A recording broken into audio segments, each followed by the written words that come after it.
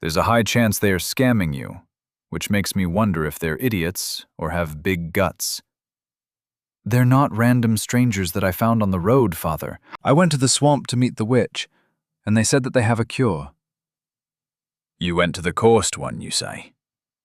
He then looked more carefully at us before fixating his sight on Froggy. I can see that he's a little paler than normal, while the other one doesn't have a nose. Is what my son said true? Do you have a cure for the infected, cursed one? It was my friend's original idea, but I think it's feasible. And what would be the process? Well, use a weakness potion to weaken the infection, and then we'll feed her a golden apple, where the last bit of humanity she has in her will fight back for control over the body. The noble looked like he was digesting the new information, and then nodded his head. An expensive item to have, and a potion that only you can make. How convenient for you. If you lie to me, there will be heavy consequences. But if you manage to cure my wife, I will reward you properly. That made me a bit scared, but Froggy looked more sure than me in the process, so I decided to push my worries down as well. Then we were guided toward the underground cells by some guards. It was long and lit by lanterns. After a bit of walking, we finally arrived at the last cell, where we could hear the noises that a zombie usually makes. The iron door was open with the help of a lever. Inside stood a zombie villager tied to chains to stay in place. "Well, do your job, witch," the young noble said from a distance, with mixed emotions in his voice. Froggy looked at me, and I nodded my head in understanding. I took a potion from my inventory and threw it at the mad zombie. Once the potion was broken and the content got over her skin, the zombie just stopped and looked confused at me. Then Froggy came from behind me and shoved the golden apple in the zombie's mouth while she was still confused. We couldn't make her eat the whole apple, but looks like one bite was enough. Once the piece of the apple got inside the zombie, she started to growl in pain. She started to trouble uncontrollably and tried to run, but was held firmly down by the chains. "What did you do to my mother?" An angry voice was heard from outside the cell. "Don't worry, this is a normal process. After a few hours, she should be back to normal," I said with confidence. The reaction was similar to the game, but a lot more exaggerated, which I took as a sign that the method actually worked. And after a few intense minutes, we could already see the change. The green color started to slowly fade, and while the process looked painful, it was working. "It's working. She's starting to get better." Tears started to appear around his eyes, and the guards started to cheer. After they saw that it was actually working, we went back to the throne room to spread the good news. "I heard the good news. I am beyond thankful for your help. You just performed a miracle. What rewards would you like, my dear heroes?" The noble looked very happy to see us, and he looked like something heavy was finally lifted from his shoulders. "I would like some more alchemy materials," said Froggy quickly. While it's not something easy to get, it's something that can be done. How about you, my friend? From what I understood, the method was actually your idea in the first place. "Yes, your greatness. I don't need much. I only want a horse or a camel for transportation." The noble just looked at me like I said a bad joke. "Only a horse? I can't just give that to our heroes. The people will say that I'm taking advantage of you. Pick something else besides the animal." I then started to think about what I could request from them. I don't need emeralds, since I can get them pretty easily. Diamonds or other precious metals would be good, but I can't even use them yet. As I looked around the room, my eyes fell on a guard. Or more exactly, on his enchanted armor. "Can you help me raise my enchanting skill?" The whole room got silent once I said that. While the enchanting is usually reserved for the nobles, I can help you get the first levels of enchanting as a reward for saving my family. Consider it done. Now it's time for celebration. The whole court erupted in cheers of happiness. Chapter 30. Enchanting. Pov, unknown villager. It was a hot day, as usual, in the desert.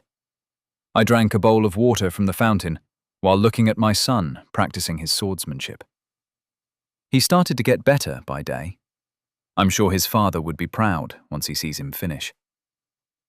While I was watching my son training, a servant came up to me. Miss Beatrice, you've been summoned by your husband to the study room. Did he say the reason for his calling? I'm afraid not, miss, but he said that you should come as quickly as possible. The servant responded while bowing her head. Ferdinand, I'll be going to see your father. Keep up the good work. Okay, mother, he yelled, then went back to his training. I also got up from my chair and went towards my husband's study room. After a short walk, I arrived at a wooden door where I gently knocked. But no response came. I knocked again with more force, with the same result. Honey, I'm coming in. I then opened the wooden door, only to be greeted by darkness. This was unusual to see. The room was supposed to have windows, and even at night it was illuminated by lanterns. I slowly stepped out, since this was not normal for sure. But I was suddenly pushed into the dark room by an invisible force, followed by the door closing, leaving me in complete darkness. Hey! How dare you do this to me? Open up the door and I'll kill you quickly. I tried to open the door, but it was firmly held from the other side. I tried to break the door with an iron sword from my inventory, but even when I managed to do it, instead of a hallway, I only saw 2 stone blocks blocking my exit. While I started to wonder who would do such a thing, I heard a growl from the darkness. I quickly turned to barely see a zombie coming towards me. This made me panic. I didn't have experience fighting with monsters, and I was not looking for a fight in the dark. The zombie came closer to me, and I held the sword to stop him from coming closer. The zombie didn't seem too fazed by it. He just pushed the sword to the side. In a panic, I just swung the sword, and I managed to wound him. A growl of pain was the following noise. I tried to get as far as possible from him, only to be struck from behind. I felt the teeth biting into my flesh, which made me scream in pain. I turned quickly, only to see empty air. An invisible zombie? Who would do such a thing? Oh no, I can feel the infection spreading. I started to feel weakened. The zombies came closer to me, hungry for more flesh. Suddenly, I could hear someone from outside trying to break into the barricaded room. But it was too late. When the light of the sun finally entered the room, the zombies started to catch on fire, including the invisible one. My husband entered quickly in the room and saw me on the ground, slowly turning into a monster. He yelled something to the guards that I couldn't understand anymore. I was in pain, and I started to feel hungry. I was picked up by 2 guards and guided to the cells. The sun started to damage me, so when I was finally underground, I felt cold, but better. Chains were put on my arms and legs so I couldn't move. I felt that I was losing my sanity. Hunger started to overtake me, and I lost the notion of time. Days started to merge. They tried to talk with me, but with no success. Until one day, someone new came. I was hit by a potion which took me by surprise, and before I could process what happened, something attacked my mouth, which I instinctively bit. It was a big mistake. I could feel my mouth burning, and the rest of my body started to tremble in pain. I screamed in pain until I lost my voice, and I could hear cheering from outside for some reason. But surprisingly, after a few hours of torture, I could feel a change. I could feel the never-ending hunger leaving me, and I could feel my heart beating again. And finally, I felt like I could talk. I felt human again. And my husband was there in the room with me, waiting patiently. Once he saw that I didn't tremble anymore, he came with an impossible speed and hugged me tightly. Then, in a broken voice, I heard, "Welcome back." The party was wild, to say the least. There were songs, dances, food, and animals all in one place. Everyone seemed happy to have the lady of the house back. They showered us with food and compliments. They even showed us a little fun game of theirs called Drink the Bowl, which consisted of drinking a whole wooden bowl of suspicious stew. I was hesitant at first, but I gave in to all the pressure and drank it. And I could safely say that I'll never do that again. Once I drank one sip, I could feel the effects of the soup taking place. I never got drunk in my old world, but I think it's pretty similar to the nausea effect that I just got. The room started to spin around me. My insides were not doing any better either.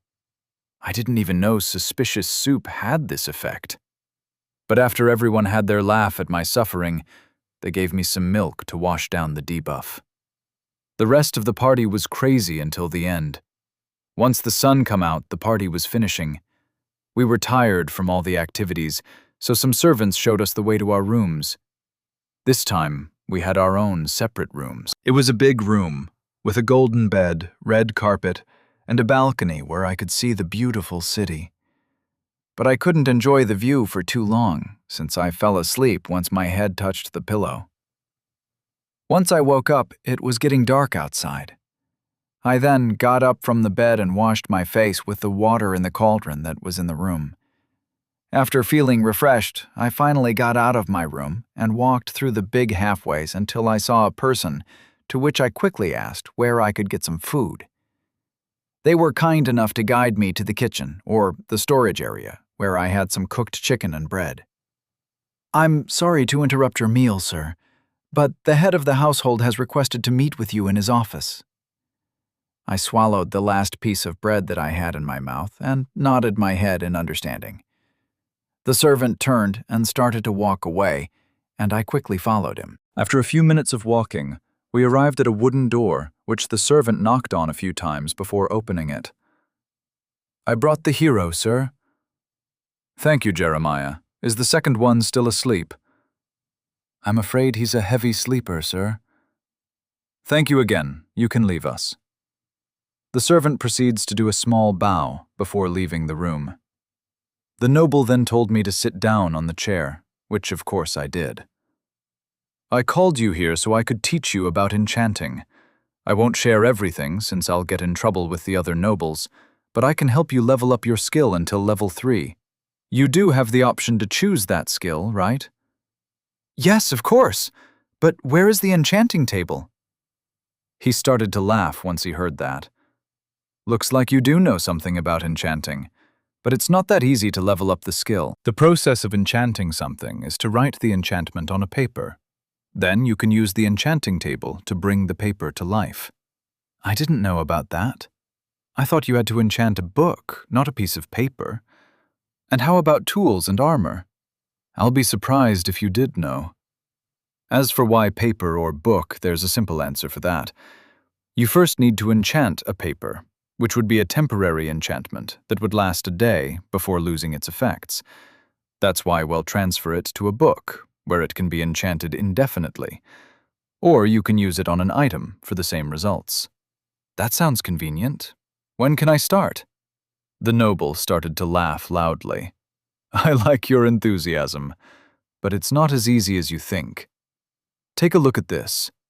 Can you guess what it says?" He then handed me a book, which I quickly opened. I don't know what I expected, but for sure not this.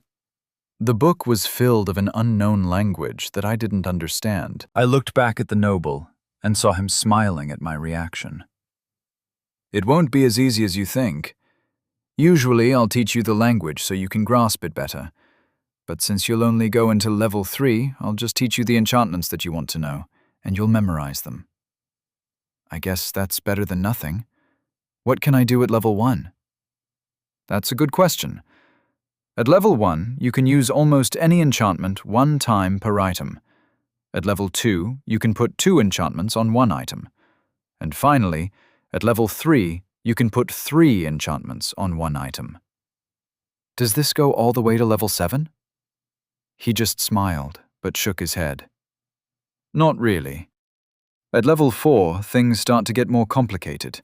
That's why we'll stop at level 3. Do you know any enchantments that you'll want to try? He didn't seem too keen on sharing too much about the higher levels, and I don't think I could force him anyway. So I started to think about what enchantments I'll want to learn for my future use. I'm thinking about protection, unbreaking, sharpness, fortune. And can I do mending as well? The noble looked shocked once I said that. I'm once again taken aback by how much you know. Protection, sharpness, and unbreaking are possible. As for fortune, we don't have a copy of it in our library. There's most likely in the royal library, though. As for mending, which I'm surprised that you even know about, it's a level 5 enchantment, together with silk touch. I listened carefully, as this was a different enchanting system than the one that I was used to. I don't know if it's better or worse, but I could lean towards better since I can enchant what I want, instead of gambling on it. I'll learn what you have then. We shall do that then. He then proceeded to take out 4 enchanted books, which he handed to me. I quickly took them and looked at their enchantment. It was protection, efficiency, sharpness, and unbreaking. I opened each one of them, and it was full of the unknown language as the first one that I saw. I do appreciate the high expectations of me, but I don't think I can memorize a whole book. You don't need to memorize the whole book, of course, otherwise nobody would be able to enchant. You only need to memorize the first page, and the rest I'll show you what to do once you finish. He then handed me a book with a pen and told me to write specific letters of the weird alphabet. Of course, he was looking intensely at my writing. He pointed out if a letter was too large or too small. Apparently, the letters have to be pretty precise to be recognized by the enchanting table. And after a few hours, I finally managed to finish my first page. Congratulations, you did a great job. Now it's time for the magic to happen. He then got up from his desk and proceeded to show me the way to the enchanting room. Fortunately, it wasn't too far, and after a bit of walking, we arrived at a room full of bookshelves, and in the middle was the legendary enchanting table. It gave a faint blue light on the library's floor, and once we got close enough, the book opened automatically towards us. This is the enchanting table. We use it to enchant our items. Take this lapis lazuli and put it in the enchanting tables tab. I took the magical ore and entered the tab. But it was different than what I remembered. The design was similar to the game, but it didn't have the space where I could choose the enchantments. I only had a box where I had to put the lapis with my levels below. How many levels does it say you have? 50. That's pretty impressive. You must have been fighting with a lot of monsters to get so many levels. I guess you could say so. Where do I put the paper now? He then took my paper and put the page in an empty book, and then gave it back to me. Just gently leave it above the enchanting table, and leave it to its job. I looked confused at those instructions, but proceeded to do it anyway. Once I did that, the book started to float. Pages started to flip rapidly, and letters started to gather from the nearby bookshelves towards my book. And after a few moments of gathering holographic letters, the book started to glow stronger and stronger, until it suddenly stopped, closed, and just lazily floated above the enchanting table. I was still stunned by these visual effects, but I was interrupted by a voice praising me. Congratulations on making your first enchanted book. Let's keep going. Chapter 31. I didn't ask. The night went pretty quickly, and I managed to make an enchanted book for everything that I was shown, and I could already see the progress. Skills. Crafting, level 4. 28.530 over 100.000. Enchanting, level 150 over 100. Brewing, level 2. 110 over 1000. Trading, level 4. 9.500 over 100.000. I was halfway to the next level, since I've done another protection book besides the first one. The only one that I managed to memorize how to write it. It wasn't too hard to memorize them if you tried. The hard part was writing everything like a printer, the exact same way as the original one. Alexander, the name of the noble father, showed me what happened when I gave an imperfect page to the enchanting table. It was anti-dramatic, to say the least. The enchanting table didn't make the book float like the others. It just let it fall down like a normal item. I don't know how it knew that it was wrong, but it didn't give me an enchanted book. I think that's enough enchanting for today. At this speed, you'll be able to get to your goal in about a week. You should go and meet with your worried friend, since he kept asking about you ever since he woke up. I completely forgot about Froggy. Thank you again for your teachings, Lord Alexander. I'll meet my friend as quickly as possible. He just smiled at me and waved me goodbye as I was leaving the room. As I was walking along the long hallways, I realized two things. This place was huge, with lots of rooms and hallways. And I also realized that I was lost. Is this place a maze? Maybe I can ask a servant to guide me, but there was nobody around me. I walked more and saw a doorway that led outside to a beautiful garden. Maybe I'll find someone outside, working in the garden. I walked on the gravel path towards the fountain that was in the middle of the garden. There, I finally found a person. She was wearing a white robe while looking lost at the sky. Sorry to bother you, miss, but could you point me the way towards the guests' rooms? The women seemed startled by my sudden presence and looked in panic at me. She then started to study me more carefully, especially around my nose area. Yes, I think I can help you with that. I'll do something better. I'll lead you there. And before I could respond, she was already on the move toward the building. I didn't want to get lost again, so I quickly followed her. We didn't have to walk for too long before we started to see more people working around the palace, but they all seemed to look differently at us, or more precisely at the lady that guided me. Then the servant that called me the other day to meet the Lord came to us. I'm glad to see you doing well, miss. May I ask you what brought you outside of your recovery room? Hello there, Jeremiah. I left that room since I felt cramped. I'm perfectly healthy now. I don't need to stay looked up in a room. Actually, I feel better than ever. Now, if you'll excuse me, I have to guide our hero to the guest's room. Jeremiah tried to talk back, but didn't manage, since the lady started to walk away, clearly not interested to continue the conversation. I followed along, but this time more cautiously. I'm sorry that I didn't recognize you, miss. I may be disrespectful with my sudden request. Don't be sorry. When you first saw me, I looked completely different. I'm embarrassed to be seen at such an ugly state. But I wanted to thank you two for saving my life. I don't know what my husband would have done with me if I stayed a zombie for too long. We don't look too kindly on people that keep monsters alive intentionally. For the rest of the trip, we walked in silence until we arrived at a door that I recognized. I gently knocked, and a voice responded from the other side. Who is it? It's me. Can I come in? I heard footsteps running towards the door, and then it was opened. Thank the system that you're okay. Where have you been the whole night? I checked your room, but it was long empty, and when I asked the servants, they told me you were summoned to the household office.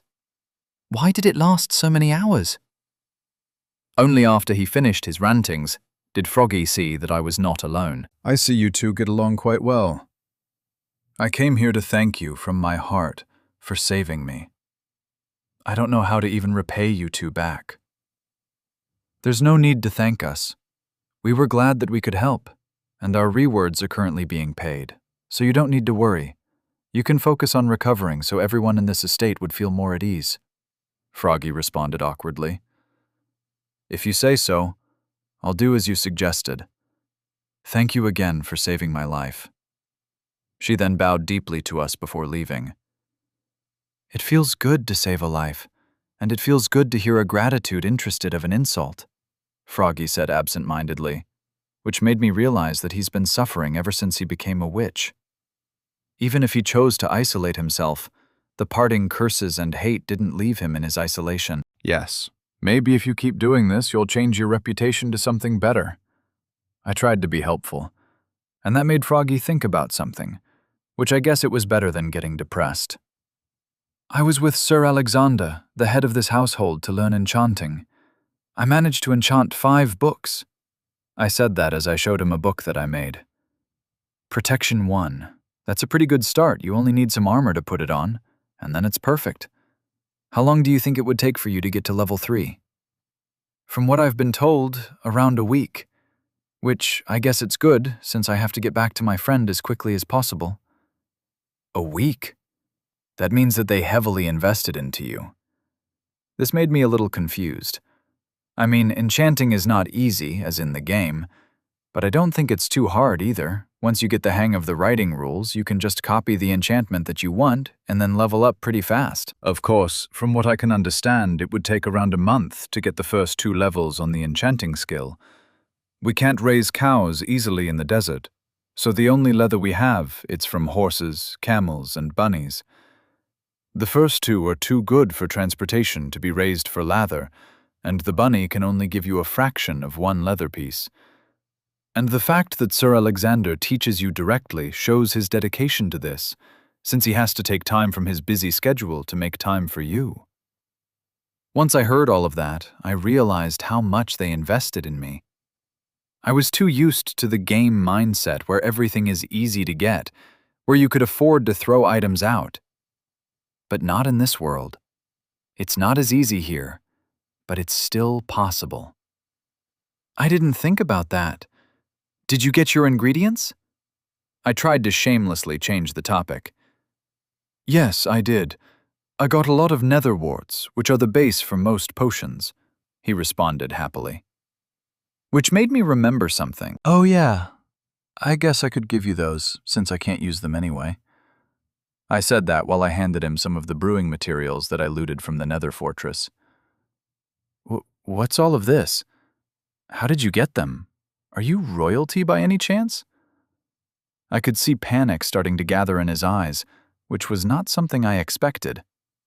I had to come up with an excuse quickly. No, I'm not. Don't worry. I have a special job called Trader that allows me to access rare trades that you wouldn't normally find, and those are some of them. Maybe you can make me some potions if you feel like you have to pay me back. He was still shocked by the new wealth, but nodded his head, and after some hesitation, he took out something that I did not expect to see from him. An enchanted diamond sword. I'm sorry that I kept it from you, but this sword was with the monster besides you. You can have it. He then handed it to me. Once I read the enchantments, I was shocked, to say the least. It had sharpness 3, unbreaking 2, and even mending to repair itself. This is an amazing sword. Are you sure you want to give it to me? It was from the monster that you defeated, so I just returned what was originally yours. I just feel bad now, since I wanted to keep it for myself. Don't worry, I'll still make you potion as well, he said awkwardly, which I didn't know how to react to. I don't think I defeated the monster fairly. I didn't stand a chance when I fought him. I took a big gamble with the portal move. If I was killed before I could close the portal, I would have brought a catastrophe to this world that I think it was not ready to deal with. But the sword was too good to just refuse it. Thank you. We then went to our separate rooms, where I proceeded to take a nap to recuperate some of the lost energy. The next few days were spent trying to memorize the 4 enchantments and leveling up my enchanting skill. Everything was smooth sailing. I managed to memorize 2 of them, and I made fewer mistakes with my measurements. I even managed to level up my skill halfway in the 2nd level. But everything good must come to an end. On the 4th day, an envoy, full of guards, heavily armored with enchanted iron, came to this palace. It was an envoy from the royal family, the Sultan's daughter. I greet the Alexander ruler of this house. I greet the daughter of the ruler of this nation, Cleopatra. What brings you to my humble home?" The two nobles greeted each other respectfully. Froggy and I were listening from the corner, trying not to gather their attentions. "I heard a miracle has happened here, and I wanted to see if it was true." Alexander didn't look too happy to hear that. "Indeed, it's true. Tragedy has struck my house, where my wife was infected." But once all hope was lost, a miracle happened that brought her back to the living. This is a fascinating story indeed. Where are the heroes that helped to bring such a miracle? I don't think Alexander mentioned us anywhere, so how did she know about us? They're not available right now, I'm afraid. Not even to meet the princess of this kingdom? I'm sure they'll make some time to meet with me. From what I know, they haven't left yet. The air started to get tense around the room. Everyone looked uncomfortable with the execution of the two nobles. "Jeremiah, call our guests here if they can." The servant made a small bow before coming to fetch us and brought us where we last wanted to be, the center of attention. The princess was tall, wearing some red enchanted leather armor that was matching with her long red hair. "Oh, how lucky of us! They could meet us after all.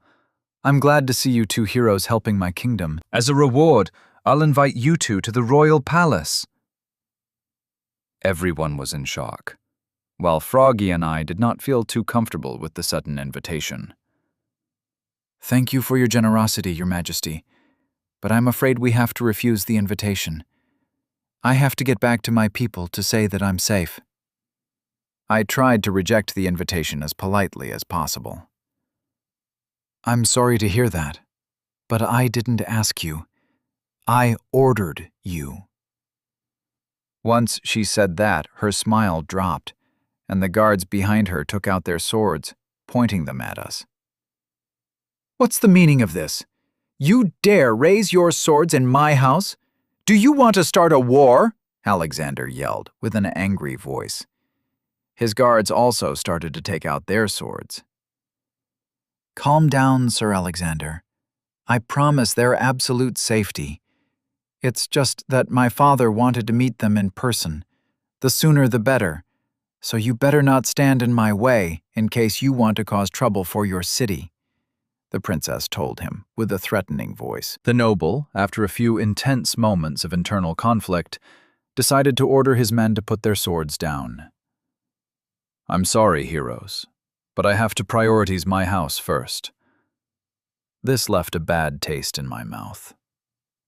Chapter 32. Sand Palace.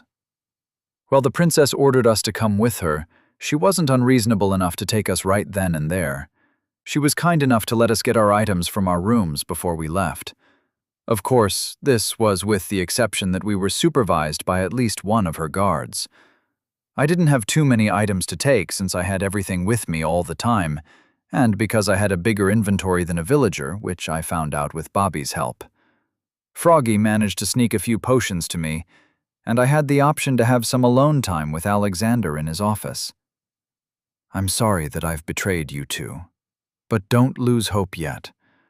While they are forceful with this invitation, she did promise your safety the whole journey. This means that you two would be treated as guests of honor, with a few limitations. Of course, I do intend to help you two get out as soon as possible, but I can't do anything now. I have to gather some more political power to pressure them." The noble tried to assure me, which helped me feel a bit less betrayed for being thrown in the lion's mouth so easily.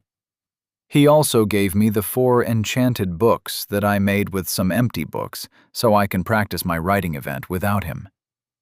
The only thing stopping me now was getting an enchanted table myself, which would take a while to get it. After an hour of gathering our stuff, they didn't wait for even one more minute, and now we're outside the beautiful city, back in the dry desert. They were thoughtful enough to let us ride the camels, of course. They were in leads, so we wouldn't take our chance to run with them.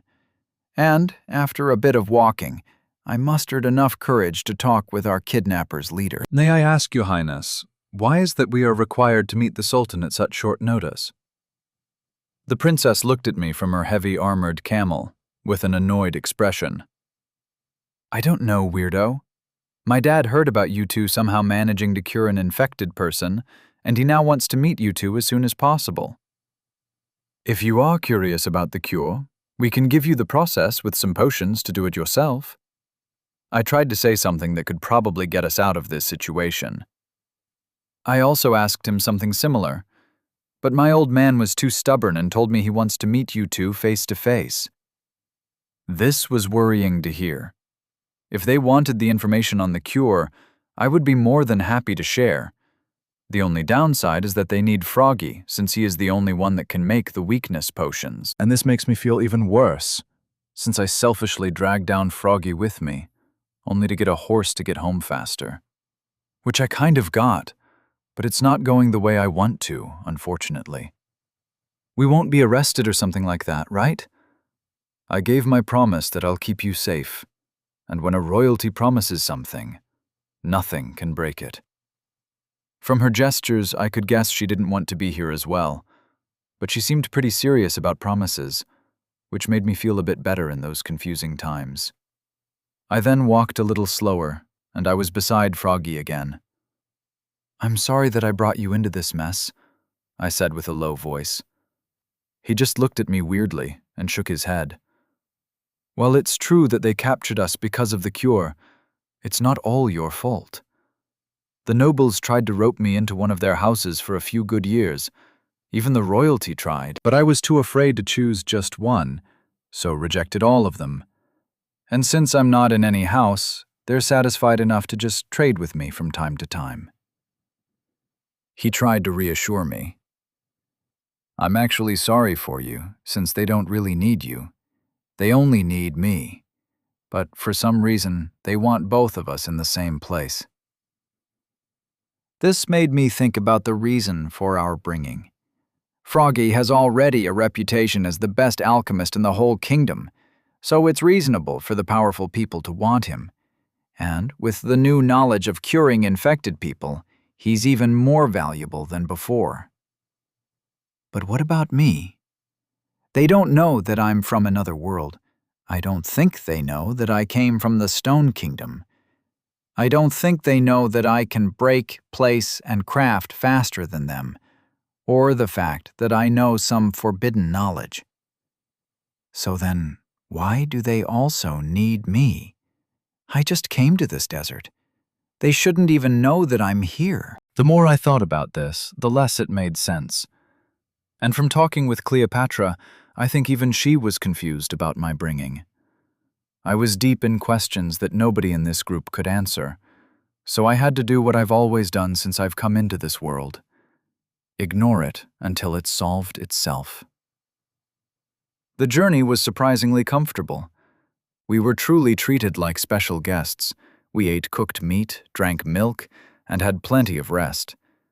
Even at night, we settled down and lit up the camp and around us with lanterns. Because of that, we rarely had problems with monsters, and the best part was that we didn't have to fight with them like the first time we came here. After traveling for 5 days, we finally arrived at our destination. If the city shocked me when I saw it for the first time, this one could give me a heart attack. Saying that it was huge, it's an understatement. The city was separated into 3 parts, separated by different walls. The outer part, which was the largest, was surrounded by a wall 5 blocks tall. It was the place where the common people lived. The houses looked pretty cramped from up here, and I could see the market close to a second wall, which was bigger than the first one. The second layer was separated by another wall, 10 blocks high from the first district. The streets were more spacious, the buildings were much bigger, and there wasn't too much activity on the streets. What was most different in that place was that it was the nobles' area. The houses were beautifully decorated with rare blocks like grass and water fountains. I could even see a couple of animals in the yards. Finally, all of this was overshadowed by the last district. The wall was 20 blocks tall, but even such tall walls could not hide the beauty of the palace. This was the royal palace. It had the style of a desert temple, with the shape of a pyramid. And while I couldn't see all the beauty from there because of the tall wall, what I did saw impressed me. Especially the tip of the building that was made entirely out of gold blocks, which reflected sunlight. This city is huge. How old is this place to have so many buildings? I said in awe. This world kept impressing me more and more the more I saw it. I'm tempted to take a backpack and start traveling the world just to admire it. This city had stood the waves of time. Its origins predate even the Great War. It was a city that even other nations envied. But after the war, there have been a lot of casualties and a loss of knowledge. This is what we have left to remember our otherwise forgotten history. The Great War came again. I heard it first with the Skeleton King, when he commented on my weapon, and I still don't know who was fighting who, since even a monster from the Nether knew about it, which is another dimension altogether. I heard legends about a great war that happened between the first monsters and the humans, but I didn't think it was real. Fortunately, Froggy asked instead of me. It is very much real, as it was deadly. Unfortunately, we don't have any information on what caused it, or what stopped it. We only know that the corruption suddenly stopped coming, which showed that we won. Of course, the monsters still come at night, since there's still some corruption in this world that hasn't healed yet. But from the records, in the time of war, even the almighty sun could not banish them. I was curious to hear that, since the official game had some lore, but it wasn't too known, like the other games. Though I do think that this world has a completely different history than what the developers thought, since it's already getting further and further than the original. Of course, because we are one of the oldest cities, our specialty is enchanting. There won't be an enchanted book you won't be able to find here, she said with pride. That's pretty impressive, but who are the other older cities? I asked, wondering if they had their own specialty. That would be the capital of Coral Kingdom and the capital of Stone Kingdom. Coral specialty is trading and crafting, while Stone specialty is mining and potion making. She wasn't as enthusiasmated to praise someone else's nation as hers. We decided to stop talking when we arrived at the entrance of the first wall. And, of course, nobody dared to stop us, a group with Princess Cleopatra as its leader surrounded by villagers armed with enchanted iron armor, especially if they weren't paid enough for this. The people on the streets were trying to stay out of our way as much as possible, but they still stopped to look at us while we passed, in wonder and fear. We didn't have to travel too much before arriving at the second wall. This time the guards were prepared to intercept us, but stopped once we got close enough for them to recognize the princess. The noble section was beautiful to see up close. The road was made with stone bricks, unlike the first layer, which was shoveled dirt. People here were also looking at us, but not with fear as the others. They looked more shocked to see someone so important outside, walking on their streets. The view was beautiful, until we arrived at the final wall. There, the guards finally stopped us. Welcome back, Princess Cleopatra. Your father has been eagerly expecting you. Should we check the people that you're brought? The guard was here to actually greet us, but looks like he also wanted to check on us. I don't know how they'll do it, but I'm sure I'll get in a lot of trouble with how much stuff I have in my inventory. They're guests of honor, so they shall be treated as such. Now move, so I can meet with my father. Yes, Your Highness. The guard bowed and moved out of the way to let us pass. Once we passed the last wall, I finally saw what those big barriers were hiding. Stone statues, with horses and villagers' faces. Garden with different biomes and plants. The pathway was made with white concrete, which was illuminated by the lampposts besides the road. And all of this led to a huge entrance to the palace. We walked for a few minutes in the huge halfway, where we saw more statues and different precious blocks on display, until we arrived at one final room, the throne room. There stood an elite group of guards that was equipped with enchanted diamond armor. They all stood guarding besides the tall pillars, with a stoic expression, but ready to attack at any danger. In the middle of the room stood a huge throne, made with gold, diamond, and even emerald blocks. And on top of all that stood a man who wore fancy clothing that was studying us with his eyes. The ruler of this land, Sultan Amun the Enchanter. Heroes, welcome to my palace. Chapter 33. Prophecy. Heroes, welcome to my palace. The Sultan greeted us with a smile while opening his arms. I'm sure you must have been surprised by the sudden invitation to the palace, but when I first heard about the miracle, I was pleasantly shocked. And not only me, but my friend the Pope as well. He was so shocked that he wanted to meet you two as soon as possible. Once he said that, another person came from behind one of the big pillars. He was an old man with a long white beard and a heavily decorated white robe. He looked at us with eyes full of wisdom and peace. It's a good day to meet the person chosen by the system. I've recently had a vision where a calamity shall fall over this world. Hordes of zombies would attack nations all around the world. All of it led by a zombie leader that would not be affected even by the sun, like in the times of the Great War. But do not lose hope. A hero shall arrive to defeat the calamity and save us all, the old man said in a mysterious voice. But this was not what caught my attention. There is a monster lord that will come to this world to wreak havoc, and there will be heroes as well. Classic demon lord and hero story, I whispered to myself. This made me think, if I was the chosen hero, and if this was the reason I was summoned to this world, do you think we are the heroes that would fight against the calamity? Fortunately, Froggy asked the question instead of me. Don't think so, my son. The hero would be out of this world, and from what I understood, it's not here yet. The time should be close to the beginning of the next year. So I wasn't the chosen hero? I don't know if I should feel disappointed or relieved that I won't have to shoulder such a big responsibility. But if I'm not the chosen one, not Froggy, why are we here in the first place? Why did you bring us here then, Your Holiness? I heard you two can make miracles and bring back an infected person to life.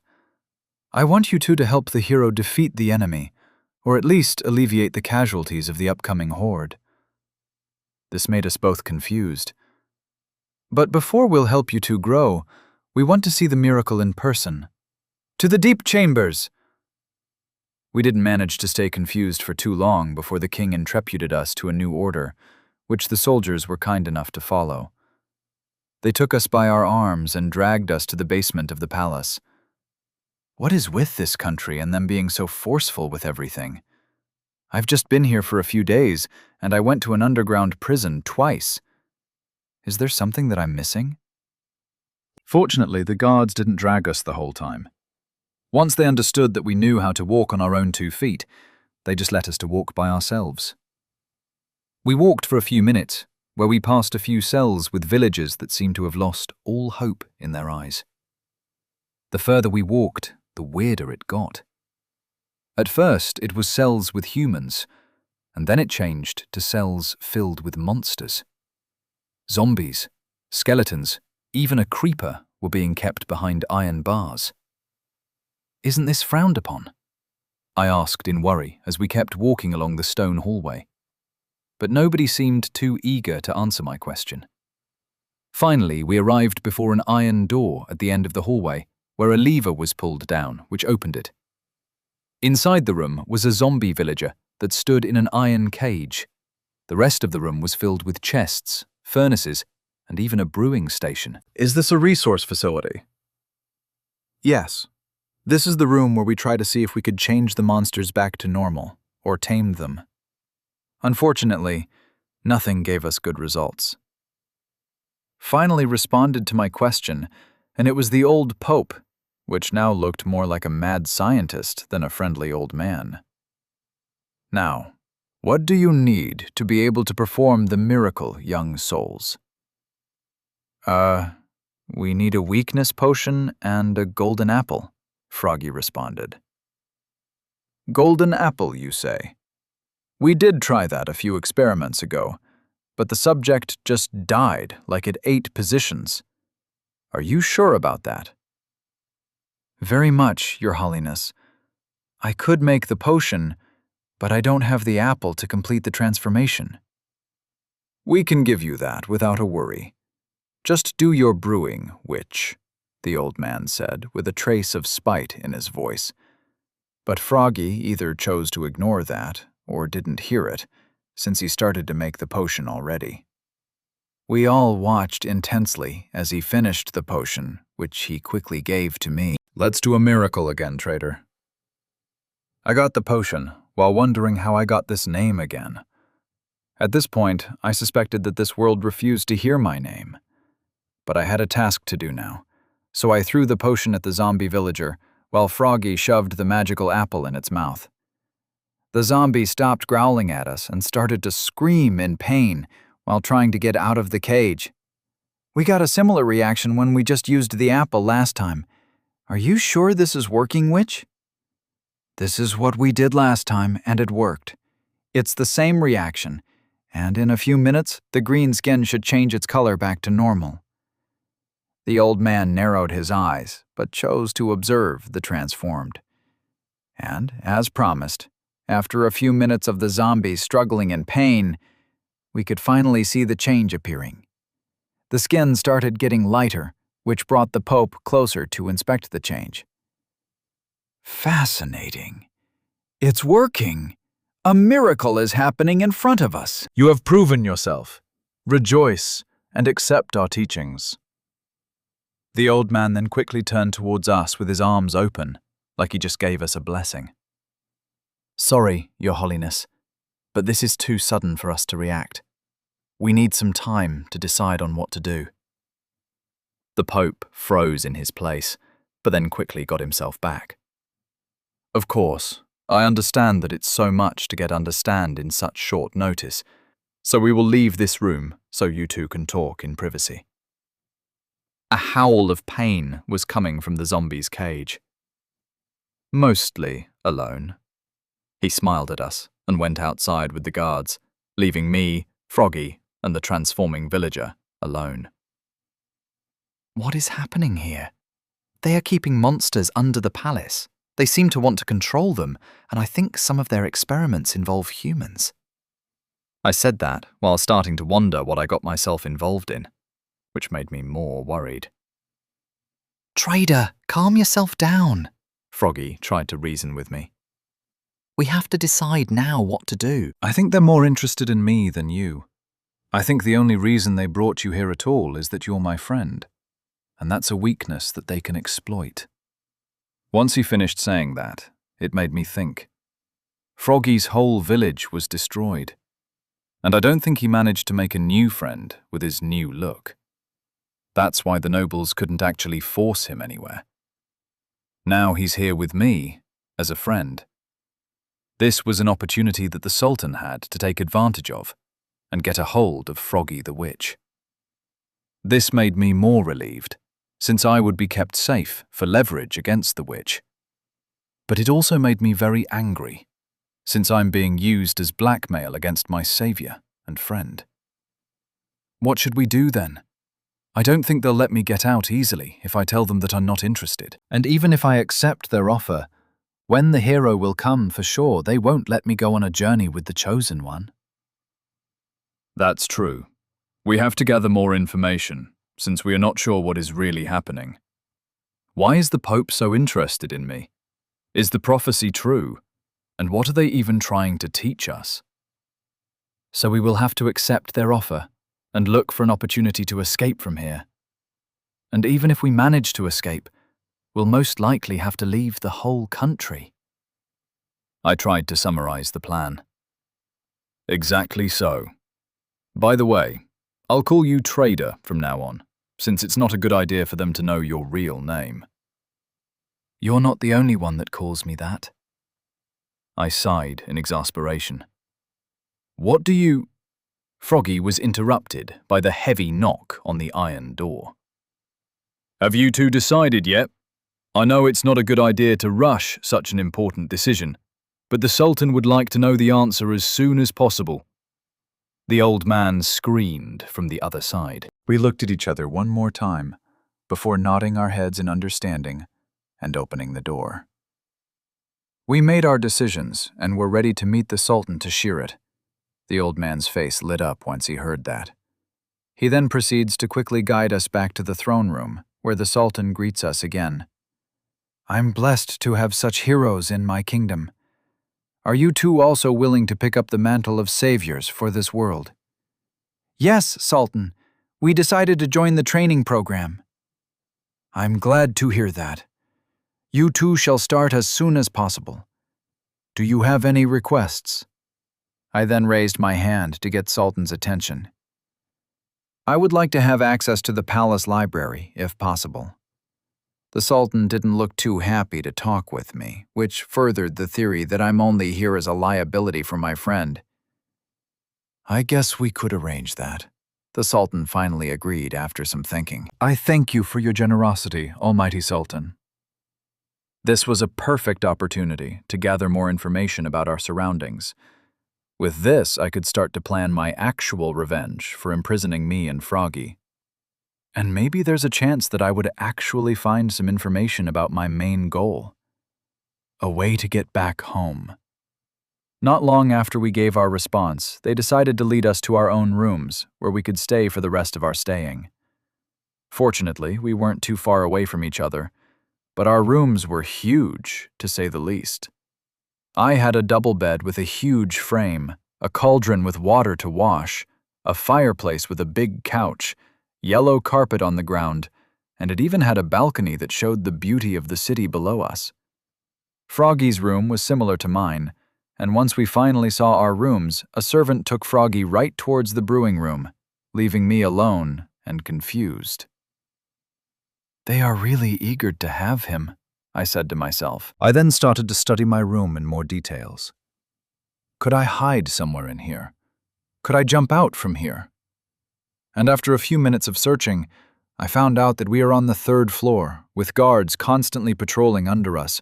On the walls there were archers, and I don't think there was something hidden there. Looks like we can't escape through here. Let's go to the library then. I said that, and went towards the closest villager that I could find and asked him to guide me. And after a few minutes, I was in front of a huge doorway that led to the biggest library I have ever seen. It was like I was living in a movie, with walls filled with books, and there were multiple floors filled with full bookshelves. Everything was illuminated by lanterns, and at the ceiling, there was glass that let the sunlight to come in. Well, it's time for research. Chapter 34. Life's Complicated. Bobby. After a long and tiring journey, I finally arrived at the front of a huge gate, which was guarded by guards that had iron armor. The palace was huge, with 5 big towers that each had a golden bell in it. The roof was made with oxidized copper that gave a beautiful sight, while the rest of the building was made with wood and stone bricks. But while I was admiring the architecture, a guard came my way. "Stop right there! What's the reason for your visit?" One of the guards came at me. "I'm Bobby, and I was called here by Princess Beatrice." "Please wait here while we check this information." "I have a book signed by her if this would help." I said that as I took the book from my inventory to show it. He looked at me, then at the book in my hand, and back at me before taking the book to look at it. "It's signed by Her Majesty." "Well, guide you to her chamber then." And like that, I passed the imposing wall with no problem. We walked for a short while before another servant took me to show me the exact room with the princess. And after a few minutes, I was finally in front of the most important person that I'd seen in my entire life. Princess Elizabeth Mending. She was a tall woman with blue eyes and blonde hair. She wore a red dress that made her look very imposing and powerful. Bobby is a student that likes to work hard and has a brewing talent, it's what I heard. It's nice meeting you, and I'm sorry for the late greeting, she said, while raising her arm to greet me. It's not a problem, Your Highness. I'm sure you had your challenges before you could contact me. I shook her hand awkwardly. I know that it sounds like a bad excuse on my part, but it's true. Father has recently gotten sick, so the political field started to get pretty ruthless, and my odds don't look too good. I was lucky that my second brother made a mistake and lost a team of powerful knights on a stupid collect mission. I think she was talking about the last team of knights that the tribe took out. I guess I helped her indirectly somehow, which I didn't know how to feel about it. I know that you intended to hire me to make potions, but I'm not sure what you need me for now, since it's been a very long time since I made any progress. That was not even close to the truth. I made a lot of progress ever since I went to the Nether, especially when I made potions for the tribe. I even managed to level up my skill again. But she didn't know that. She didn't need to know, yet at least.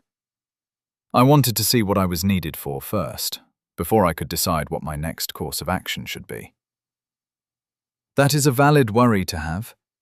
You've been kicked out of the academy too early and unjustly, and you've been sent out at the edge of a nation in hopes of you dying. I'm sure you had plenty of worries when you got there. I can't give you back the lost years from the academy, but I can give you enough resources that would help you level up extremely fast. So do you want to work for me?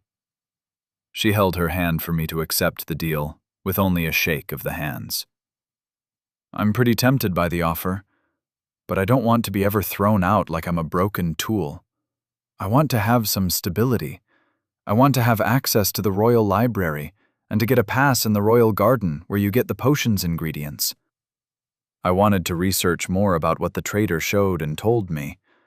I also wanted to find out if there is a way to control monsters.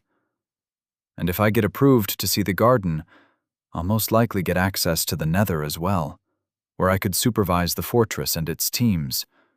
And with that information, I could warn the tribe if the kingdom is looking for revenge on them. We help them too much for them to vanish all of the sudden, and they're the only ones that can help find out what happened to Trader. I'm more than sure that he's not dead. He has to be alive. I could give you access to certain areas of the library, but seeing the garden is not that easy. If you show your usefulness, I could make an exception and maybe make you my right hand where you'll have access to the garden. The princess tried to encourage me, but I knew the true reason why she couldn't show me the garden. After all, their garden is a whole other dimension. One pretty hot as well. If I can make fire resistance potions, I'm sure that would increase her reputation in the political world, since they lost the Striders to get their magical milk. And, lucky for me, I was at level 5 on the brewing skill, which meant that I could make the potions. And if her reputation would increase, my chances increase as well. I just need to hide those precious ingredients that I got from the fortress, somewhere where not everyone could see. I'll take the deal then. Could I perhaps get a private room where I can store some items safely without someone stealing them? Are you implying that my home is a place full of thieves? She said with an angry voice which made me tremble a little. I'm not saying that, but I'm sure that when I'll start to catch the attention of your brothers, they'll start to sabotage me in any way they can, to make me stop or get me on their side. I tried to reason for myself, which made her calm down a little. That could happen, I guess. Follow me then. She then went into the corner of the room where a block that I had never seen stood. It was dark, with some green, and it even had something that resembled an eye. This is an ender chest, a specialty from the Coral Nation. It's a chest that only you can have access to it. Wherever you put it here, you can find it in any ender chest all over the world, and only you have access to it. Try to put something in it. What she described to me sounded like a magical chest, and a very convenient way to safely keep your valuables. But I didn't want to put something precious from the start. So I took the book that I got from the princess and put it in the chest. She then proceeded to put a stick in the chest as well. Now check the contents of the chest and be surprised. And I did as I was told. Once I opened the chest tab, I was surprised to see that only the book was there, and not together with a stick. This is amazing! It is indeed, but unfortunately only the Coral Kingdom knows how to make them, and they don't sell them for cheap, she said with a disappointed voice. There are 6 ender chests in total, 1 for every member of the family, and 1 in the throne room for everyone to access. You can use that one if it's not occupied, and in case of an emergency, you can use mine. Is this good enough? This is perfect for me. Thank you. I said that as I quickly started to put my precious ingredients into the magical chest. I'm glad to hear that, Bobby. Welcome to the team. POV. Blue Flame. The way back home was not a pleasant journey, to say the least. The explorer didn't come to our meeting place even after a few hours of waiting, and Bobby didn't take it too well. He's still in shock and walks empty-minded through the hotlands. And I understand his feelings. I feel more frustrated from this than anyone, since I was the one that was supposed to know more about this fortress. I said that this fortress was abandoned, and they trusted me. They even paid us a lot through the recent battle with the outsiders. I even blame myself for suggesting gathering information in the first place. If I didn't say that, maybe we could have avoided this accident. The walk back home was filled with pressing silence. I tried to talk with Bobby from time to time, but he was like an empty husk, just nodding his head from time to time and kept walking. Finally, after a few days, we arrived at his portal. I thought getting him back to his world would make him feel better than staying in the tribe, and the fact that he finally spoke in days made me believe that the choice was right. With that done, I had to get back home and bring the bad news to my chief as well. It was never a good feeling to be the one that brings the bad news. But it had to be done, so, after a few hours, I was back in the tribe, waiting outside a wooden door. It was Undying's house. Let's do this. I took a deep sigh and knocked on the door. Who is it? You can come in. A voice was heard from the other side, and I opened the door as instructed. Inside stood a woman with red hair working on a crafting table. She just finished making some arrows before turning to me. Oh, it's you, Blue. What happened? What makes you think that something happened? You usually barge in here like it's your own house. The only time when you're not doing that is when you've done something bad. So what happened? I did not realize that. But you're right, I bring bad news from the last expedition. The journey towards the fortress was long but relatively safe, but once we got there we saw that the fortress was not abandoned as we thought. There were black skeletons that were moving in order like there were sentients. But didn't you tell me last time when you read about it that it was supposed to be empty? Yes, I did, but it wasn't like that once we got there. Weird. So that's the bad news? They feel like we scammed them? She said with a disappointed sigh, which I completely understood. If that would have been the case, that would have severely damaged our relationship with them, and we would lose the connection to a world filled with resources that we can't get. If only it was that simple. Unfortunately not. We decided to explore the fortress and gather some information about what happened and found some treasures. We got too greedy and went too deep, and they found us. She froze when I said that, but kept listening. We tried to run, but it was too late. So the explorer decides to distract them while we snuck out with an invisible potion. We managed to do that with his help, but I think he died while taking out the one controlling the monsters. Once I finished telling her what happened, she took a deep breath. You did what? What was the point of trading your life for some stupid treasure? Not only we lied to them about the fortress, they also lost life there. This is worse than the worst-case scenario. We would be lucky if Bobby won't reveal the location of our tribe to the outsiders as revenge. I didn't think of that. And while I don't see Bobby doing that, he was also devastated by this incident. That maybe something snapped inside him that would change his way of thinking. What should we do then? We have to apologize to Bobby and make everything in our power to make him forgive us. But I already sent him through the portal. How are we supposed to contact him now? Then we have to get into their world, where we could contact him, she said with a serious face. But how? You told me yourself that we can't go into their world without getting affected by it. She forcefully put her hand on my shoulder. I may have a plan that would work out, but I need your help for that. Chapter 35. Plans to escape. It's been a few days since I've been stuck in this palace. The library was huge, so I was not bored while looking through it. There were stories about history that taught me a lot about this world, like the fact that every nation has its specialty. The Sandstone Kingdom is specialized in enchanting items. The ruler of this country has to have level 7 in the enchanting skill before they can even be considered a candidate for the throne. They're also the only nation that knows how to break the obsidian block, which they keep close to their hearts as a secret.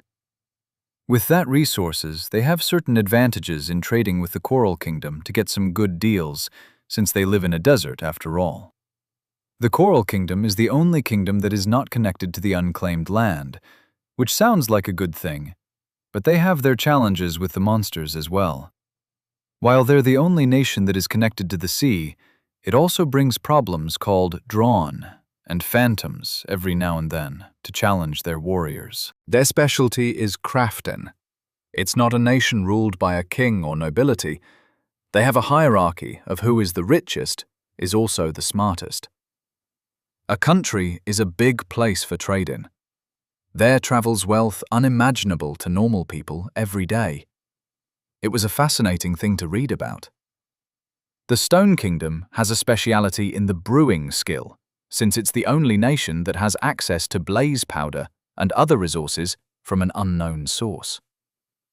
A fan fact about the royalty there is that their name is Mending, which is connected to every royalty because each one of them has a trade with mending, surprisingly.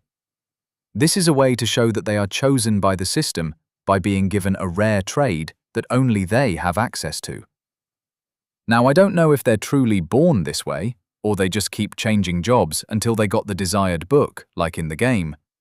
But this is one factor that keeps them in the ruling line for sure. From what I read in the books that I saw, the other kingdoms don't know about the existence of the Nether.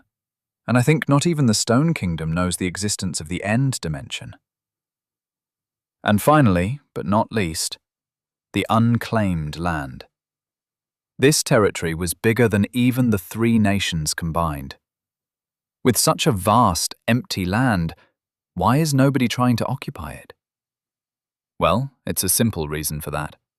The whole land was filled with monsters, and while the nobles were equipped enough to deal with some monsters, it wasn't as easy as it seems. The deeper you go, the more monsters you meet. Some of them won't stop spawning, even when you put a light source down. And even if you manage to go through all of that to find the lost cities and their forgotten knowledge, you'll be stopped by the biggest obstacle: corruption. The deeper you go, the closer you get to the battlefield that took place a long time ago. Even if the portal was closed, the corruption was still there, slowly expanding its domain. When a villager stands for some time in corruption, a change starts to appear in them. They suddenly lose their speech and reasoning. They become the villagers that Bobby was tasked to take care of. That's how you become an outcast in here. Luckily, I was spawned pretty close to a nation, so I didn't have to deal with too many monsters. And I don't know if the corruption would affect me the same way as the villagers.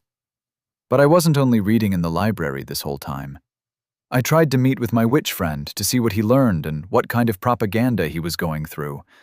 But I haven't been able to see him those past few days, which was not a good sign to see. So I felt that I needed to do something to help him, something that could help both of us.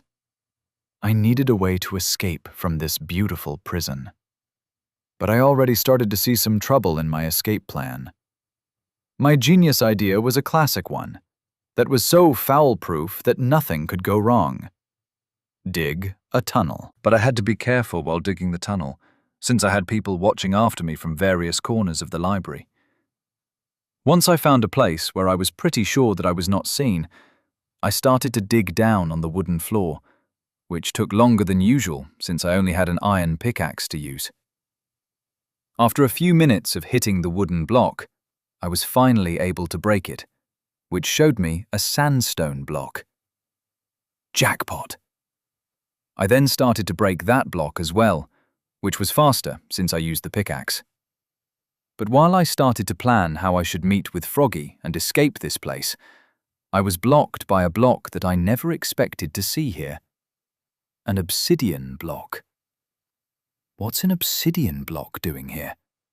It can't be that this whole palace is on top of an obsidian platform. I broke some more blocks, only to see more and more obsidian under me. There were 3 blocks between the floor and the obsidian base. I know that Sandstone Kingdom is special, because it knows how to break obsidian. But I don't think there's enough lava in this whole desert to cover the whole palace. I had to stop digging, since my supervisors were starting to wonder where I am.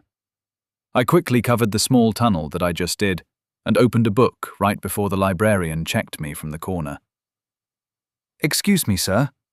Do you know, perhaps, how can I find my friend Froggy?" The man looked surprised that I talked with him. "Are you referring to the hero that can cure the infected?"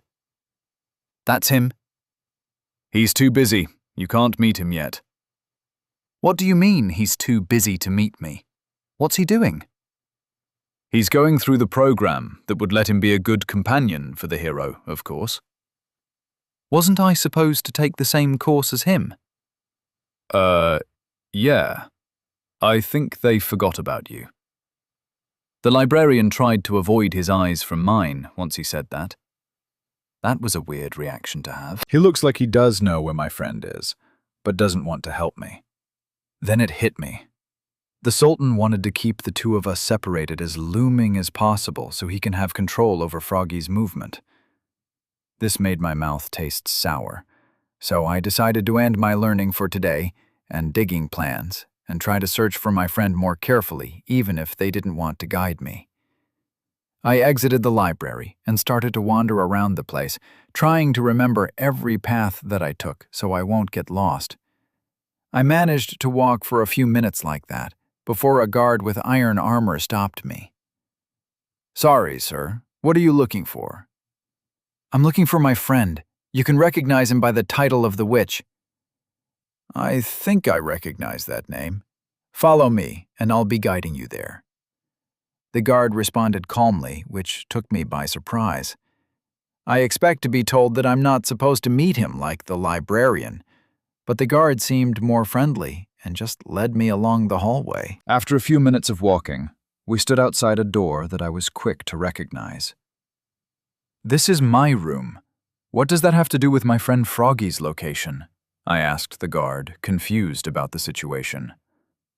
"Your friend is too preoccupied for now, so he requested to be left alone until he is free again," the guard answered with a smile, which left me shocked, realizing that I've just been tricked. "I wish you a pleasant day, sir." He then turned and left me alone. I was frustrated by what just happened and went into my room. At least there's some privacy in my room. Maybe I should start making plans about escaping in here from now on. Unfortunately, I was on the 2nd floor, so I couldn't mine underneath my room. Or maybe I could. I broke a block from the floor in one of the corners of my room, and underneath was a room filled with barrels on the walls. Is this a storage room? I looked more carefully around the room in case someone was there, but fortunately for me, I was alone. I then carefully climbed down and looked through the barrels, only to see food in them. There was cooked and uncooked meat. There was bread and there was milk. Every kind of meal that I could think was here. But what truly caught my attention was the barrel that was full of coal. This must be the storage room for the kitchen. I hope nobody will be mad if I take some coal with me. I then took out a stack of coal and put it in my inventory before getting back to my room.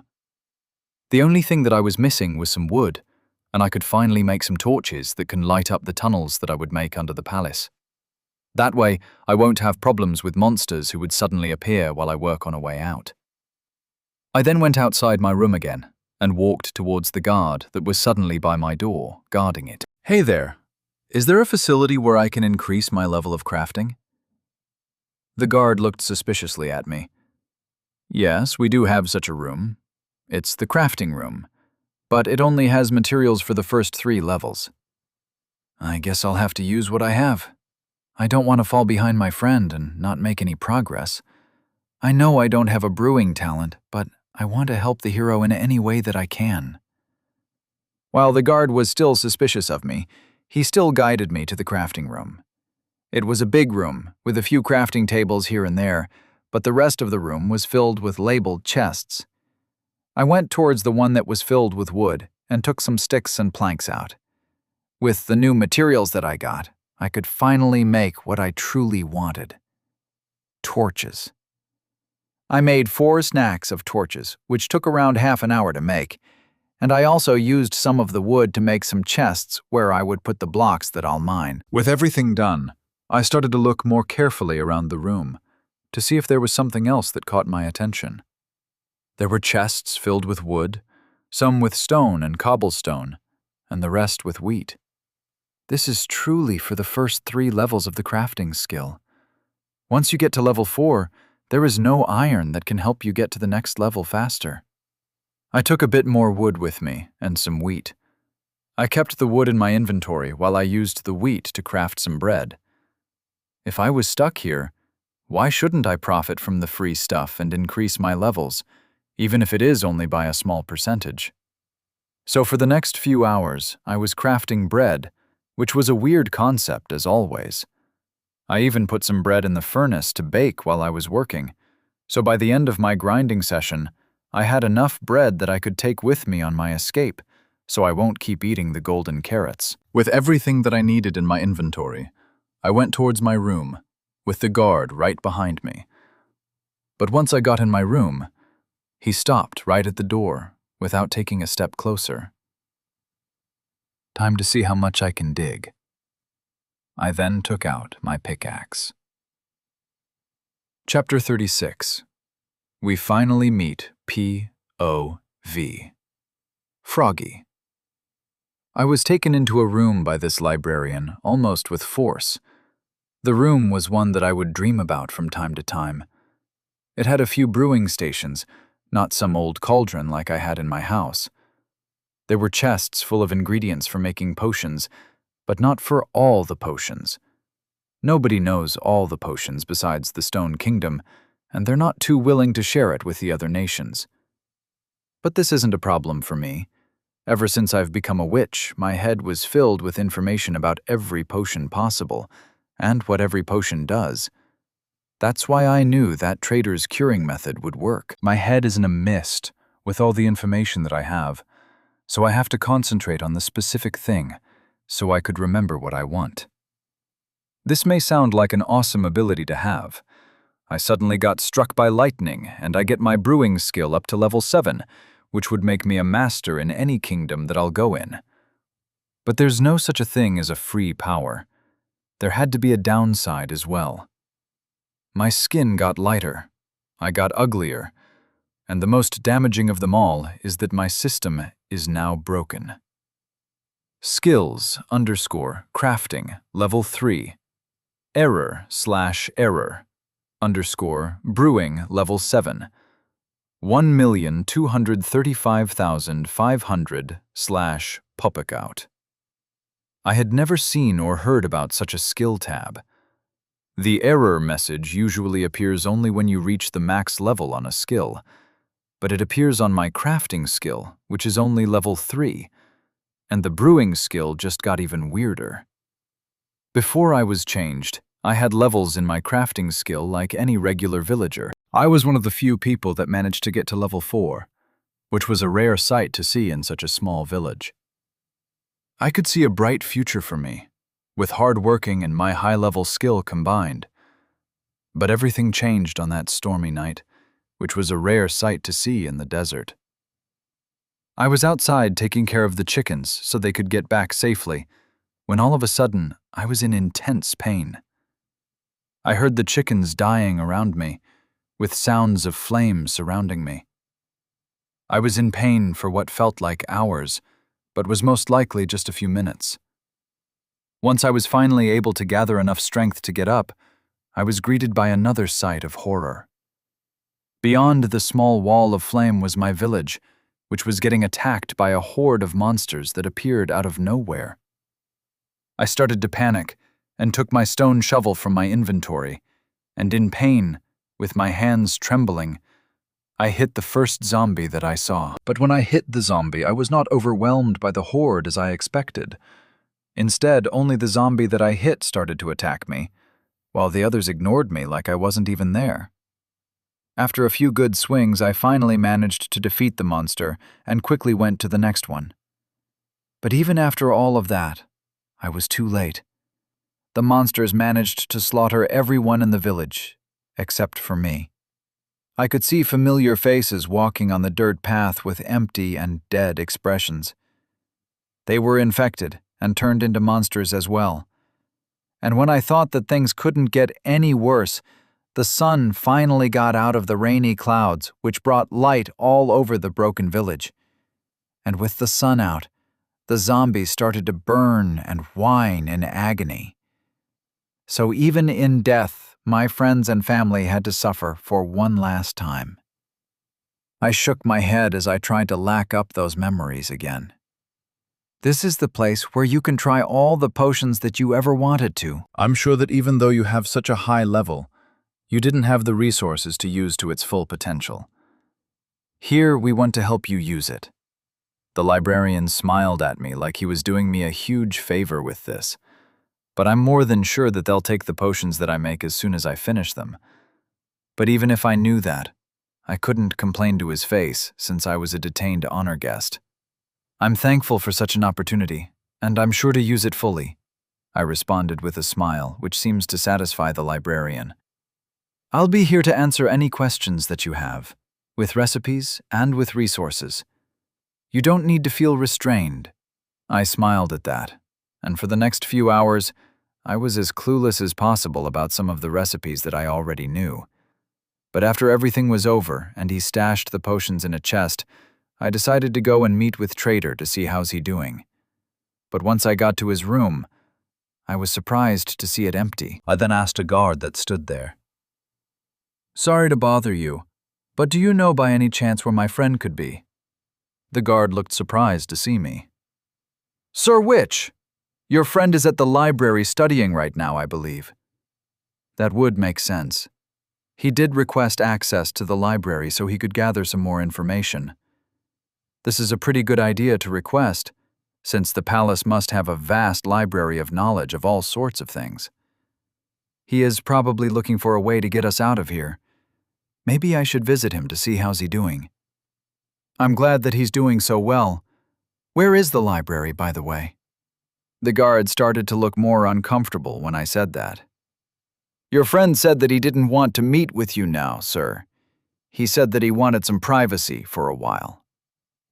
That was a weird response. I'm more than sure that Trader doesn't want to isolate himself from me without a reason. Which leaves out the only other option, which is to separate the two of us as long as possible. I wanted to insist on finding out the location of the library, at least, but the guard's lips were pretty sealed on that matter, so I had to give up for now. I decided to just stay in my room until he'll come back to his room, or look for me as well. But after a few hours of waiting, I was starting to get tired, so I decided to go to sleep. The next day, I was served a meal and then brought back into the brewing room, where I made more potions, and the librarian tried to teach me my job, which he did a very bad job. It kept going like that for a few days when I tried to meet with Trader, but he was too busy in the library or was increasing his level of crafting skill. I tried to be more forceful with the guards and the servants, but that only ended up with me changing my rooms, so I won't bother them so often. But after a few days of this going on and off, I got mad and decided to lock myself in a room, and I told them that I won't get out until I will meet with my friend Trader. I felt like a child that throws a tantrum to his parents that he didn't get the gift he wanted on his birthday. They tried to reason with me with empty promises, but I stood my ground. I didn't want to be manipulated anymore. And after a few hours, I heard a knock on the door. "I told you already. I won't come out until I can meet with my friend." "Well, congratulations. You managed to convince them. They finally let me meet you." I was presently surprised to hear Trader's voice, so I quickly broke the blocks that held the door. "How was your reading time? I heard you got tired of me and didn't want to be bothered while you studied." I said that with a big smile on my face. "I was too busy studying? What about you?" I was told you were too busy with the training to meet me. He came into the room and closed the door behind him right as someone else tried to come in, and he managed to block the door with 2 blocks at unbelievable speed. "What are they making you do in that training course anyway?" "Just potions. Theirs trying to teach me how to brew potions from scratch like I haven't been doing this for the past few years. I already know all the potions recipes ever since I've become a witch. And the last gift you gave me, it's more expensive than everything they have in that room. I mean, do you know how hard it is to get a pufferfish in this desert? They don't even have a recipe for that. They have an incomplete manual for brewing potions, which doesn't surprise me since the Stone Kingdom has a monopoly on that information." "You seemed to have that pent up for a long time. Are you feeling better now?" I just sighed when he said that. "You have no idea how much better I feel." I had to look dumb to that librarian so he wouldn't get too suspicious of me. "How did your studying go? Managed to find a way out yet?" Once I mentioned that, he started to look more uncomfortable, which wasn't a good sign to see. "Let's say that I didn't waste time and tried to find a way where we could escape. And the best thing that I came up with was a tunnel that would get us out." "A tunnel? That would take us ages to get out." "That would be a problem if it was a normal person doing it. But here's another secret about me." He then proceeded to take out an iron pickaxe and hit the stone floor. But what truly surprised me was that after 5 hits, the sandstone block broke, which is impossible since I'm more than sure that the pickaxe wasn't enchanted. "How did you break the block so fast?" It should take way more than this to break it normally. "That's one of my secrets. I can break blocks faster than the average person, and I can also place blocks almost instantly." He then covered the hole with the same block that he took in an instant, which again is a surprise, since it would take around 2 seconds to place a block normally. "How did you do that?" "That's a little secret of mine for now. What I wanted to tell you is that even if I can break the normal blocks fast, I can't break obsidian with this pickaxe." "Why would you need to break obsidian in the first place?" He didn't respond to my question, but instead, he started to make a hole in the ground again. I looked confused at what he was doing, and when I wanted to ask what he was doing, he finally responded. "You can see it yourself." He pointed at the obsidian under his feet, which surprised me. "What's that obsidian doing there?" "I don't know, but it's under the whole palace for sure." "How did they find so much obsidian? I thought it was a rare block and very hard to break." "I'm as confused as you, my friend. For the past few days I've been digging tunnels in hopes to find an exit, but it's too hard to do it without barking at someone's floor accidentally." "I can see the problem as well. So what's the plan then?" "I don't have that much of a plan, so for now I'll keep digging until I'll find a way out for us." I didn't like the sound of that plan, but I guess it's better than nothing. We had to stop our secret meeting there, since the servants and the guards started to break the door with the barricade. "We have to stop here for now. I'll dig a tunnel to your room and we can talk more often then," Trader said, which I was quick to agree with. He closed the hole he'd just made, and the guards finally managed to break the door. "Dear hero, please don't scare us like that. If you needed some alone time with your friend, You could have just said so. You didn't need to use such extreme measures. What if something happened to you and we couldn't help? The librarian looked at me worried, which made me sigh. I'm sorry, mister. I didn't want to scare you like this. Fortunately, I just finished my discussion with my friend, so I'm ready to get back to business as usual. His face lit up once he heard what I said. We can forget such a small mistake, as long as you're getting back to training. Come this way, hero. Time must not be wasted. With a final sigh, I went after him. It would be a boring few weeks, for sure. Chapter 37. Through the Portal, POV, Undying Flame. For the next few days, I gathered enough materials to let Blue make some potions that I think would help me survive in the other world. He seemed surprised when I first told him about my plan. He didn't like it. He tried to stop me, but I had to remind him that I had to be the one that should do this risky mission, to show our sincerity. After a few grunts, he accepted it, only if I promised that I wouldn't die stupidly with this plan. I just laughed and said to him that I planned to die in battle. Now I was with Blue in front of the portal, and he finally handed me the potion. I don't know where you got this idea, but theoretically it should work. This is a Regeneration 2 potion that is only possible because of the materials that I got from the fortress. From what Bobby told me, there's no such thing as a level 2 potion in their world. The system doesn't let them. But our world doesn't follow the system, so I could make it from some ancient scrolls. But this is my first time making such a potion, so I don't know how long it would last. After the long explanation, he finally handed me to the potion. Thank you, Blue Flame, and sorry for making you worry so much. He just gave me a tired smile and nodded his head. I then turned towards the portal and took a deep breath before passing to the other side. I didn't feel any different in the first few moments, maybe just a bit colder than usual, which was a new experience. But I didn't have to wait for too long before my head started to hurt, and my stomach was next as well. I quickly had to take the regeneration potion before I couldn't move from the pain. Once the liquid run through me, I could feel the change right away. I could feel my health fighting back the sickness and even overcoming it. Are you okay there? Blue asked, concerned. Yes, I've never felt better, actually. It works, Blue. I can go to another dimension without dying. I'm glad to hear that, Chief, but you have to move quickly before the time runs out. How long does it last? The normal regeneration potion would last around an hour, but because this one is a better version than the original one, it would last shorter, so about half an hour.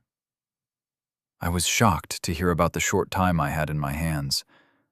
Most of the potions usually last between 2 to 3 hours, but now I'm in an underground tunnel in a new world, and I have to find someone in just half an hour. I still have 2 more potions, don't forget. He then carefully passed me the bottles through the portal, which I quickly took. Good luck out there, Chief, and don't die. I nodded and started to climb the ladders. The portal was deeper than I thought.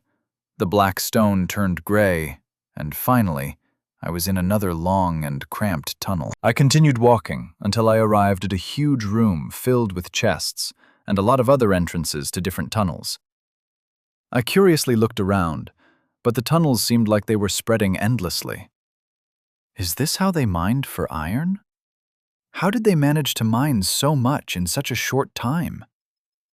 I looked in one of the chests, and I was shocked by the number of block. But what truly shocked me was the amount of gold they had. It was stacks upon stacks of gold.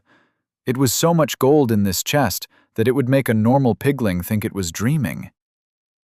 I knew they were not normal, but not this abnormal.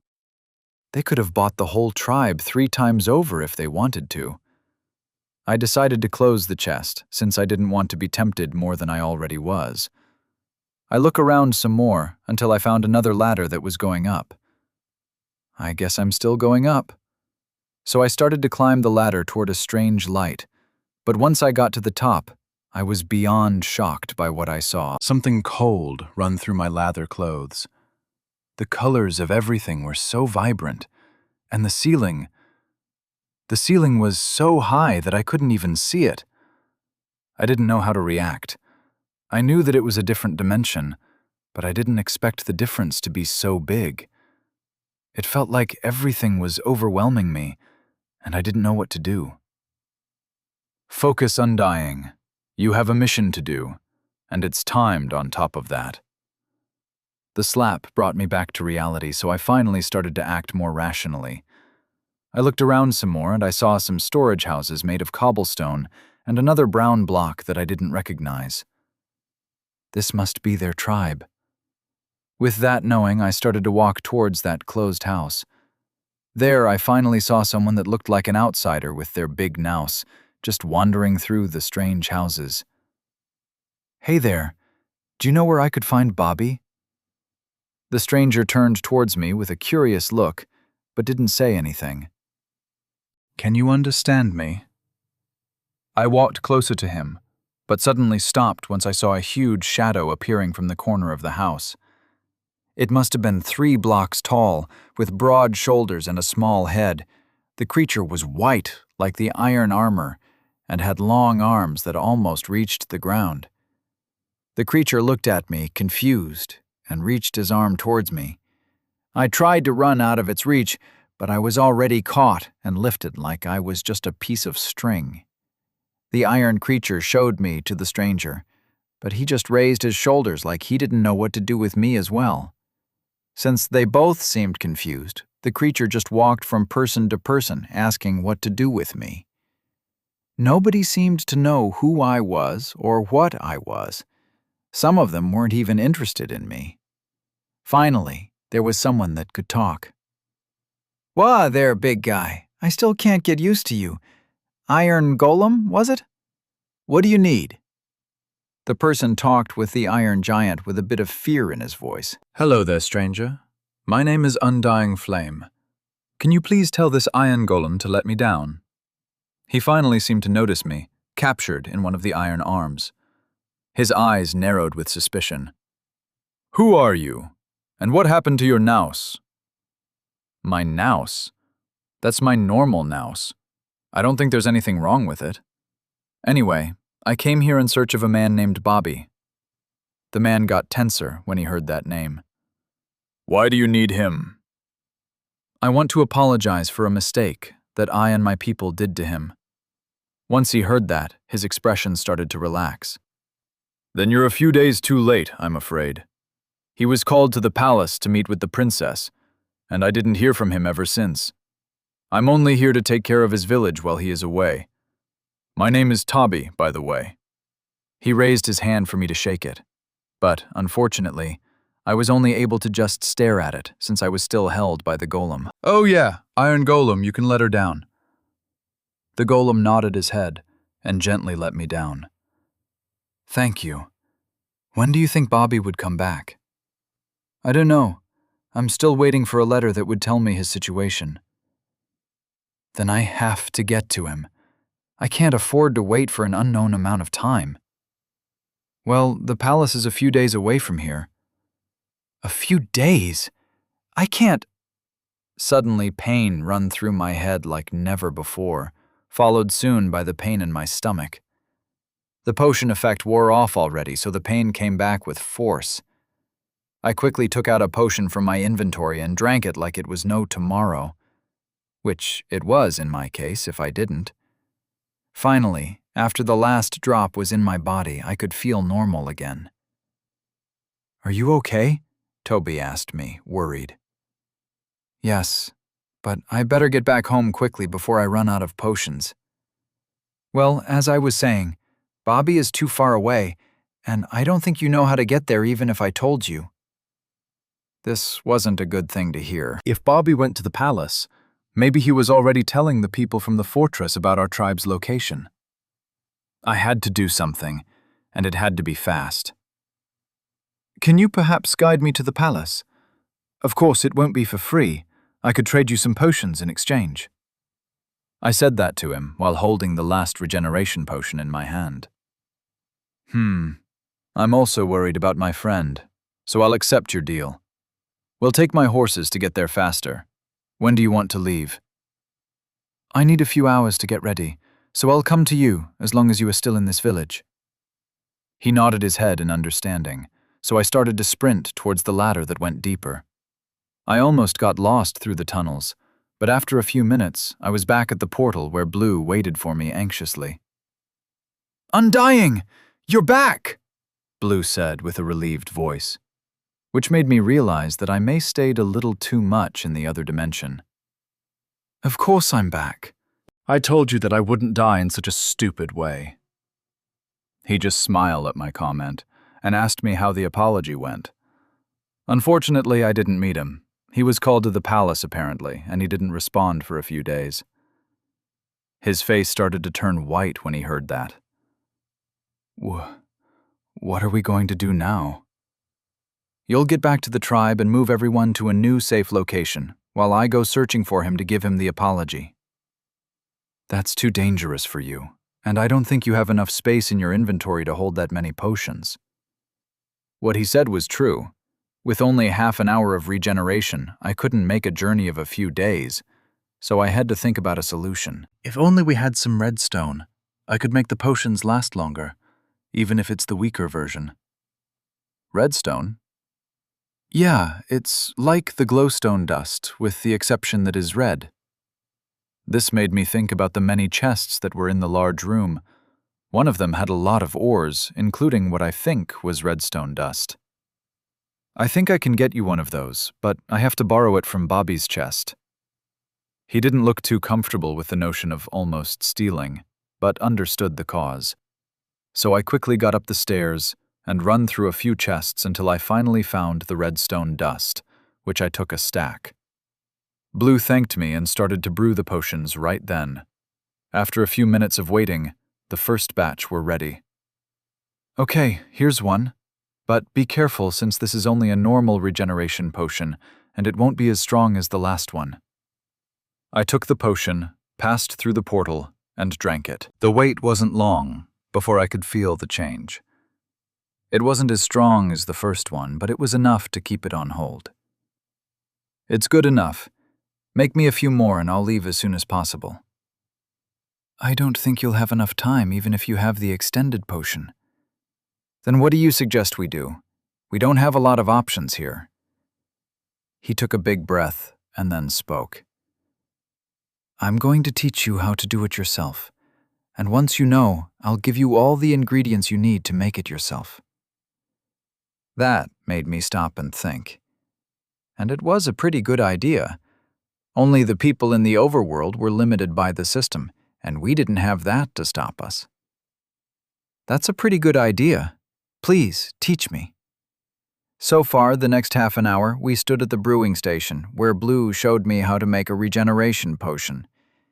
After everything was done, I had the materials, the tools, and a few potions made from the lesson. Thank you, Blue, again. And take care of the tribe while I'm gone. Bye. I waved my hand and went through the portal once again. It was time to explore the new world. Chapter 38. Enchanting Room. It was a beautiful day outside. The sun spread its warm light over the desert. The people were calmly doing their jobs, and I was also doing my job. I was digging a tunnel to an unknown destination, and the heat of the torches didn't make this job any easier. Why is this place so huge? I yelled in frustration. I took a clock from my inventory to see what time it was, since I felt like I should return to my room before my lunch would come and find it empty. Well, at least they didn't suspect me when the clock mysteriously disappeared. I smiled mischievously at my comment, but only for a short moment before I realized that I may be late for my meal. I quickly put everything back in my inventory and run back toward my room. Unlike the game, I couldn't sprint jump through a too-black tunnel without hurting my head. I had to be satisfied with casual running, while being careful not to accidentally extinguish the torches on the wall. In a few minutes, I was back in the storage room, while carefully claiming into my room. Knock, knock. I'm up! Up! You don't have to knock so hard. I quickly covered the hole in the floor and went to open the door. A female villager was waiting for me on the other side. Your lunch is here, sir. Cooked chicken with some milk. She held a wooden plate with a cooked chicken and a bowl of milk. Thank you. After my long nap, I feel pretty hungry. She just nodded her head and went back to her job. I closed the door behind her and looked at the pressure plate with the food. Still shocked as the first time I saw them use a pressure plate as a small, portable table. I think I'll use this idea as well when I get home. I put the food in my inventory, since I already ate while mining. After all, I had to go through the food storage room to get to my tunnel. I guess I'll have to go to the library soon as well. I stretched my arms, my legs, and waited a few minutes before getting out of my room. Right behind me was a guard that always follows me when I was out of my room. Ever since the day where I wandered aimlessly through the palace in search of Froggy, I always have a guard with me. The only place I had some privacy was in my room, where I only stayed at night and at noon, the time I'm supposed to sleep. Finally, I arrived at the library, where the guard stood at the entrance with the other guards, while I got inside the huge room. I walked for a bit more before the second supervisor came to greet me, the librarian. Hello there, trader. Excited for another day to study? I just can't get enough of it, Clay. This place is too beautiful and rich in knowledge to not use it, I responded with a smile. Clay was happy to hear that and went back to his desk. It was a normal day for him, after all, and since I didn't do too much in the library besides reading, he didn't need to be preoccupied with spying on me. After all, he was a person that liked to read books above doing anything else. I started to browse through the shelves full of books. History of the Sandstone Kingdom, The Great Wall of the Undead, Thousands upon Thousands. Those wore some interesting titles, some of which I read, while others I just browsed through. I finally stopped at one of the books with an interesting tile. Level 1 Enchanting. Oh, I didn't expect to see this book opened to the public. I took it off the shelf and went with my fingers through it. Inside were different pages with the unknown language, but at the top of the page was the name of the enchantment, which greatly helped. It was an interesting book, and it even had some observations besides each of the enchantments. How long the text should be, how tall the letters or short must be. I took the book to the nearest table, and with paper and a pen, I started to write down some of the enchantments diagrams. After a few hours of trial and error, I had 3 enchantments in my hand. Efficiency, Unbreaking, Fortune. Of course, each and every one of them was at level 1, but it would greatly improve my mining speed, even if I felt that it would be wasted on a stone pickaxe. If only I could find the ore storage area, then I could make another iron pickaxe, and I wouldn't feel so stingy with the current one. It's almost broken as well. I talked with myself in frustration, but with a quick shake of my head, I threw those thoughts to the side and went to the librarian, who was deep into his book. I'm sorry to bother you, Mr. Clay, but is there an enchantment room that I could use? Clay looked up from his book with dissatisfaction. An enchantment room? Why would you need such a thing? I have the enchantment skill, and I think it would help me greatly if I could increase it. The villager raised an eyebrow in surprise. We do have such a room, but I don't think you'll be allowed in it, since it's only for the royal family or special guests to use. Aren't I also a special guest? The librarian's eyes narrowed at my statement. You are a special guest for the palace, but I don't think you'll be allowed to use it right now. Maybe if you get permission from one of the royal members, this would change. And how can I have a meeting with one of them? That's for you to figure out. He said that, and then went back to his book while trying to ignore any more attempts to question him more. With a sigh, I decided to end my visiting time at the library for today. I took the papers for each enchantment with me and went outside the library. As I was preparing to get to my room, a voice that I didn't recognize called me. Trader! One of the great heroes that came up with the idea of curing the infected. How do you like your sitting? I hope nobody was rude to you in here. The person that called for me was a young man, with a white robe that had some golden patterns on it. I didn't have any problems in here, O great prince. Every servant was very polite with me all the time. The boy smiles with satisfaction at my statement. I don't think we've met. How did you know that I was the prince? I do recognize that we've never met, but the respect the servants show towards you shows your high status. The prince looked around the hallway more carefully, to see that the servants and the guards were bowing, or half bowing, toward him. That is true what you say. I didn't think about that. Trader, I've come with an offer for you. The young man suddenly changed the subject. My father seemed to take great interest in your friend Froggy while choosing to ignore you. Can you guess why? The young man looked curious about my reaction. I'm afraid I don't know what the great ruler thinks, so I can't make a judgment. Of course I knew why he would choose Froggy instead of me. Froggy was already a high-level witch, while I was an unknown bump. I bet he wants to waste as few resources on me as possible. My response didn't seem to please the prince. What a shame. I thought you were smarter than this. I'm in a good mood today, so tell me, is there anything you desire to make your stay more comfortable? I looked for an opportunity to enchant some stuff, but I didn't think I would get it so soon. If I don't have to hold back, can I get access to the enchantment room? This took the prince by surprise. I didn't expect you to have the enchantment skill. Of course I do. I can even show you my work.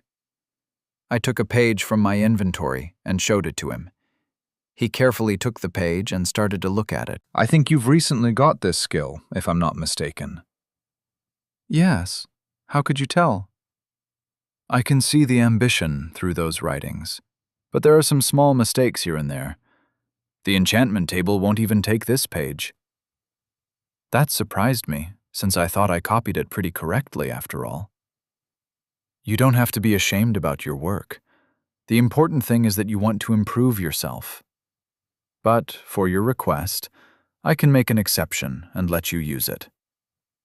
Thank you for your generosity, Your Highness. For a price, of course. I looked suspicious at him once he said that. What price? Oh, nothing much. You don't have to worry about it. I only need you to do a few enchantments for me. That made me a bit confused. I knew that you needed to have a high level of enchanting before you were even considered a candidate for the throne. So why would he need me to enchant something that he could easily do himself? You don't have to worry so much about that. I only need you to get to level 5. And then you can help me. At level 5, I could make unique enchantments, like mending, flame, and others like that. I still didn't know what he would need me to do, but this would probably be my only chance where I can have access to the enchanting room without having to break in. I'll accept your deal, Prince. He made a small smile when I accepted his deal, and gave me the page back with another book. This book was signed by me.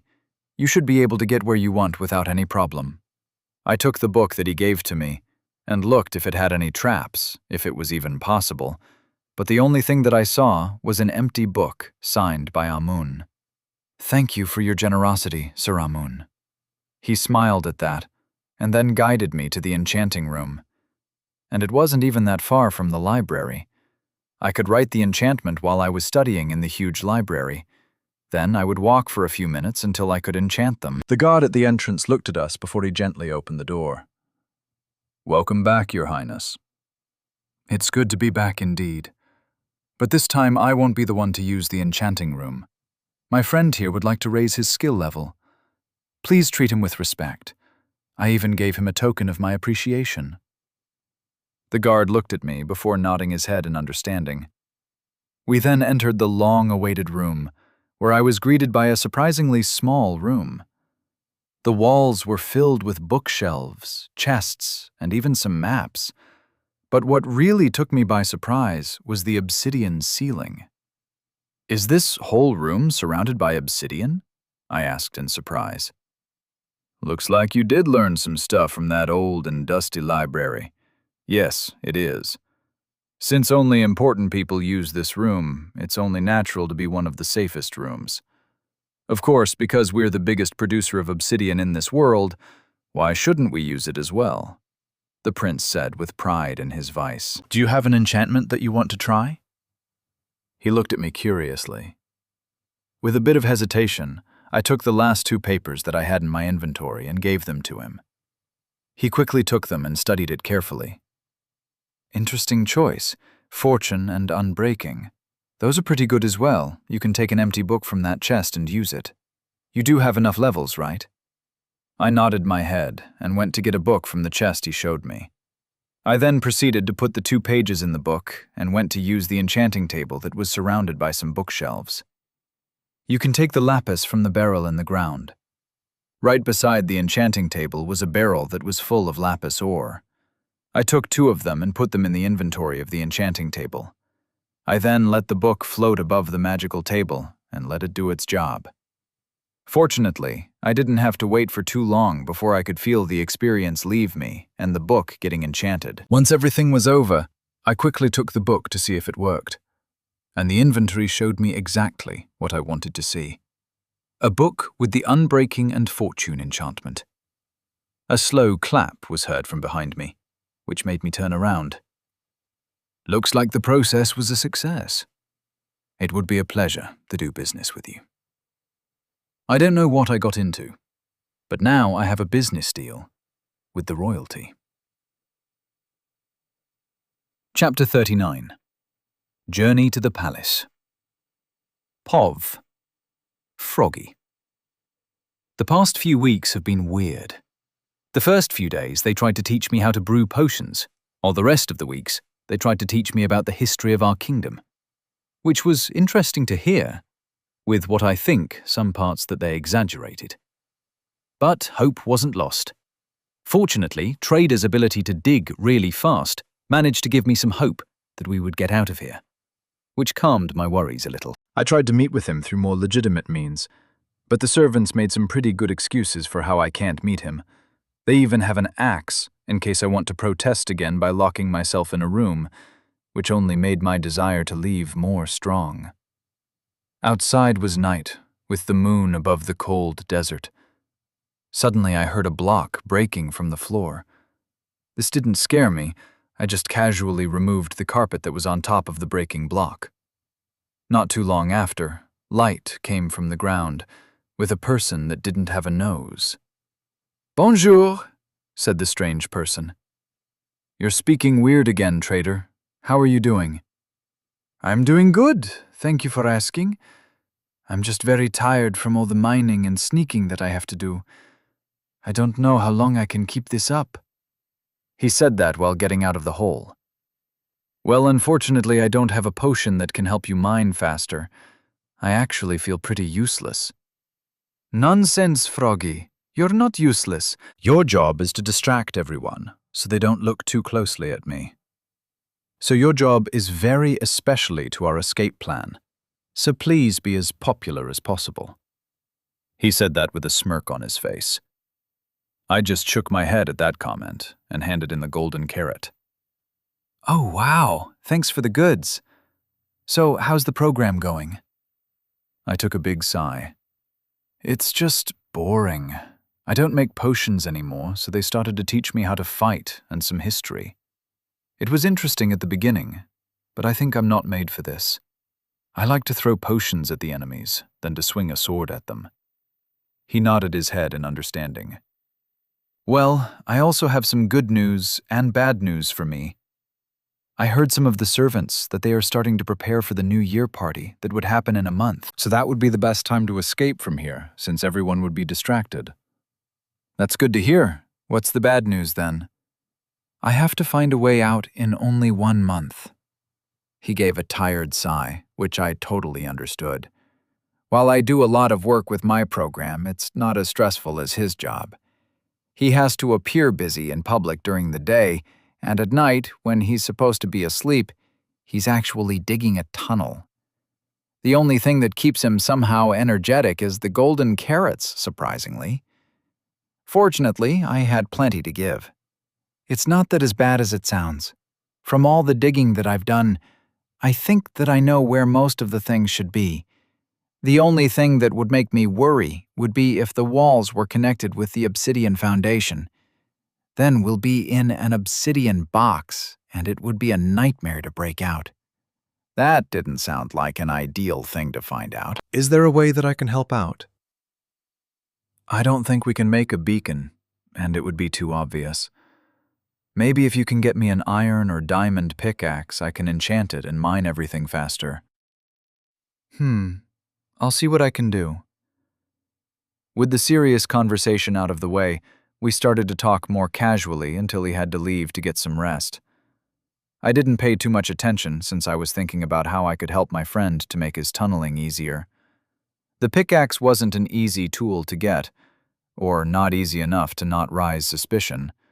But after a few twists and turns, I decided to just ignore everything and went to bed to get some sleep. The next morning, I woke up to the brutal shaking of my blanket, which did terribly for my sweet dreams. "Sir, please wake up. The instructor waits for you outside to start the training." With a grant, I got out of my comfortable bed and ate some breakfast before heading down to do my morning exercise. Time to start another day, I guess. POV. Undying Flame. The start of the journey was slow. Even with the help of the horse, which was an amazing experience, we were still not moving fast enough. Mostly because I was easily distracted by everything that I saw. The green trees, the colored ground, the beautiful flowers. Everything was a new experience for me. Because of this, I almost forgot a few times to drink my regeneration potion to keep me alive. I talked with Tabi on the road, which was a great source of information. He said that there were places like the village I've been to, but much bigger, with lots more people roaming the streets. But there wasn't such a thing as an iron golem, since this was surprisingly only in this village specifically. That took me by surprise, since an intimidating guard like that would be pretty useful in any situation to have. I didn't tell him about my place, or why I want to meet with Bobby specifically. Fortunately, he seems satisfied enough to know that I want to apologize to him, even though he doesn't know why, which I was very grateful for. Finally, we stopped our horses to make our camp for tonight, since it started to get dark. "Well, camp here tonight, and tomorrow afternoon we should arrive at the palace." I nodded in understanding and started to put the fence around our small camp. While I didn't see many mobs from my dimension, I did see some interesting monsters in the distance. Some were green, there was the occasional skeleton, and even a four-legged creature that seems to greatly discomfort my guide. With everything done, we stayed at the worm campfire, which brought me some comfort. It reminded me of home, even if the heat was not even a little bit comparable. "So, how long have you known Bobby?" He asked an unexpected question. "Not too long. I only had the chance to meet with him recently when he was with his friend. The two of them helped us greatly with our recent conflict, but unfortunately we couldn't repay them as much as they helped us. We actually did the opposite. We had incomplete information about a certain location, which ended up with his friend's death." The more I talked, the worse I felt. That's why I want to meet with him as soon as possible, so I can apologize for our mistakes. This seems to put Toby thinking, as he didn't seem too eager to continue the conversation. At least he didn't resent me, which I greatly appreciate. We stayed a few more minutes in silence before I said that I'll be the first one to sleep, while he stays for the night shift. He nodded his head in understanding and wished me a good night. I was suddenly awake by the noise of a shield blocking an arrow. I quickly got up and assisted the situation. We were surrounded by a small horde of monsters. The green ones were stopped by the fence, but the skeletons were still able to shoot arrows at us. I quickly got up and equipped my shield to help in the fight. Arrows were coming towards us. Lucky they didn't manage to hit us, since everyone was so cramped that it was hard to aim at us. And while we were being attacked, we weren't necessarily in danger. We only had to take out our swords and slash at the fence area to kill them. After a few intense minutes of fighting, we could finally see the hope at the end of the tunnel. The archers were killed first, and the rest of the zombies couldn't damage us. "I think we can finish this fight pretty soon," Toby happily announced, which suddenly made me worry. And as I feared something we didn't expect occurred. Another green monster joined the small horde, but this one was shorter. This one was much different than the others. "It's a creeper! Get away from it!" Toby said with a panicked voice. The creeper started to inflate itself. And right before it was about to explode, an Enderman appeared out of nowhere and punched the creeper in the face. The knockback was powerful enough to push the creeper away from the fence. Then, a powerful explosion was heard, and a new hole was created in the ground. But it didn't affect the fence. Both of us were shocked about what we just witnessed, and before we could get the chance to recover, the Enderman teleported in front of us and started to scream at us. My heart stopped, expecting a powerful blow at any second. But after the tall monster finished its scream, it stood back up, looked around, and then teleported away. For the next few minutes, there were no sounds, with the exception of the small horde of zombies. Did the Enderman help us? I think so. After we decided we won't be surprised attacked by the helpful monster, we got back to finishing the last zombies that were screaming at the fence. Finally, after everything was done, the sun came out, bringing the corpses on the ground, leaving the battlefield empty. Do monsters help you in this world? What do you mean, in our world? But no, this is the first time I've seen something like this. The monster just pushed away the creepers so it won't destroy our fence, and then screamed at us but chose not to attack us. We both took a deep breath and decided to take a break before leaving again. Luckily, while the horses got scared by this surprise, they didn't manage to break the lead. After an hour of resting and eating, we got back on the horses and went straight towards the palace. The rest of the day was uneventful. We passed by trees and sometimes some wild animals before finally arriving at the first site of civilization. Toby called it a city. It was a huge gathering of houses, and it was even bigger than the bastions of those brutes. Everything was surrounded by powerful walls, and guards were constantly on them. Inside, there were some strange houses that were squeezed together, only leaving space for the road, which was filled with people. This place is amazing. How many people are there? The city? It should be a few tens of thousands. The city is indeed amazing. And how everything works inside it's so different that it feels like a different world. But we won't go in there. Or at least, not yet. What do you mean? The palace is not here. This city only grew because it was close to the palace. Follow me. We then galloped for a few more hours before arriving at another amazing structure. It was like nothing I'd ever seen before. It had tall towers, it had large walls, and it was imposing. I couldn't even begin to imagine how many resources it would take to build something like this. And I don't even want to think about how many people are needed to run this place. We soon arrived at the gate, where some imposing guards came towards us. Were you invited by someone to come here? The guard looked at Toby while asking the question. Yes, I was invited by my friend called Bobby. You can send a message to him that his friend Toby has arrived. The guard looked suspiciously at us before sending someone to check on the information. I got closer to Toby and whispered to him. I thought you didn't get any letters from Bobby, so how did you get invited? I didn't get any letter that invites me, but they don't need to know that. Once Bobby hears that we're here for him, he'll lie for us to be able to get in," he whispered back. I needed in understanding, and also was impressed by his cleverness. After about an hour waiting, the guard finally came back, saying that we were allowed to get in. With that permission, we passed the imposing walls. It was time to apologize for my mistake. I hope Bobby will be willing to forgive us. Chapter 40. Possible Danger. It was a normal day for me. I've been to the library where I copied as many enchants as possible, and after I felt tired from all of that, I then would go to the enchanting room, where I'll try to get them enchanted.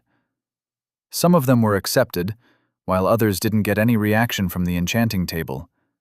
It was very frustrating at that time, since it didn't show me what was wrong, nor did I have someone that could teach me what I did wrong. At least I made improvements with my enchanting skill, and I also decided to enchant only the paper, even if it was a temporary thing. I didn't want to give those guys more materials than necessary, even though they could have done this job a lot better and faster than me, and with this method, I didn't occupy too much inventory, which I'm sure they appreciated. I don't think level 1 enchantments are that popular around here. I did find out that after a week passed, the enchanted paper would turn back to a normal, empty sheet, even if it was in a chest, which took me by surprise. Unfortunately, I can't keep doing this kind of enchantment, since I can put only 2 enchantments on a piece of paper. But my skill tab didn't look too bad. Skills. Crafting level 4, 29.125, over 100.000. Enchanting level 3, 130, over 10.000. Brewing level 2, 110, over 1.000. Trading level 4, 9.500/100.000. Finally, I'm level 3 in enchanting. Unfortunately, I have to get back to enchanting books, but this leaves less chance for error since it won't accept the book, so I should level up more efficiently with this method. The progress brought a smile to my face. It felt nice to see your skills improving, especially if you could visually see it like in a game. Even though I was technically in one. But the fan part of the day is over. Now it's time for the not-so-fun part, but still a necessary one. Mining the tunnel. It wasn't as hard as the first time I've done it. I luckily managed to find a storage room with broken iron tools. I took some of them, put them in a furnace to get some iron nuggets, and then I was able to make an iron pickaxe after all that trouble. And the best part about this was that I think that I took all of that from a trash room, so nobody would bat an eye if something goes missing from there. Of course, once I've got another pickaxe, I enchanted it with Unbreaking 3 and Efficiency 1. I didn't get enough time to make too many enchantments, plus I didn't want to destroy the random anvils that I use. Back into my room, I took out a golden carrot from inventory, which I quickly ate for more energy. Then I went down into the food storage room, which further led me to my hidden tunnel system. I walked through the hot, empty tunnels, until I arrived at the last place I stopped. I hit the block in front of me until it broke. I then took the item from the ground, and continued to do that until suddenly, something changed my pace. I was greeted by a wall of obsidian. This doesn't look good. I tried to mine around it, but I was still blocked by the wall of obsidian. Looks like this is the worst-case scenario. We're in an unbreakable box. Well, have to use that actual entrance to get out. I took a deep sigh and decided to see what was my position in the huge box. I mined up until finally I was greeted by light. It was from the side instead of the ceiling as I was expecting it. I think I mined it into the wall itself. I looked through the hole, and fortunately, I wasn't in a place easy to see. Through the one-block hole, I could see some trees, the green grass, and even some flowers. I think I'm in a garden, or something similar. I carefully got out and looked around for any signs of life. There was no one that I could see, which was a good start. After walking in circles, I finally figured out where I was. I was in sight of my balcony. There was only one more room besides mine that had a balcony, and that was Froggy's old room, which now is empty. This is a pretty good spot to have an exit. I only need to figure out the guard's schedule and the location of the gate. Then we can make a plan on how to get out of here. I couldn't wait to tell Froggy the good news. I finally made some progress, and this would surely brighten up his mood. With the new discovery, I decided to stop here and explore at night when there was less visibility for the guards on the walls. I'll probably ask Froggy for a night vision potion, and maybe invisibility. We'll most likely have to use invisible potions when we're going to escape. We only need a distraction for the guards at gate so we can open or break the iron doors. I went back through the narrow tunnels into my comfortable room. I was tired, and dinner won't come for a few hours, so I decided to take a nap until then. Knock, knock. Someone was knocking with power at my door, which startled me. I quickly got up to see that the moon was already outside, shining through the cold desert. I surely missed dinner, but who would look out for me at such a late hour then? I walked to the door to open it, only to be surprised that my guest was actually the prince himself. Ah, hello there, Prince. I did not expect a visit from you at such a late hour. Or at all. The prince looked curious around to the room and then back at me. You must have been asleep. I'm sorry for disturbing you at such a late hour. I did sleep for a few good hours, so now, for sure, I won't be able to get back to it. I didn't manage to fall asleep yet, sir, so there's no problem. The prince just smiled and nodded his head, pretending to believe my lie. I'm glad to hear that. I came here to ask about your program with the enchantment skill. I recently got it to level 3. Already? That's some great progress in such a short time. I'm happy for your success. Now that you've got this far, I can help you speed up your progress in the next few days. This took me by surprise. I thought the prince would want to contact me only when I get to level 5, where he could request me or something. But it seems that he wants to help me get there faster, and the only reason that he would suddenly change his mind would be because he doesn't have enough time for me to get there naturally. This made me think for a minute. There has to be a reason for his rush. But the only thing that came to my mind was the New Year party, which is in 2 weeks. This would be an honor for me to be guided by such a brilliant man. The young prince took my compliment with a smile. Of course. Anything from my new business partner.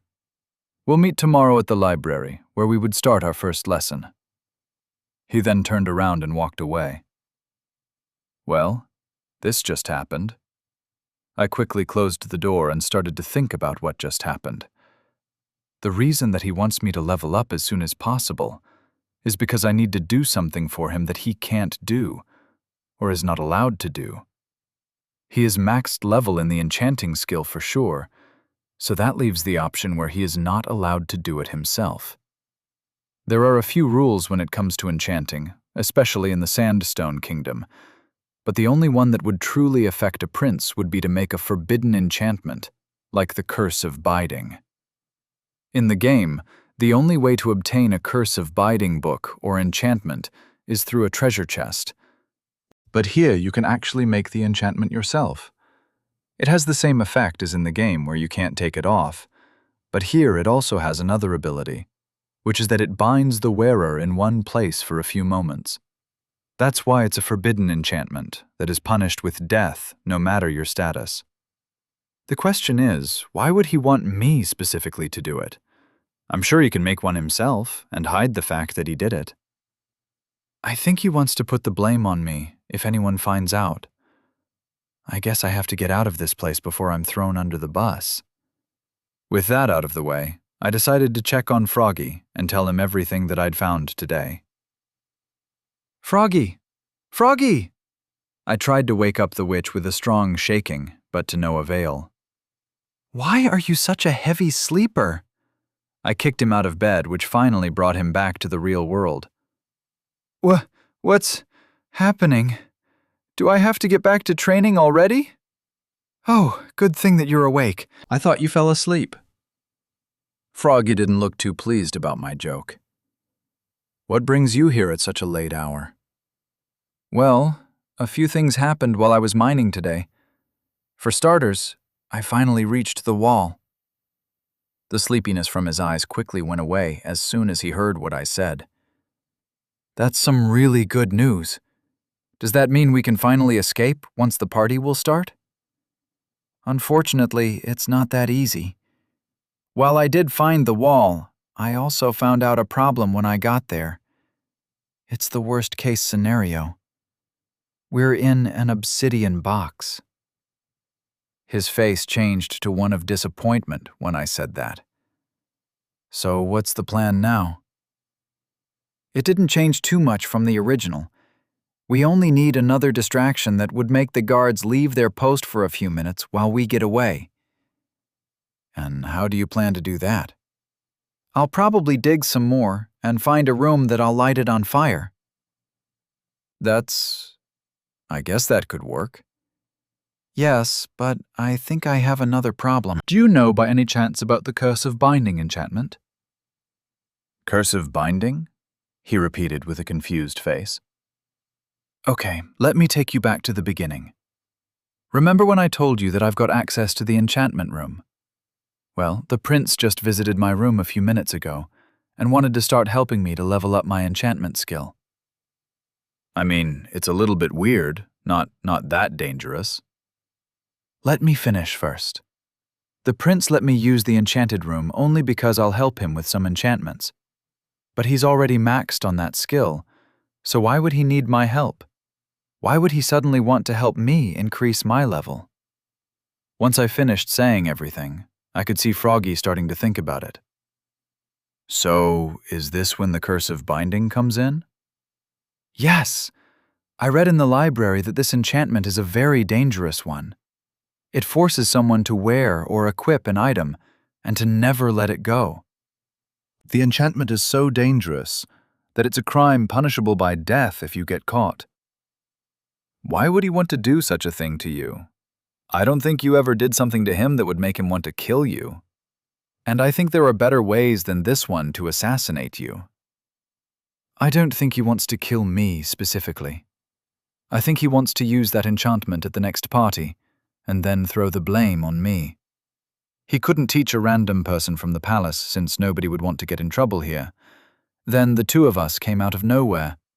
Both of us have hatred towards this place since we were basically prisoners, so nobody would be that surprised if we did something bad. And since he can't get you, especially when you're too busy with the training, that only one left is me. Nobody would be surprised if I did something for revenge. Froggy looked shocked when I explained my theory. I don't know if that's true, but if it is, we'll have to do something about it. I don't think we can really do something to prevent it. The sooner we're going to leave from here, the better would be for both of us.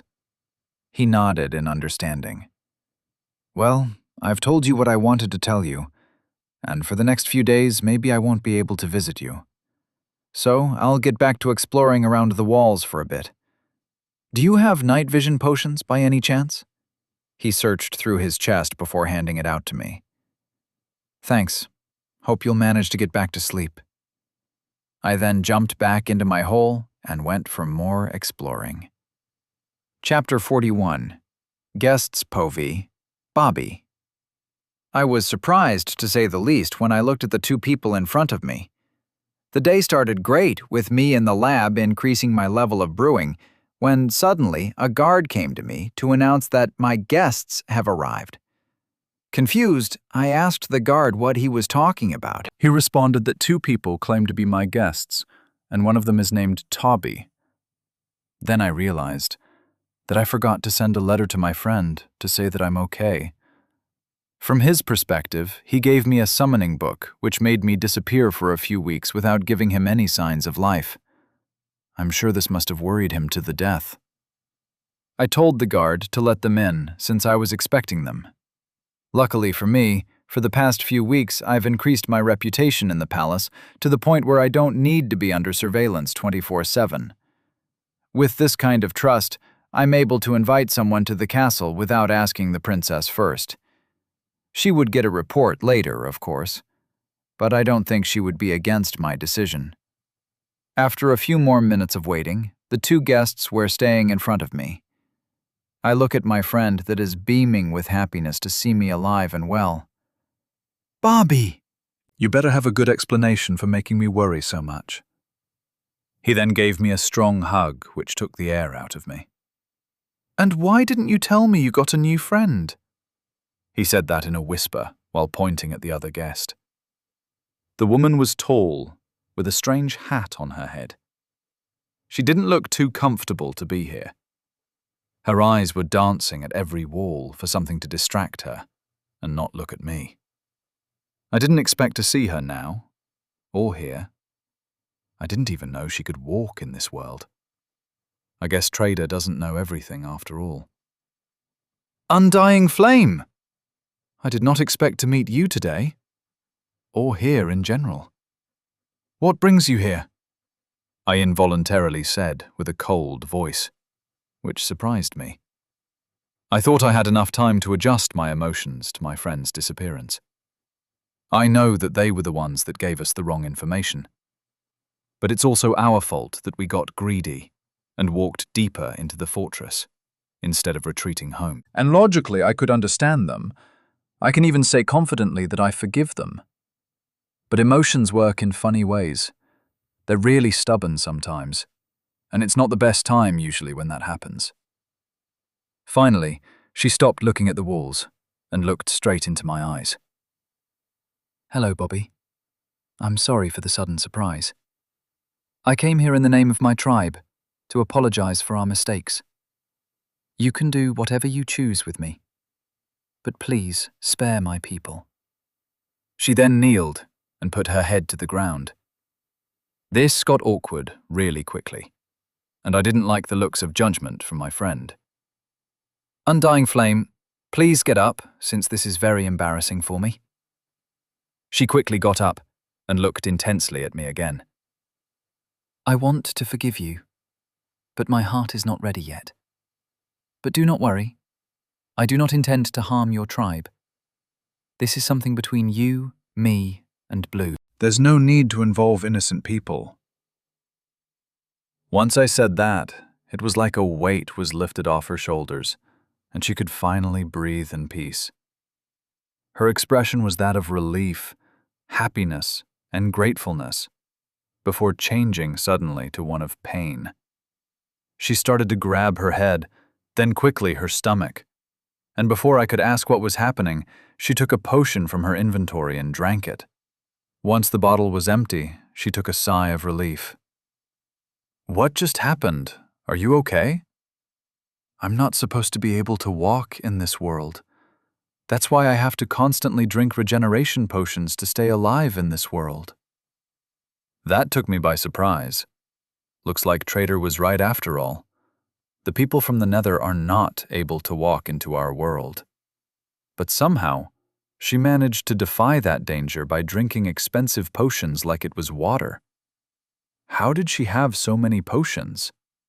But this made me realize that her coming here actually shows her regret for what happened. Looks like the two of you have an interesting story together, which I would love to hear about it. But now I'm more curious about what did you do those days, where you didn't have enough time to send me a letter to say you're doing fine. This would be a long day. I started to tell them about how I arrived at the palace to meet Princess Elizabeth. Then I accepted her offer to work for her, in exchange that she would let me increase my level of brewing skills and let me visit the garden that has all the alchemy ingredients. Ever since then, I've been doing as much brewing as possible to increase my level to the one required by the princess. If I wasn't doing that, then I would try to make friends with some of the servants around here, to make them more comfortable around me, and hopefully they won't sabotage me while I gather information about a possible way to find Trader. You think Trader is still alive? Flame spoke with a surprised voice. I don't have any proof, but I think Trader managed to open up a portal in the fortress and escape through there. That's why the space was shaken and the monsters suddenly stopped. A fortress? A portal? What are you talking about, Bobby? Have you finally lost your mind in grief? Toby looked at me like I was a madman, which I totally understood. Even if I didn't meet Trader for a long time, the stuff he showed me while he was here was so out of the ordinary that my perception of what was normal and was not got twisted. No, Toby, I didn't lose my mind. Or at least not yet. My friend that you brought to apologize to me is not actually from this world. She's from a world called the Nether, where there are rivers and lakes filled with lava. The ecosystem is totally different from us. But the most notable thing about that dimension is that is the place where we get most of our alchemy ingredients. The new information made him freeze in place. He looked intensely at my face in case I was pulling his leg, but I had a stern face. He then looked at Undying, and she just nodded her head in affirmation of my revelation. You two are not joking. I need a minute to process all of this. He sat down and started to massage his big nose. So, you're telling me that there's more than one dimension, and you've already been into it. And in that dimension, you've lost your new friend, and you want to get back there to the fortress filled with monsters to see if your friend actually managed to escape. That's a very simplified version of what happened, but it's true. Well, that would explain why you suddenly got so preoccupied. At least you managed to get a guardian that would protect your village while you were away. The Iron Golem does indeed bring me a lot of comfort, knowing that it's looking over the village in my absence. I think you two are tired from the long journey. You should get some sleep, and then we can continue our conversation once you two are rested. They both nodded in understanding, and I called a servant to show them the way to an empty room where they could rest. The servant nodded her head and went outside with my friends to guide them somewhere where they could rest in peace. Unfortunately, I didn't have enough influence to get a guest room, so they'll have to be satisfied with the servant's room. After the sudden visit, I didn't feel like getting back to work anymore, so I decided to go to the library in search for more information related to Nether. On my way to the library, I meet with the princess. Good morning, Princess Elizabeth. Oh, Bobby. I heard you had guests today. I hope everything turned out well and you didn't have any problems. There was no problem, Princess. They're getting some rest now. That's good to hear. Oh, and before I forget about it, the Sandstone Kingdom invited us to their New Year's party in a few weeks, and I was chosen to represent my family. This year is special because they're preparing for the coming of the great hero.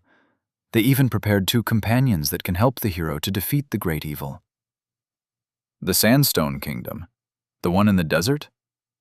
And what do you mean, the coming of the great hero?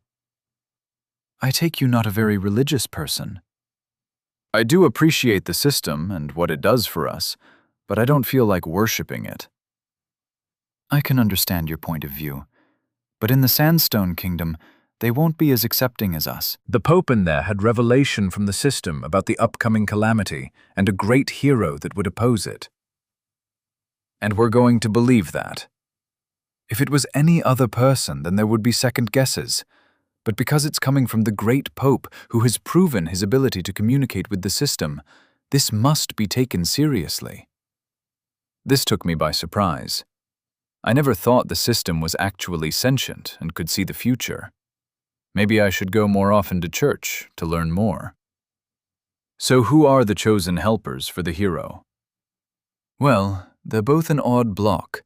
One of them is a witch, and the other one is someone that doesn't have a nose. They managed to find a cure for the infected. They what? I thought it was impossible to bring a person back once it got infected. Well, they somehow managed to do it. That's why they've been chosen to help the hero to defeat the great evil. I see. But why did you tell me all of this? She just looked at me and smiled. I want you to find the best gift for those heroes. I want to be on their good side, and maybe they'll tell us the cure as well, since the Sultan won't be inclined to share it. This was not a simple request. It was a test for me to show how I can handle an important job. She started to trust me, but not enough to make her feel comfortable. She needs proof that I'm also capable to do some unique jobs. I'll find the most suitable gift for them, my princess. Thank you for your trust. I said that while I bowed slightly. I needed to show confidence and gratitude for such an opportunity. She smiled and greeted me one last time before she left. I guess I won't be stopping at the library today. I have to find more information about those two, what their skills are, and maybe their preference if possible. And for that, I needed to find a broker. I asked some servants that I'd managed to befriend while I was here, and luckily someone knew one. That night I went to an old inn, where I meet a normal-looking person, just casually eating a bowl of red soup. Are you the Black Ear? Depends who's asking. The palace. He stopped eating his soup, and his face got serious. What do you want to know from me? His voice was more heavy, and his body language got more defensive. I heard you have some information about the heroes in the desert. I hear a lot of things for the right price. Don't worry, the price won't be a problem. I said that as I took out a few potions from my inventory and put them on the table. A flash of greed ran through his eyes as soon as he saw them. It's always a pleasure to do business with rich customers. So what specifically do you want to know? He said that with a clever smile as he got more comfortable. This would be a long night. Chapter 42.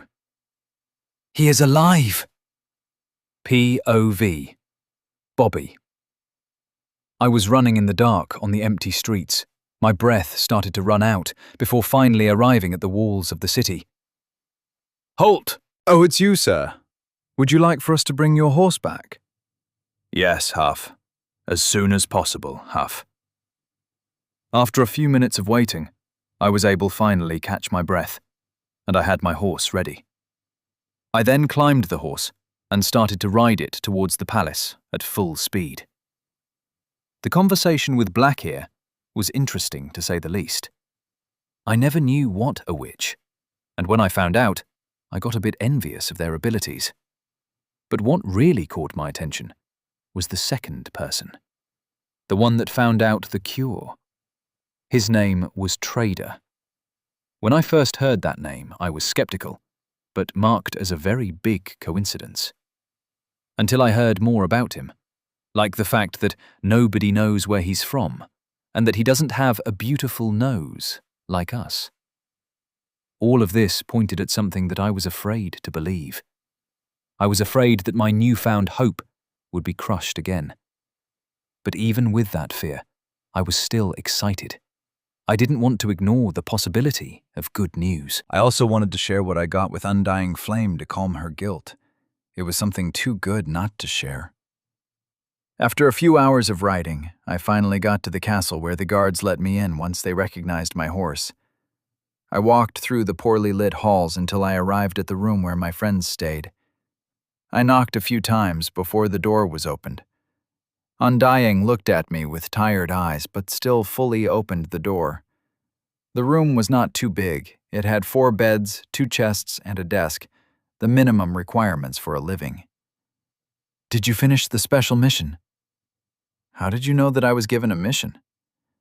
"I didn't. We just assumed it since the servants told us you last talked with the princess before you left." I sometimes forget that Tabi managed to get into the academy without having a special job. He was smart enough to get a sponsor through the whole academy time. Yes, I did finish the mission, or at least most of it. I had to find information about 2 people in the Sandstone Kingdom, and what gifts I should bring them.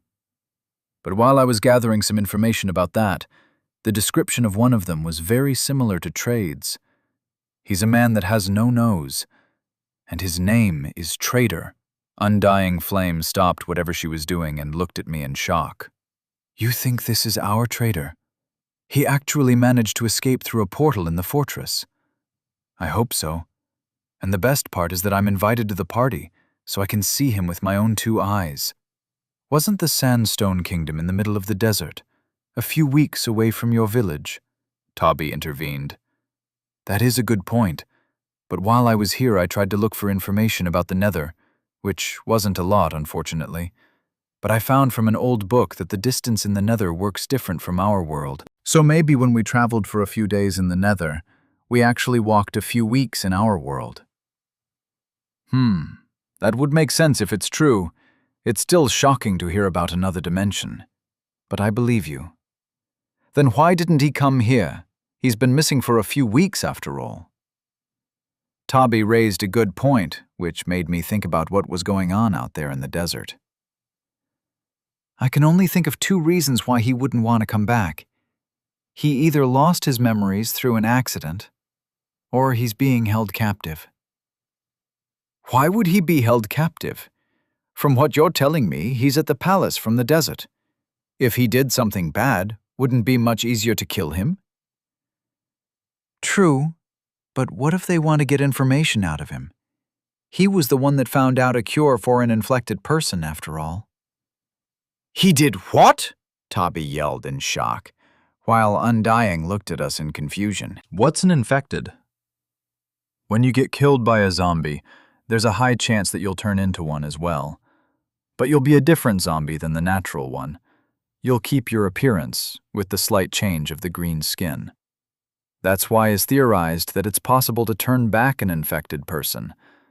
But nobody in the world managed to find one. Undying nodded her head in understanding at the groundbreaking discovery.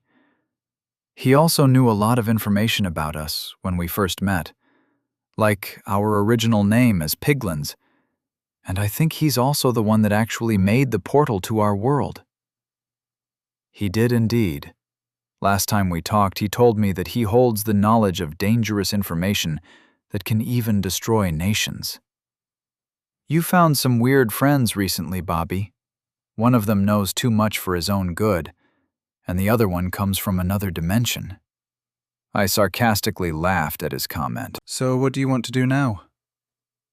I'll have to get a present for both of them so I can go there in the first place. And I think your 2 can stay a bit more before you can get back to your home. I'm sure your wife wants you to get back as soon as possible. And Undying, I'm more than sure that your tribe is worried about you. Especially because this world is a constant danger for you. Thank you for your worries. She then bowed slightly. I guess you're right. My family would want to have me back as soon as possible. And since I know you're doing well, I can also rest easy. We talked for a few more hours before I decided to get some rest in my room, since I've been on a horse most of the night. I walked into my room, and once my head hit the pillow, everything turned dark. The next day, I woke up, ate my breakfast, and started to think about what I should choose as gifts. For the witch named Froggy, I think it can be pretty easy. Since we're both alchemists, and what I would love the most would be some rare ingredients for me to use. And luckily, I didn't use all the items that I got from the fortress, so maybe I can give him some pufferfish, and maybe some ghast tears. We are the capital of alchemy after all, so we can afford to have gifts like this. As for my possible friend Trader, things can get more complicated. I do consider him a good friend, one that helped me through harsh times, and even gave me more than I could have ever asked for. But I didn't know a thing about him. The more I thought, the bigger my embarrassment grows. I knew he was not from this world, and I think he wants to get back to his original one, but otherwise, I don't know anything. Even his name is a mystery, since I was the one to nickname him Trader when we first met. I stayed like that for a few good minutes before giving up and decided to go to the library to get inspired. He most likely wants to get back, so that means I have to look for books related to other dimensions. I walked to the last place where I found the old book about the Nether and looked around more carefully. Some of those books were old, while others were still good-looking. Finally, after a few minutes of searching, I found a small book that caught my attention. Coming of the Hero. This book may be related to what the Pope spoke. Fortunately, the book was not long, so in half an hour I managed to read it all, and I was not disappointed with the results. The book told the story of a hero who would come to defeat one of the rulers of the monsters. The hero has to search for the monster's heart and destroy it for all. Once he manages to do that, then the hero would be transported back to his original world. So for Trader to get back to his original world, he has to defeat one of the rulers of the monsters. Is he perhaps the hero awaited by the prophecy? I have some new information, but it only brought me more questions than answers. I put the book back and sat down at one of the tables in the library. Maybe I should just give him a diamond pickaxe as a facade, with the pretext that he'll be helping the hero with gathering resources. I decided to go with that. I'm sure that he would like the new information, plus the new tool. With the plan now made, I left the library to tell Her Majesty what ideas I got. Since it was a sudden meeting, it took a few minutes until I could finally meet her. Bobby, good morning. I didn't expect to see you so early. Is everything okay? The princess was in her room, writing something in a book, most likely reports for different people. Everything is okay, Your Majesty. I came here to tell you that I found the perfect gift for the two heroes. She finally stopped from her writing and looked at me. That's a quick response, so what did you figure out? For Froggy, since he's an alchemist like us, we can gift him some rare ingredients like pufferfish and ghast tears to catch his interest. As for Trader, I didn't manage to figure out his actual specialty, but I'm more than sure that he'll greatly appreciate a diamond pickaxe to show our support for the upcoming journey. The princess started to think about my suggestions. I think your ideas are not bad, and your rapid response is truly admirable. Thank you for helping me. I'll surely take you with me on this journey, she said with a smile, which made me sigh of relief. I said goodbye to her before leaving the room. I had to meet with Undying and Tabi before they leave. They decided to leave today since they got what they come for.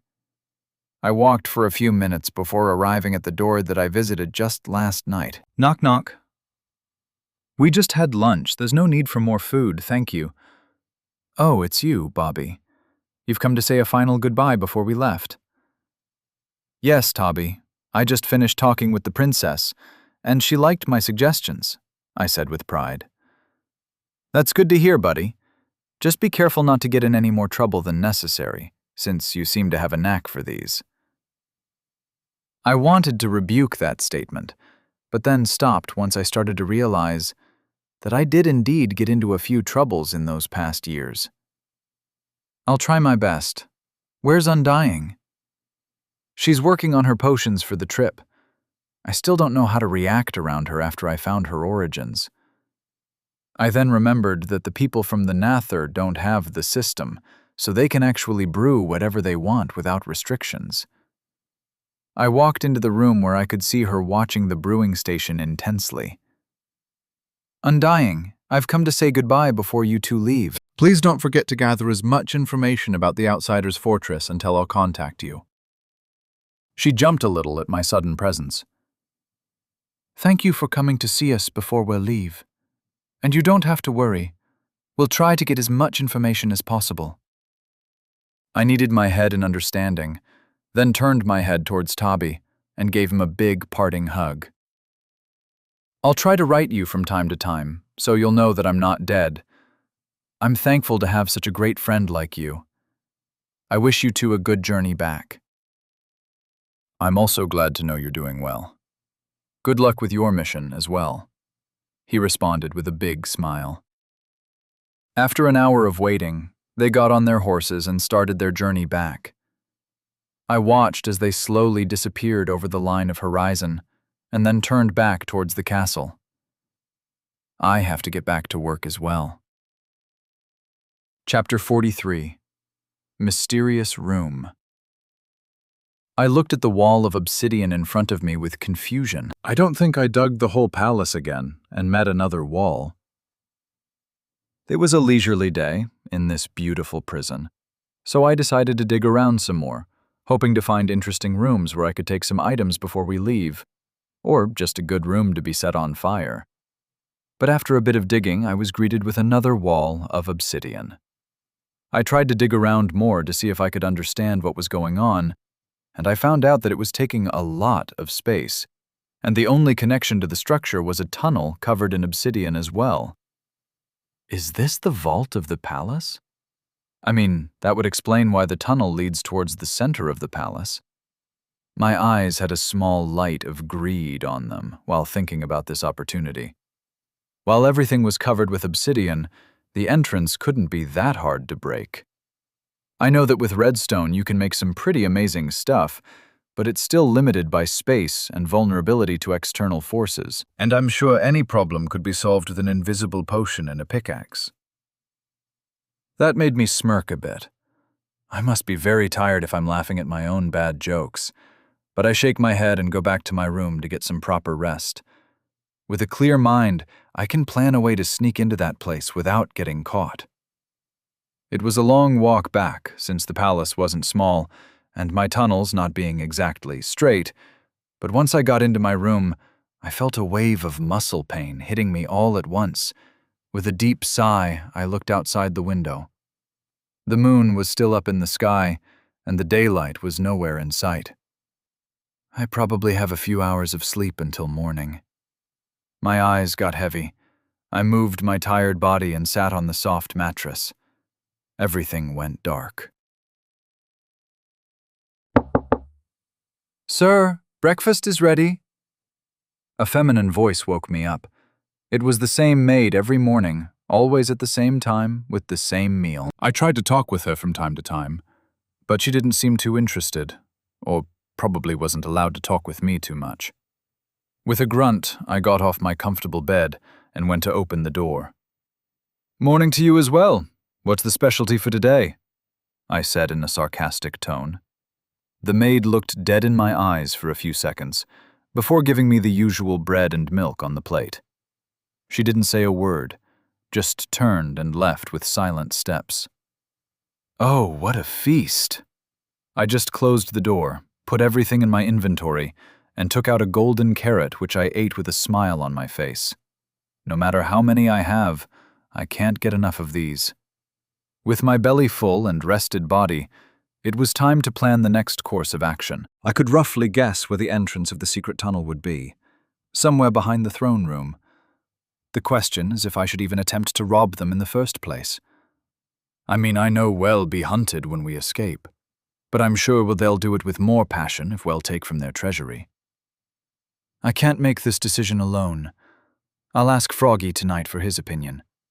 Plus, I'll need an invisible potion if I want to get there anyway.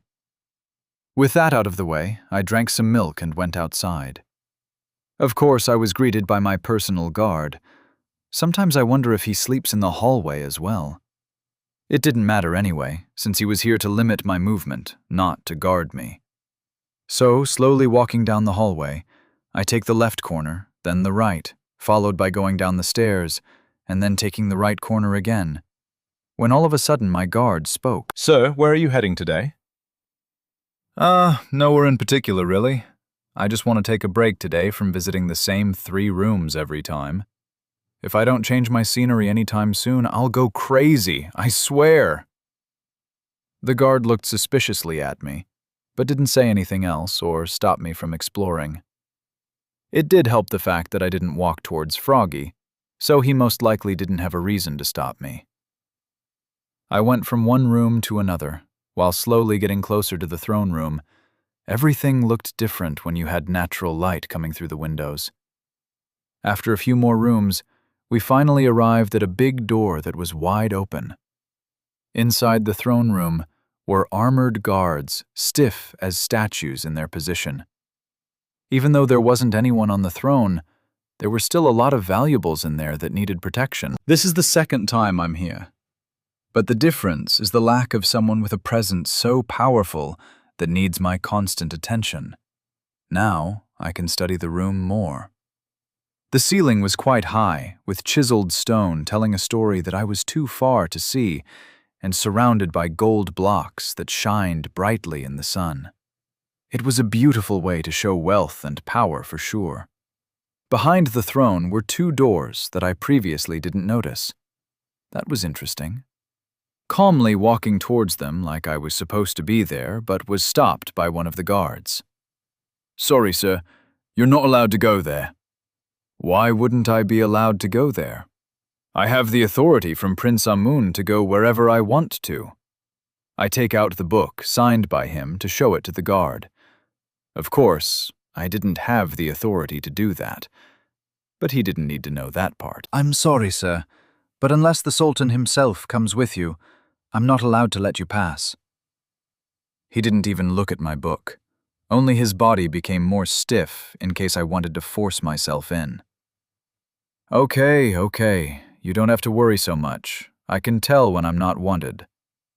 But this proves that there's something valuable enough there that only the Sultan can go, which made me smile a little.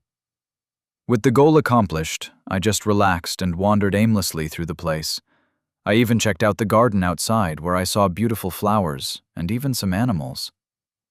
Around noon, I saw enough sightseeing, so I went back to the library where I continued to write enchantments and grind my levels, or read a book that looked interesting.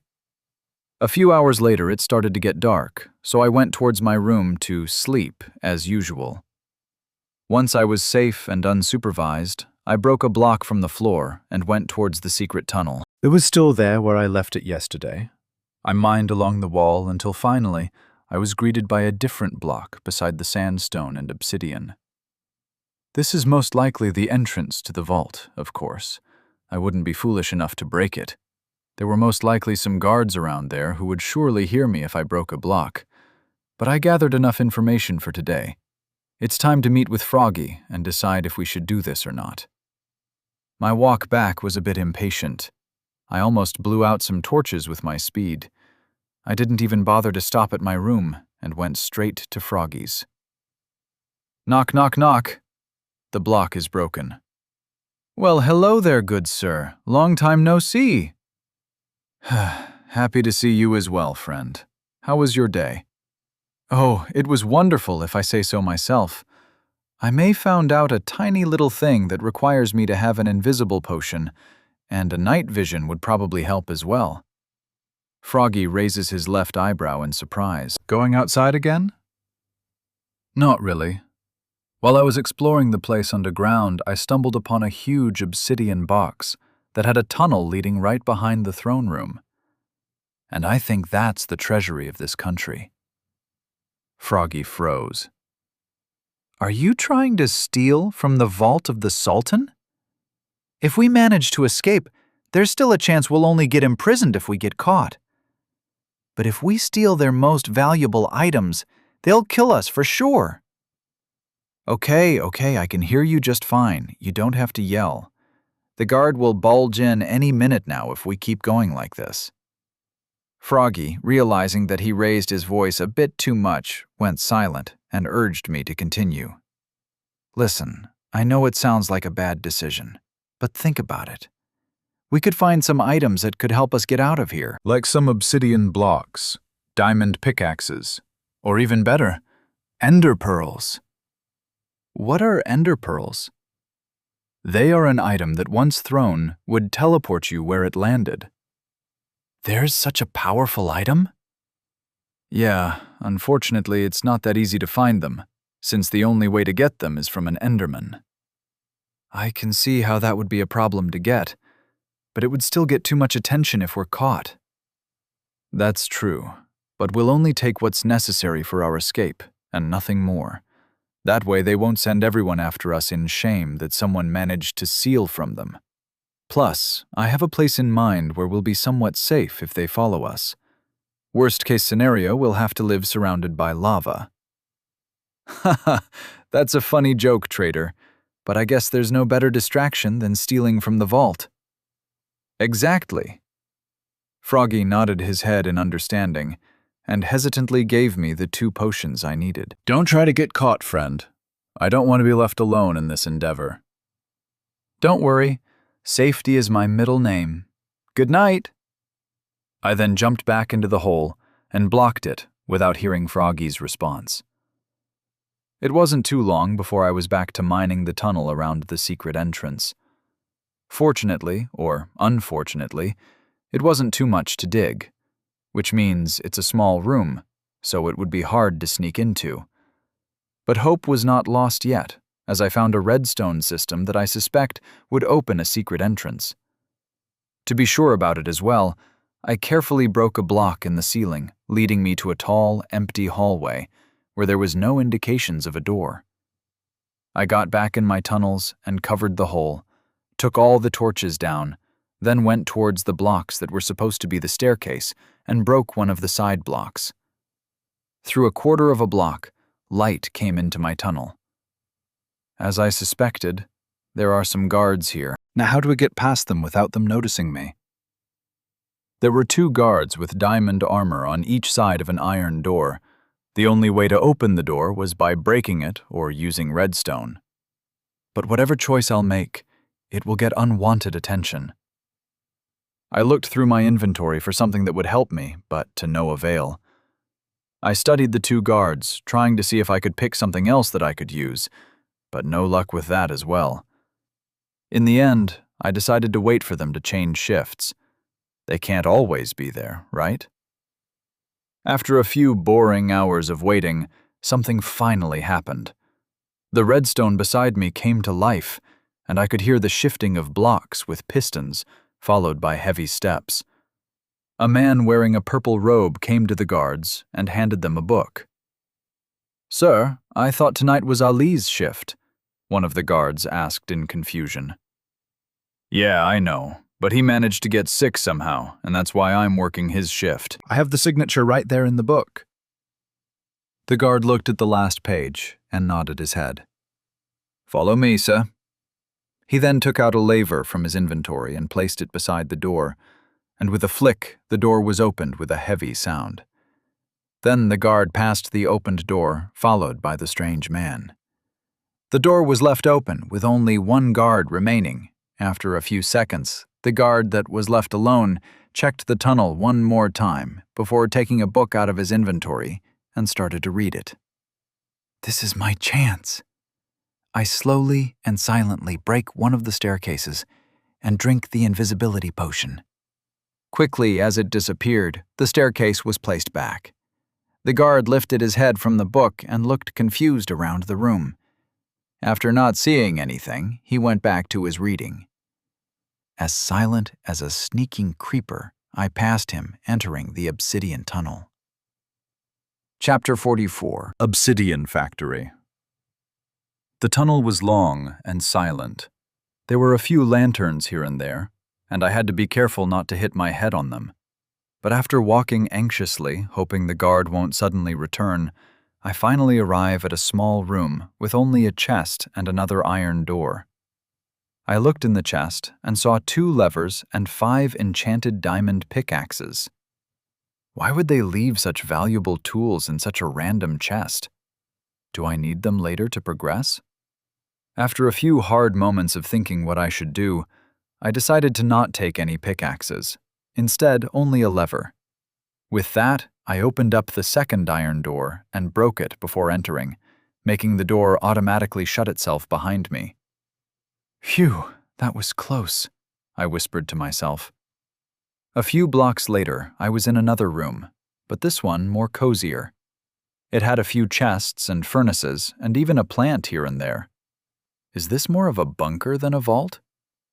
The room had another iron door, which was open this time, fortunately. I didn't even bother to check the chests, in fear of being heard, so I just went through the door again, this time leading me to a bigger room, all made with obsidian, as I expected. What I didn't expect to see was a few dozen villagers who were mining blocks of obsidian. From where, do you ask? Well, this brings me to the second most shocking thing, which is in the middle of the room, and I can only describe it as a lava generator. There's a floating glass cube, and inside a pool filled with lava. Under the hot lava, it's a layer of dripstone block, and underneath that, the dripstone itself. If you're paying close attention to those, you can see a small steam of lava running over them, leading to a small drop that fell into a cauldron. That's how they managed to cheat the system into making infinite lava. I've seen in a few videos that this is possible, but I didn't expect that it could be used in this world as well. It was kind of ingenious that they even found it. I'll go check and see if we still have some fire resistance potion left. My talk was interrupted by a guard coming with hurried steps towards me. I quickly got out of the doorway so he wouldn't bump into me accidentally. The villagers that were working glanced towards the noise before returning to their mining. With silent steps, I started to explore the strange place, without realizing that one of the villagers still looking at the guard's post with narrowed eyes. The place was big, but it didn't have too much in it. Everything was split into 3 sections: the workspace, where there were dozens of villagers mining in their designated workstation. The second was the break area, which had a few tables and chairs for when they eat.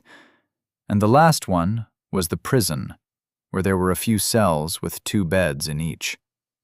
There were no chests or crafting tables, nothing to entertain, and I'm sure the working hours were not reasonable. But I couldn't do anything for them. I couldn't even escape my obsidian cage, and that one didn't have a roof to stop me. So I shook my head in disappointment and got closer to the guard and the purple-robed villager listening to their talk. "I'm sorry, sir, but you came too early this night, so the last patch of blocks is not ready. It would take around half an hour before they finished mining." The guard apologized, and the other grunted in displeasure, but nodded his head in understanding. "Sorry, sir, but we're out of fire resistance potions." A voice from my left was getting closer. It was the second guard. "Perfect. Not only do I have to stay in the same room with those filthy traitors, but I also have to suffer in a hot room. Why did that stupid Ali have to get sick? Especially when the party is being held in a few weeks. Am I not busy enough already?" Are there any other news guards? The guards only responded with silence, and the man was not pleased at all. He didn't want to be there, and the guards didn't feel comfortable either. "Whatever. I'll wait in your station until everything is collected. I don't want to be bothered with anything until then." With that, he turned around and entered the guard station without looking back. I didn't want to be in the same room with him for the next half an hour, so I walked around more in case I saw anything interesting. Unfortunately, this isn't a vault, so the original plan is thrown out the window. Unless I come back later and steal a diamond pickaxe, then I can mine the obsidian myself. I could probably help the prisoners to escape as well, making them a great distraction. But no, I don't think that's a good idea. Even if I help them get out, maybe they deserve to be here. And even if they don't deserve it and manage to get out, the Sultan will make everything in his power to capture or kill them, since they know the secret of making obsidian. I just shook my head and continued walking around with careful steps. The work area was busy with a lot of movement, so I didn't try to get too close to that place. The resting area was empty, and after a few rounds, I'd already seen everything that could be seen. So the only place left was the cells. It was a long hallway, with cells on each side. They had iron bars so you could see through them, and an iron door that kept the prisoner there. Each door was open, and I could see the lever right beside it. It was most likely broken when everyone was inside, but it looked like a typical cell. Out of curiosity, I went inside to see if there was anything that I missed. Maybe a secret tunnel. I can't believe that someone went there of their own free will. Suddenly, I heard a feminine voice from behind me, followed by the sounds of the door closing. I froze in place. "Kamen, say something. I know you're in there, even if you're invisible." I didn't move a muscle. Maybe she was bluffing. "I'm not bluffing, if that's what you're thinking. While it's impressive that you managed to get your hands on the legendary invisible potion, your supplier doesn't have too much experience, since I can still see your particles if I concentrate enough." "How did you even know I was here?" "Oh, so you're there, and here I was bluffing," I heard her say in a sarcastic voice. I turned around and saw a villager in a simple brown tunic, with brown hair and green eyes that had a smirk on her face. Who are you? And why are you here? "I'm a nobody, and I didn't intend to come here. I must have got lost on my way to my room and ended up in here by mistake." Well, Mr. Nobody, from what you're saying, I understand that you are living in the palace, and you snuck down here. Now, it would be a shame if I yelled after the guards to arrested you. Actually, I don't want they'll even do that. They'll kill you on the spot since you found their biggest secret. Okay. There's no need to make rushed decisions. What do you want? Why are you truly here? I think the guards are looking suspiciously at me. I thought this was the vault. You thought this was the vault? I don't know if I should call you stupid or crazy for trying to steal from the Sultan, but since you have access to such rare potions, I think it's the latter. Yeah, since you found out the real reason why I'm here, why don't you open the door, please? Not so fast. I want you to take me and a few friends out. Sorry, but I couldn't do that even if I wanted to. I only got the potion by chance. I don't have any more on me. And even if I do manage to get some more, I don't think I'll be able to get in here through the same method. Of course, I was lying. I could ask Froggy to make more for me since I had the ingredients, but there's no need for her to know that. That is true. You got lucky that only half of the guards were working today for some reason, and the ones that are here are pretty lax. Wait a bit here.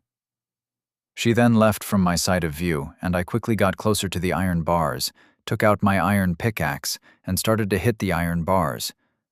Suddenly a loud sound was heard through the whole prison. It was me hitting the bars, only once, and that made me stop. It was too loud, surely. A guard must have heard it. I started to panic, and as I saw a guard come to check the noise, I hid behind the iron door so my particles won't be easy to see. The guard finally arrived, looked at the door, then through the bars, and scratched his head in confusion. He then went to the next cell and yelled, "Aisha, you better keep it down unless you want to sleep on an empty stomach." He then went back to his college without waiting for a response. After a few more minutes, an angry villager came to my door again. "Do you want to die that badly? Why do you have to be so difficult? Couldn't you wait a few minutes in silence like a normal person?" She clearly was mad at my actions. But how could I know that mining those bars would make so much noise? "Anyway, I want you to send this message to Omar. He's a guard in the palace. I'm sure you can find him if you ask around." She then handed me a book through the space between the iron bars. I quickly took it and put it in my inventory. As much as I wanted to open it up and see what was inside it, I couldn't do it, since it would have been easy to see, and I didn't want to piss her off more than I did. Better not push my luck. "Okay, I have the package. Can I leave now?" "Yes, of course," she said with a bright smile as she pulled the lever that opened the door. With narrowed eyes, I went to finally escape from there, only to be stopped by Aisha once again. "You didn't ask how I would know that you delivered the message." "I honestly thought that you have that much faith in me," I said with a sarcastic voice, while thinking if I pushed her, I could run for it, but decided against it since she could yell for the guards. "You're such a comedian. But no, in that book there's a message that would help me know if he got the package in time. The whole book is encoded, so you wouldn't understand it even if you tried to read it. And if in 2 days I don't get my confirmation, I'll speak with one of the guards, that someone from the palace managed to sneak into their factory with an invisible potion. And I don't think there's a lot of people that have access to such precious resources like you." She was bluffing, I was sure of that. But to my misfortune, her bluff could be true, since the only person in the palace who is capable of doing those kinds of potions is Froggy. And that would get him in trouble. And even if they don't suspect him, I'm sure they'll put more security around him just to be safe, and that would make our escape much harder. They could also suspect that someone from the Stone Kingdom is the perpetrator. But at the same time, in a few weeks is the New Year's party, and they don't want to get on their bad side. I'm sure there's a high chance of nothing happening, since she is a prisoner, but there's still a chance in her favor. And the only reason that I even consider her deal is because she doesn't know anything about me. She doesn't know who I am, how I look, or how I got here. So even if I sent the message, there won't be too much risk. Okay, I understand the consequences. She raises her eyebrow in surprise, but lets me pass her. I then went to the guards' posts, waiting with the grumpy collector until he finally got the goods and left the prison, with me right behind him. This time I didn't have to break the stairs, since I exited with the collector through the hidden door. With that, I was finally in the hallways of the palace, and waited until I was sure I was the only one. Then I broke a block from the ground and covered it fast. I was back into my cozy tunnels. Finally, I sighed in relief. That was too crazy even for me. I had enough for today. I'm going back to sleep and solve the problem tomorrow. With that, I went back to my room, drank some milk to wash out the invisible effect, and went to bed. Let's hope tomorrow won't be as crazy as today. With that final thought, I went to sleep. Chapter 45. Enchanting with the Prince. In the morning, I was woken up by heavy knocks on my door. With a lazy sigh, I got off my comfortable bed and walked towards the door to see who wanted my attention so early in the morning. I opened the door, and it was not the maid that I expected. "Good morning, hero.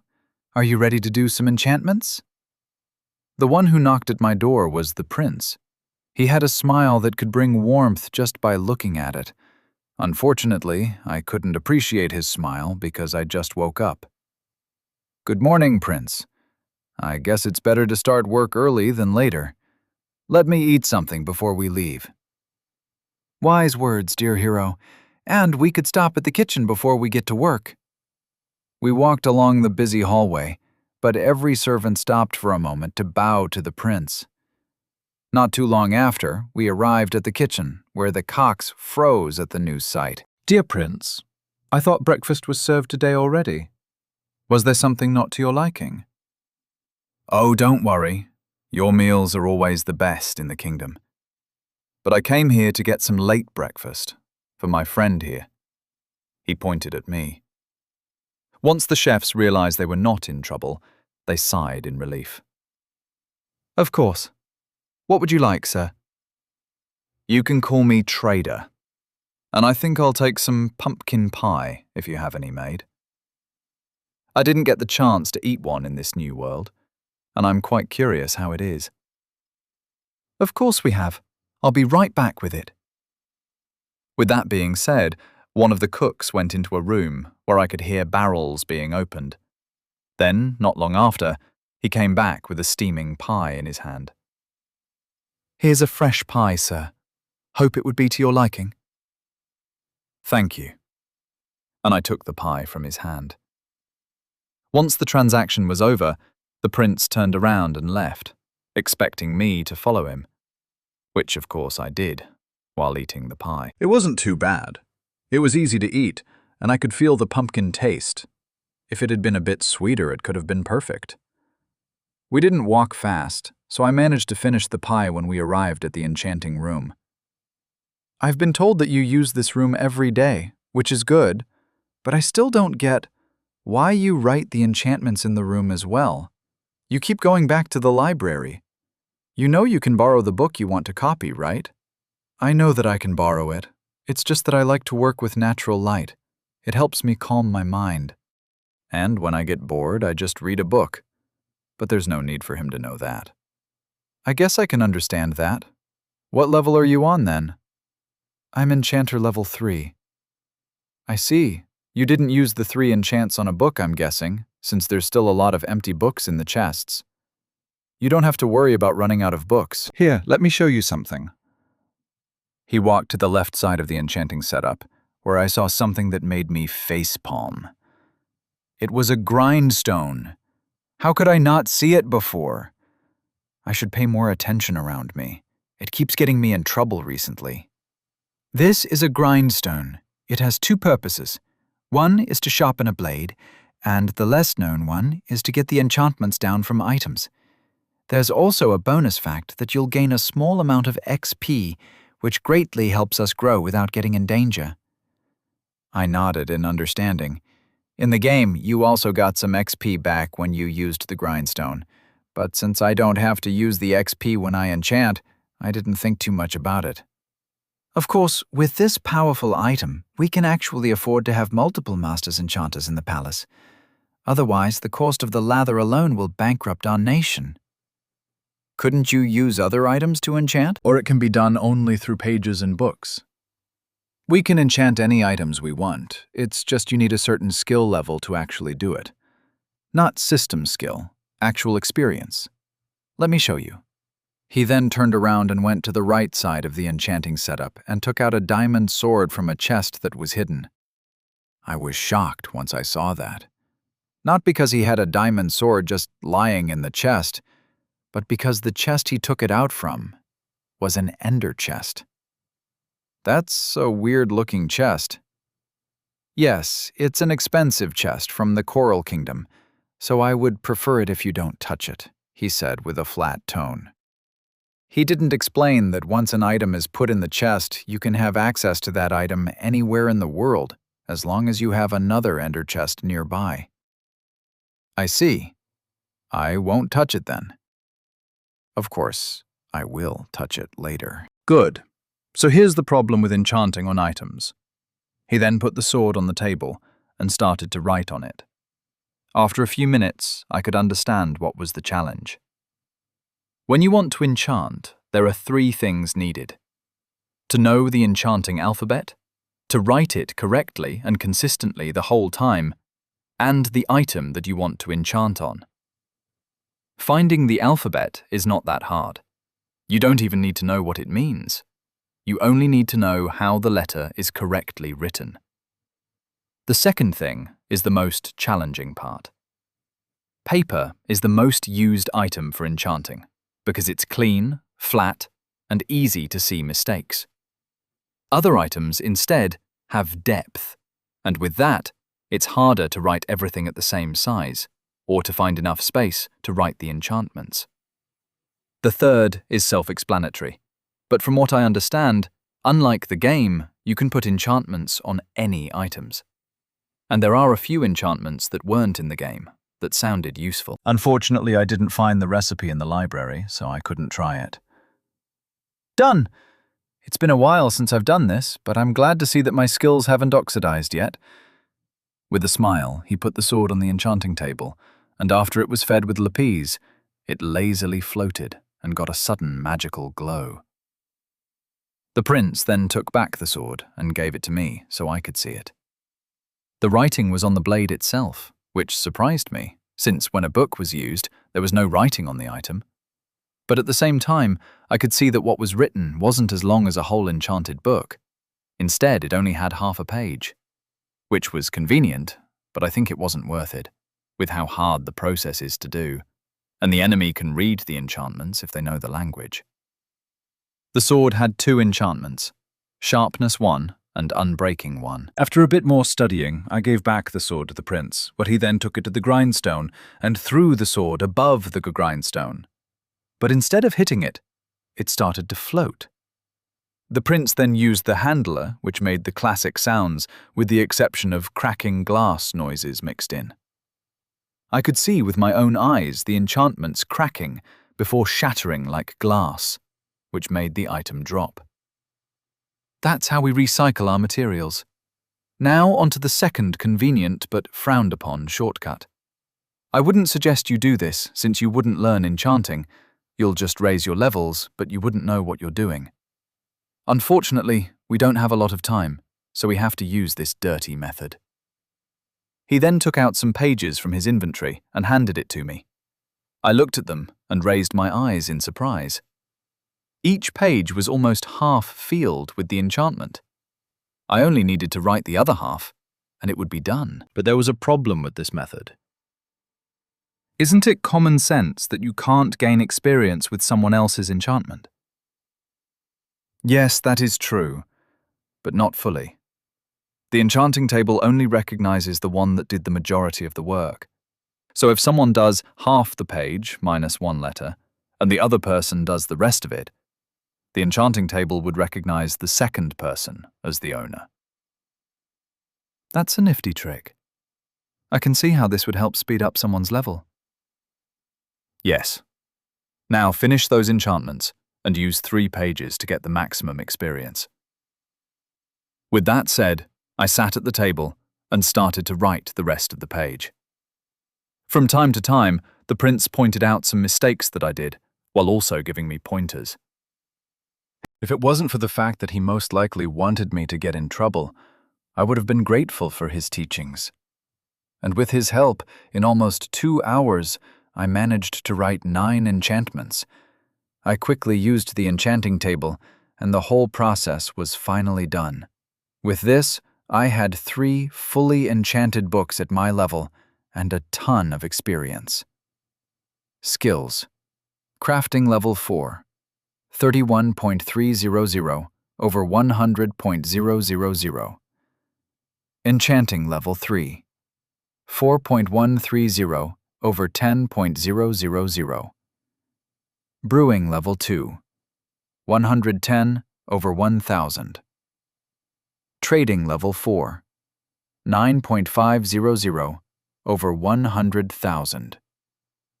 That was 3.000 worth of experience in just 2 hours.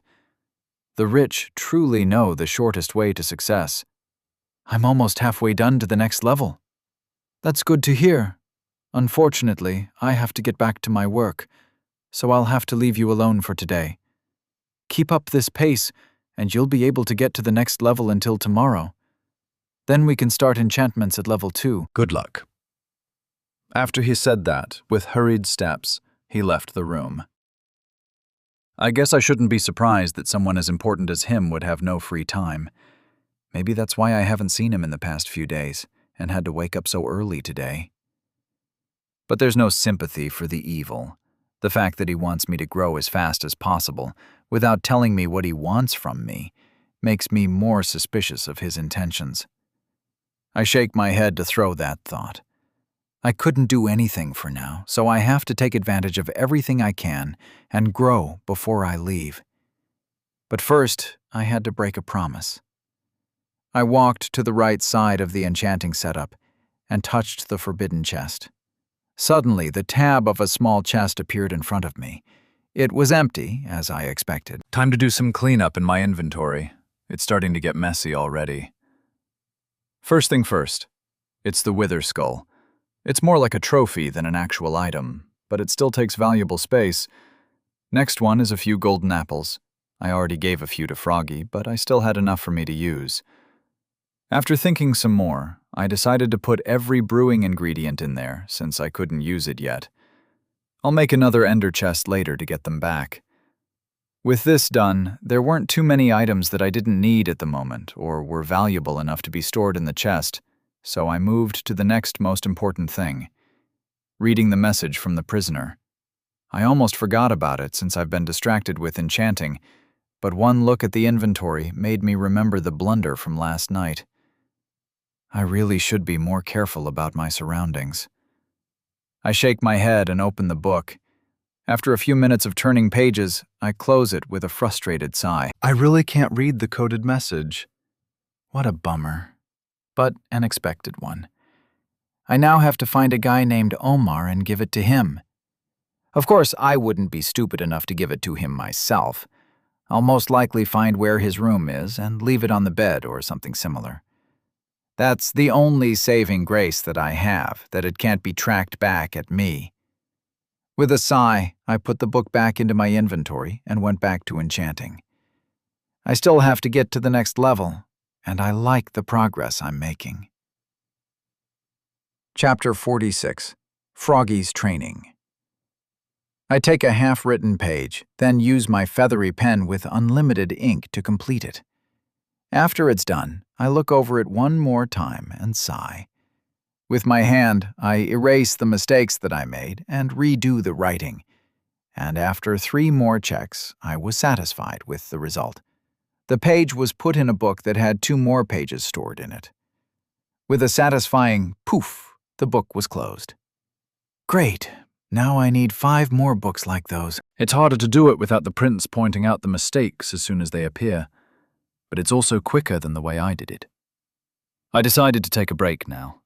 I've already enchanted 4 books, and my stomach was starting to complain about it. I opened the door to leave, when suddenly, a powerful light attacked me. The sun was already up in the sky, and it was almost noon, from what I could tell. And this is why I don't like to work in dark rooms. I looked to my side, and I could see the guard not having any reaction. I narrowed my eyes. It must be a pretty common thing to happen if he didn't even react. That made me feel a little bit better. The next stop was the kitchen, and this time nobody panicked when they saw me. They just asked what I wanted, not bothering to show their annoyance. It didn't bother me too much, since I left with a cooked chicken and bread in my inventory. I then went outside and ate my lunch while looking at the palace garden. It was a peaceful moment. I could hear the wind dancing through the exotic trees, and from time to time the splash of a fish from the pond. What a peaceful place. I sat there and closed my eyes, relaxing. After a few minutes, I heard some steps coming towards me. Oh, it's not too often when I see a new face in the garden. I opened my eyes and saw Princess Cleopatra, the one that forcibly brought me here. That didn't leave a good impression, but at the same time she was just ordered to do so, without any input from her side. Didn't make me less mad, though. I'm sorry, Princess. I didn't know this was your usual place. I'll leave if it's a bother to you. I got up, ready to leave. No, there's no problem if you stay here. I was just surprised to see someone else in the garden.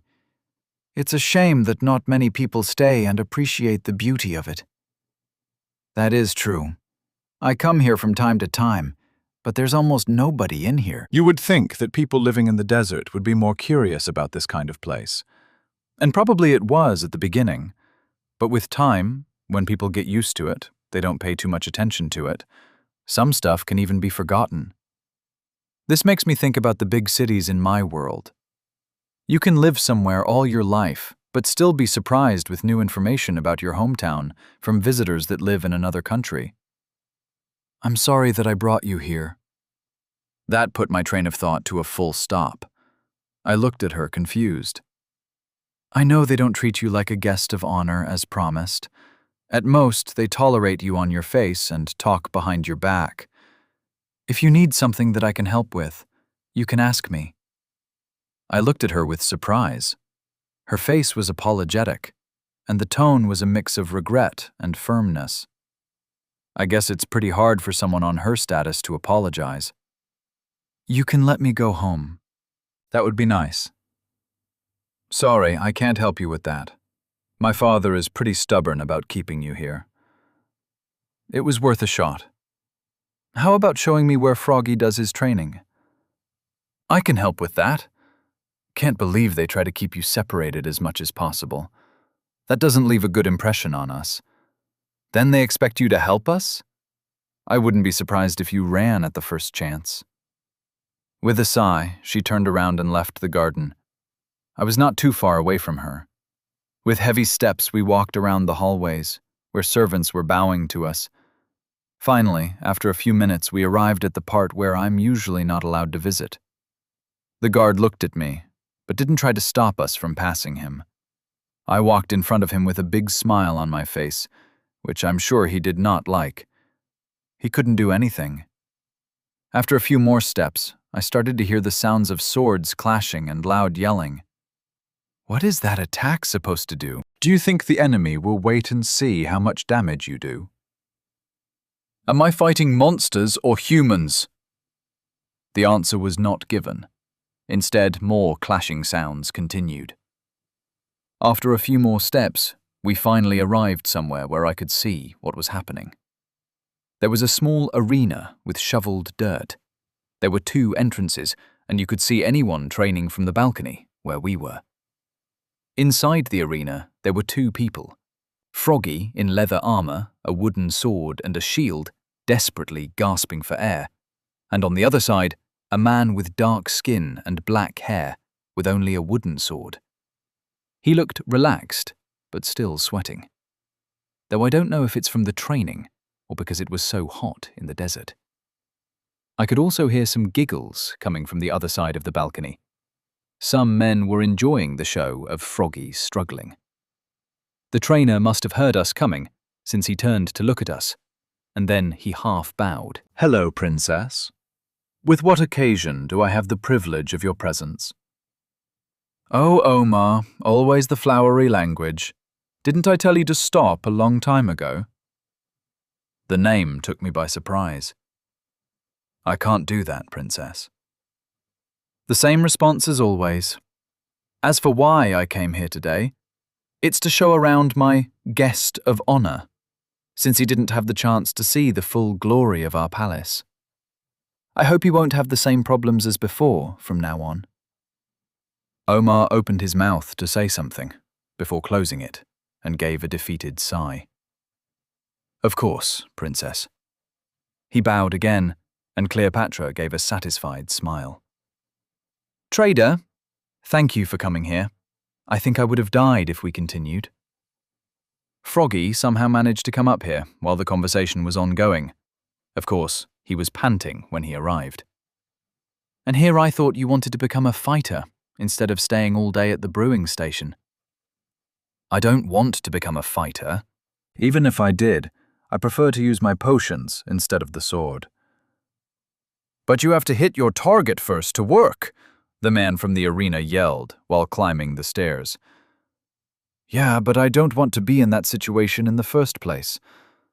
So how are you doing, trader? It's been a while since we last talked. It was last night, but they didn't know that, so I also had to act. It's been pretty good, honestly. I even managed to level up my enchanting skill. The prince was a great help with his guidance. The princess looked surprised by this, then suspicious, before nodding her head in understanding. Ah, I see. Looks like I wasn't the only one that worked hard. Not as hard as you. Look like I'm guessing this is not the end of it for today, is it? Unfortunately, you're right. I'll do a few potions next, and end the day with a history lesson.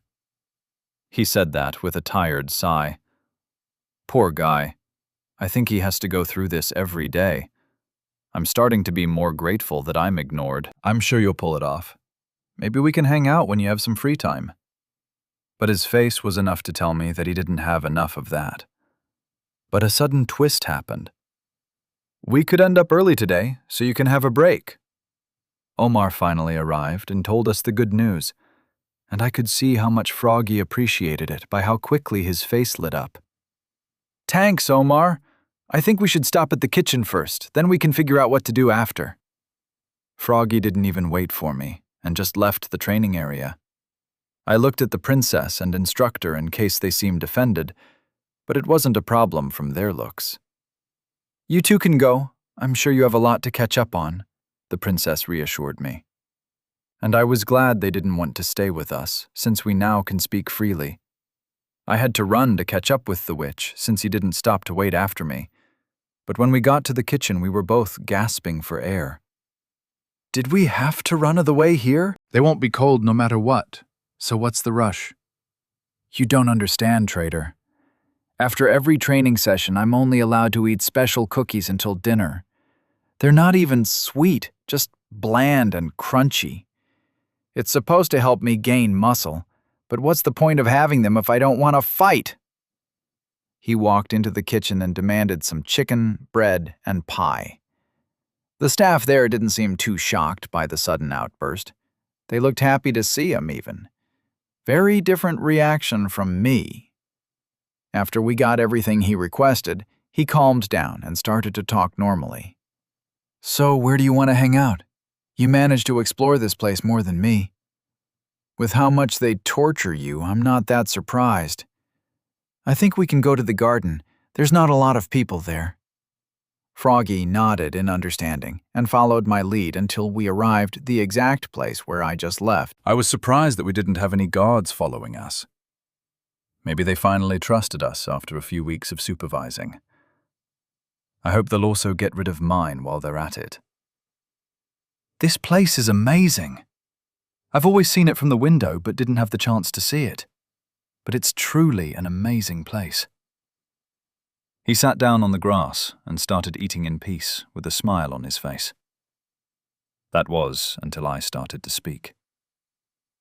So, Froggy, do you want some good news or the bad news first? He froze.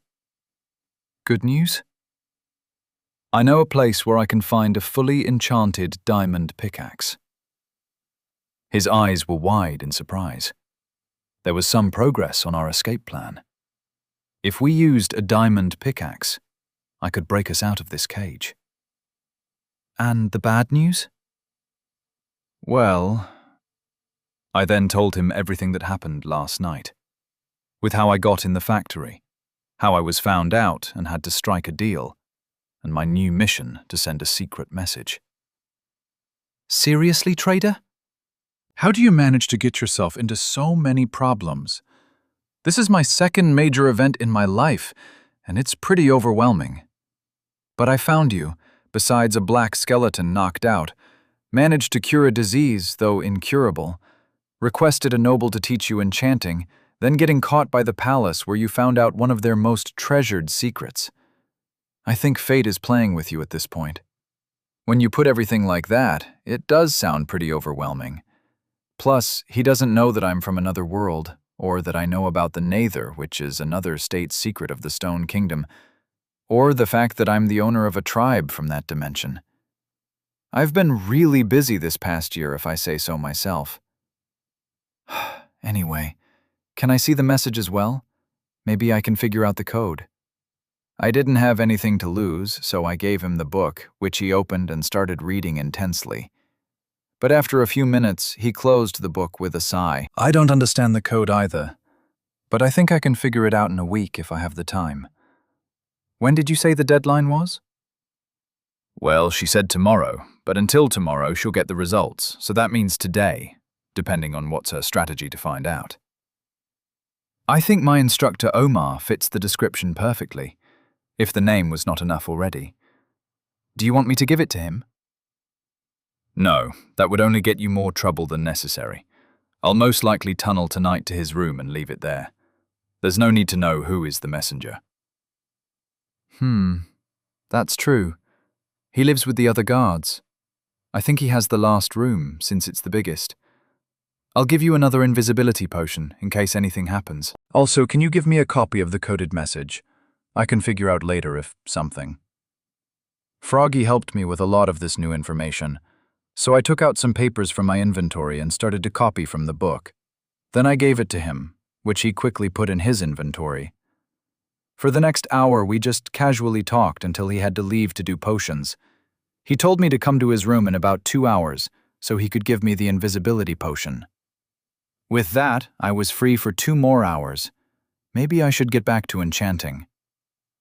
Chapter 47. Dropping the letter, I managed to enchant 3 more books before it was time to meet with Froggy, and fortunately, when I got there, he was still waiting for me. "Oh good, you finally arrived. Here's the potion, and I got some info from some of the servants here. The guards will finish their last training session of the day in about an hour, so you can follow him while invisible." I'll give you 2, just in case. He gave me the potions, and I quickly tanked him before we left the room. He went to his history lesson, while I was about to get some sleep. The guard, as always, was following me. Luckily, he didn't try to stop me when I went to talk with Froggy. Once I arrived at my room, I stopped and turned to him. "I'm going to get some sleep, so unless someone important is looking for me, don't wake me up." The guard, with a bored expression, nodded his head in understanding. With that, I closed the door behind me, put some pillows under the blanket, and in the secret tunnel I went. Just to be sure, I drank a potion since it would last for a few hours anyway. It was still in the middle of the day outside, so there would be a lot of risks if I suddenly made a hole in the hallways, so I'd go to a place where I knew for sure that nobody was there. Froggy's room. And as I suspected, nobody was there once I was in it. I quietly opened the door and saw some people walking along from time to time. So after some good timing, I snuck out of the room while nobody saw me.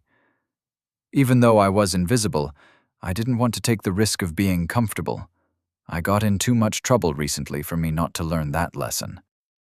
With quiet steps, I walked along the hallways. Sometimes guards patrolled, so I had to stop moving and wait for them to pass me. I didn't want my particles to be seen again. While the process was slow, I finally arrived at the training area again, where I could see the previous guards that laughed at Froggy training hard, while my target was in front of everyone watching intensely. I watched for a while, and I had to say that it was pretty entreating. In this world, I don't have access to the internet, so I'm suffering from the lack of entertainment at my fingertips, or the lack of fingers in general. But after half an hour of watching people fight, I didn't even realize how time flew by. Okay, that's enough for today. Go take a shower and resume your duties. The people stopped, and you could see their shoulders starting to relax. Some of them started to leave, while others were kept by Omar to point out their mistakes while also giving pointers. Nobody looked angry or ashamed, which means his word was respected by others. After about 10 more minutes, everyone left, leaving only Omar, who was cleaning anything left behind by the others. Such a responsible man, truly a role model. After one last look around the place, the target finally left, and I quietly tried to follow him. We passed through a small hallway, then we went outside, where I could see a separate building. It must be the guards' dormitories. It looks a lot smaller than I imagined. Omar went inside, and I quickly followed him, only to see him entering the last room on the left. There were 10 doors to his room. How did he move so fast? It didn't matter. I finally knew his room, so tonight I can give him the book. Just to be sure, I'll wait to see if he has the whole room to himself. I waited, and waited, and waited for another half an hour. This won't work. The only movement that I saw was the guards that were leaving to do their shifts. Does he not have any more work for today? Frustrated, I left the building and decided to sneak to his window. Maybe I could see why he hadn't left yet. Every window looked the same, but the fact that his room was the last one greatly helped. And once I got to his window, I finally got the answer to my burning question. The man didn't come out because he was sleeping. Of course he wouldn't come out anytime soon, I whispered to myself in frustration. At least it wasn't for nothing. I can see that he lives alone, so that would be much easier to give him the package. With that out of the way, I decided to start the tunnel now so I don't have to check where I am constantly. The tunnel would start from 1 block below the bed and continue until it connected to wherever tunnel I already dug. After an hour of confusion and frustration, the new tunnel was connected with the others. Finally, I can finish this ongoing mission. Hopefully, Froggy will decipher the code as soon as possible. I don't want to be hunted by my mistakes anymore. With that, I went to my room next, sat on the bed, and finally relaxed. Okay, that's enough of a break. Time to get back to enchanting. Tomorrow I'll do 2nd levels in enchantments, so I can't give up. And for the rest of the day, I continued to enchant until my next level. It was harder to do it this time, since I was still tired from mining. But it was finally done. Level 4 Enchanting Skill. From what I read, this is the place where you truly start to make money. If you manage to get a copy for a Level 2 Enchanting, that alone can make you from a normal villager to a small Nobel. The books are not cheap to make here in the desert, so every enchantment counts. That's why a higher enchantment costs more than it normally should. Yes, you can use 2 lower levels of enchants to get a higher one, but for that you need more books and XP, without growing in skill, and the higher the level is, the bigger the costs are. Well, if I want to start a business in one of the other kingdoms, I'm sure I'll be welcomed with open arms, and rich beyond my dreams. With a smile, I let my imagination run wild while I got into my room, and finally, my bed. The sun was already on its way down, but it would take a while until everyone fell asleep. So I decided to sleep for a few hours to get back my strength, and finally finished this delivery. The night was at its full strength. Darkness was all around the world, with only the rich cities having lights on their streets. Some people were sleeping, while others worked in the shadows. I break the dirt block above me. Letting me see the stars in the sky, I scanned the area around me before climbing up to the ground. While a guard's job is to guard an important place or person, there's no such thing at their dormitories. The only noise I heard was of the wind and snoring guards. I looked over the window to see if my target was also sleeping. Someone was in the bed, which was what I wanted to see. I went back to the tunnel and carefully broke the wooden block under the bed. My heart started to beat faster. I kept expecting something to go wrong, but the block disappeared and nothing happened. Good. Now on to the final step, sliding the book from under the bed in the middle of the room. In this world, there's no such thing as an item despawning, so I don't have to worry if it stays on the floor all night. It's not going to be gone when it is found, and with this, there's as little risk for me as possible. So I threw the book away, which slid 2 blocks away from me. Finally, it was done. I could go back and get some well-deserved rest. But something felt wrong. It was over, but it was too easy. Then it hit me. I couldn't hear the rhythmic sound of a sleeping person. The room was in silence. I panicked. I quickly covered the hole and got back into the tunnel. Not only that, I kept placing blocks covering all the progress that I'd made that day. Finally, I arrived at the tunnel system and ran to my room. I couldn't cover all the tunnels that I did, but I did cover the ones that could lead to me being the culprit. Now, deep breaths and relax. Deep breaths and relax. I don't think I'll be able to fall asleep tonight. POV. Omar. My day started early, as usual. I did my morning exercise, followed by some running. Finally, the sun started to appear, which meant that everyone else would wake up soon. But someone needed extra help to do that. So I jogged to the palace, where I went straight to a room while greeting the people that I met. I didn't even bother knocking on the door, just let myself in and saw what I expected. A pale man sleeping comfortably on his bed. "Suhiro, it's time to wake up." As always, no movement from the covers. With a sigh, I got closer to him and dragged him off the bed. He hit the floor hard, but that finally woke him up. He looked around confused before landing his eyes on me. "Good morning, sir. Time for some training." I didn't forget to put a smile, which he didn't appreciate. He opened his mouth to argue, but gave up. We've been doing this for weeks, so he knows the ritual. "Okay, I'll be there as soon as I get some to eat." I just nodded my head and went to the training area to wait for him. Not too long after, he arrived as well. We started with some exercises to get him warmed up, and then did some sparring with the other guards. It didn't last for too long, since the guards didn't feel like they could grow with someone who doesn't want to learn the art of the swords. So instead, I gave them a break, and switched with me to have as a sparring partner. His face of horror was priceless. But it had to be done. The Sultan himself requested that I train him, so his investment wouldn't die so easily. But there's only so much you can force someone to learn, especially if they don't want to. It painted me to even make him suffer like this. But it had to be done. While we were spared, I saw that the princess visited us, so I had to stop the practice. Once Froggy found out the reason she was here, with strength I didn't know he had, run up to them. I was also behind him, only at a slower pace. Froggy looked happy, to finally see someone that suffers the same as him. I looked at the man that was with the princess. His looks were unique, which I'm sure didn't help him with being liked by the other servants. I don't know how someone can live with such a small nose. I would have given up in shame a long time ago. And it didn't help that one of the orders from the higher-ups was to keep them separated as often as possible.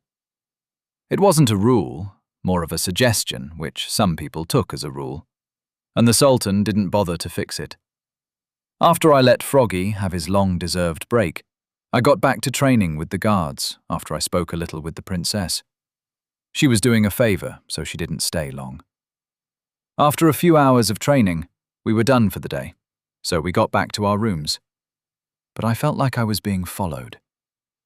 The training that woman put me through sharpened my senses. but nowhere near enough as good as her. I swear she has the senses of an Enderman, which are abnormal for a human. I was almost at the dormitories. I could hear steps in the grass, but no one was behind me. This made me more suspicious, but I continued like I didn't feel them. In my room, I lay in bed like I was sleeping. The best time to attack someone is when they're vulnerable, and if I can't see the enemy, I'll make them come to me instead. Minutes passed, hours passed, but there was nothing. Maybe they didn't want me? I couldn't stay all day in bed, so I got up and resumed my day while being more vigilant. But night came and nothing happened. Did I imagine all that? I shook my head and went to sleep. I'll deal with it tomorrow.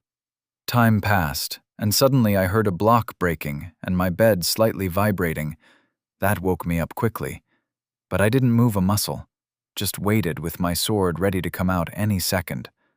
The block was finally broken, and then I heard some sliding on the floor. It was too light to be a person, so I didn't move. Then a block was placed, followed by silence. After a few minutes with nothing happening, I finally got up. Is that it? I looked on the floor where there was only one book. I picked it up, looked over it, and started reading it. The more I read, the bigger my eyes got.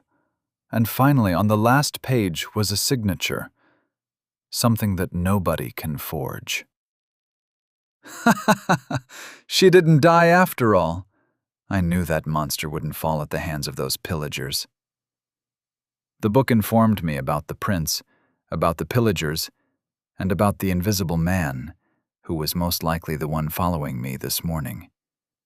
But most importantly, it informed me that my boss is alive.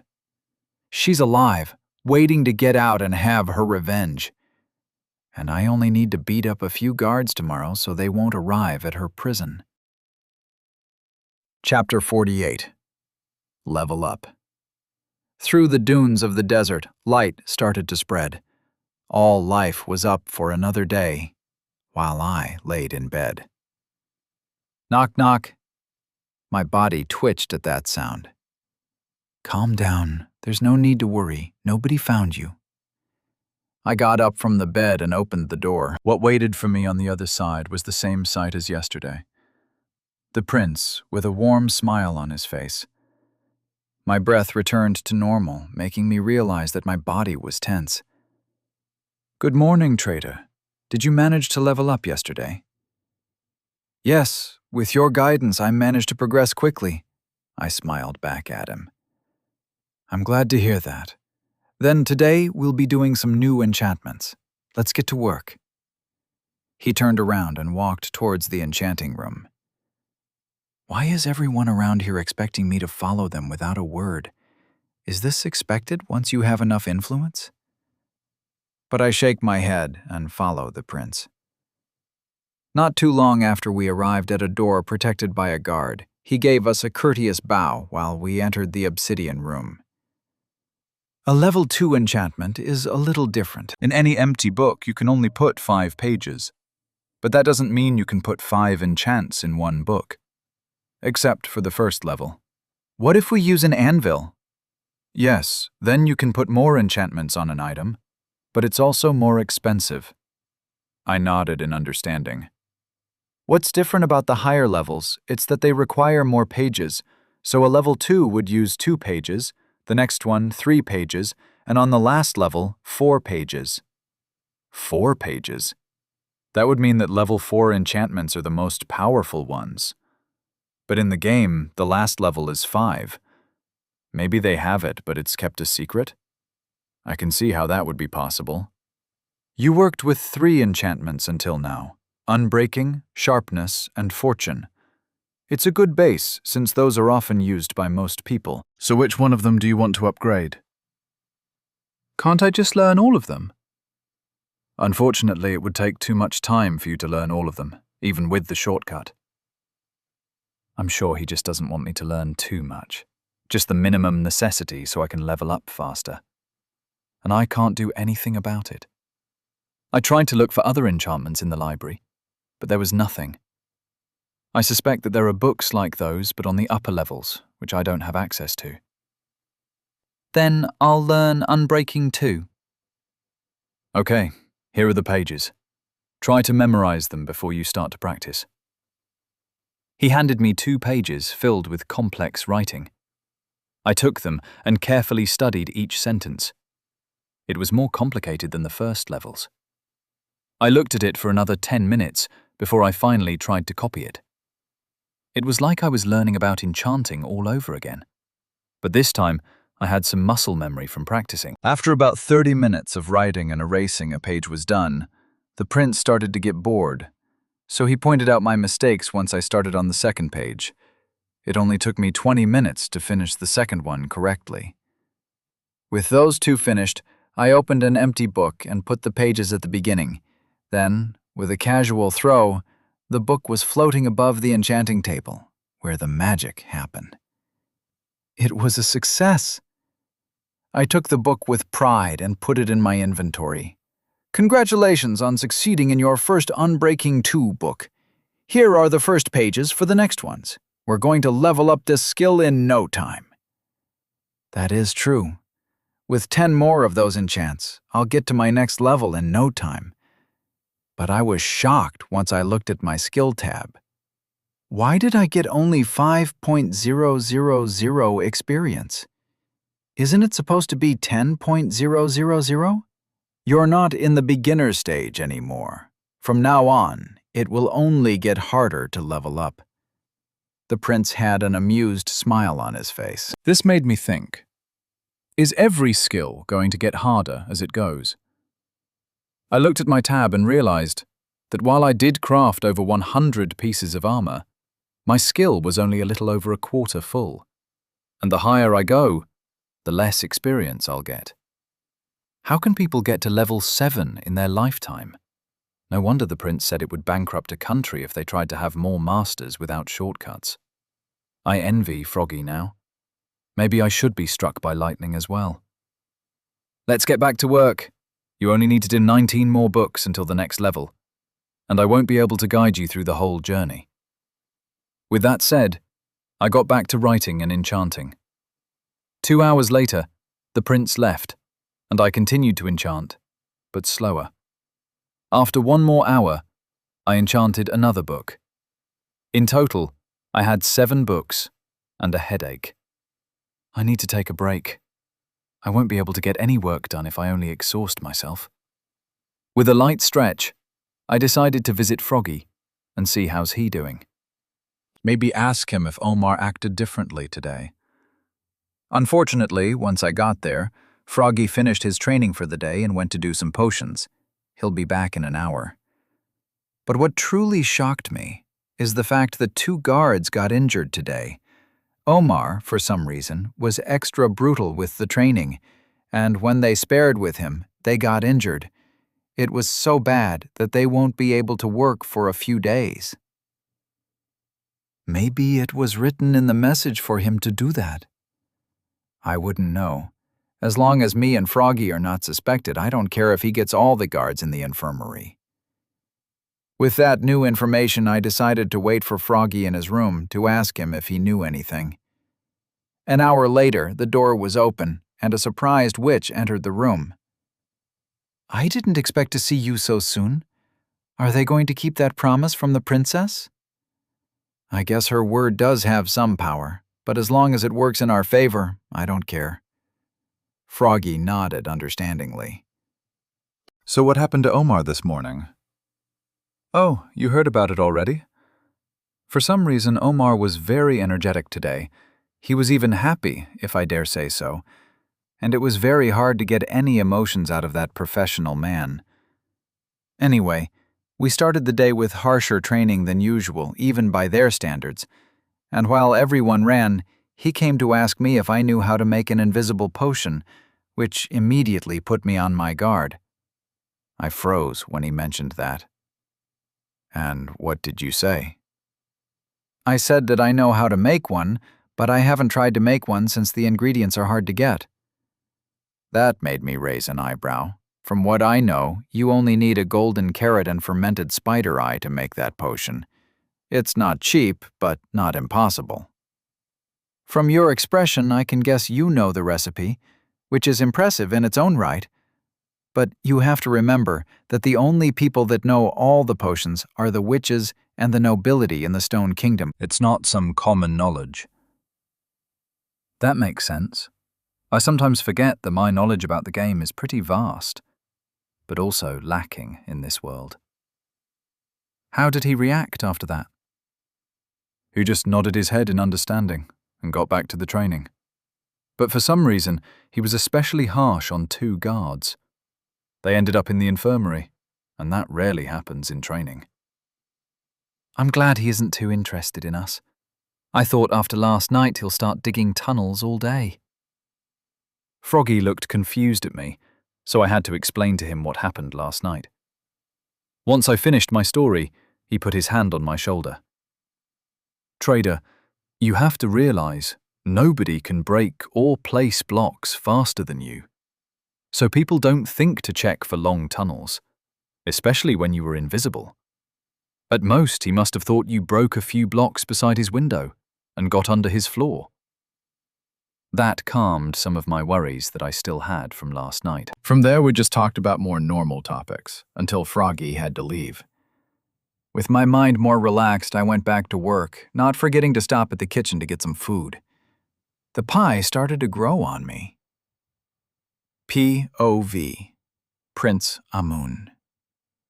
I was furious. That unworthy head guard Omar managed to badly hurt 2 of the most important guards that I have, the ones that guard the obsidian factory.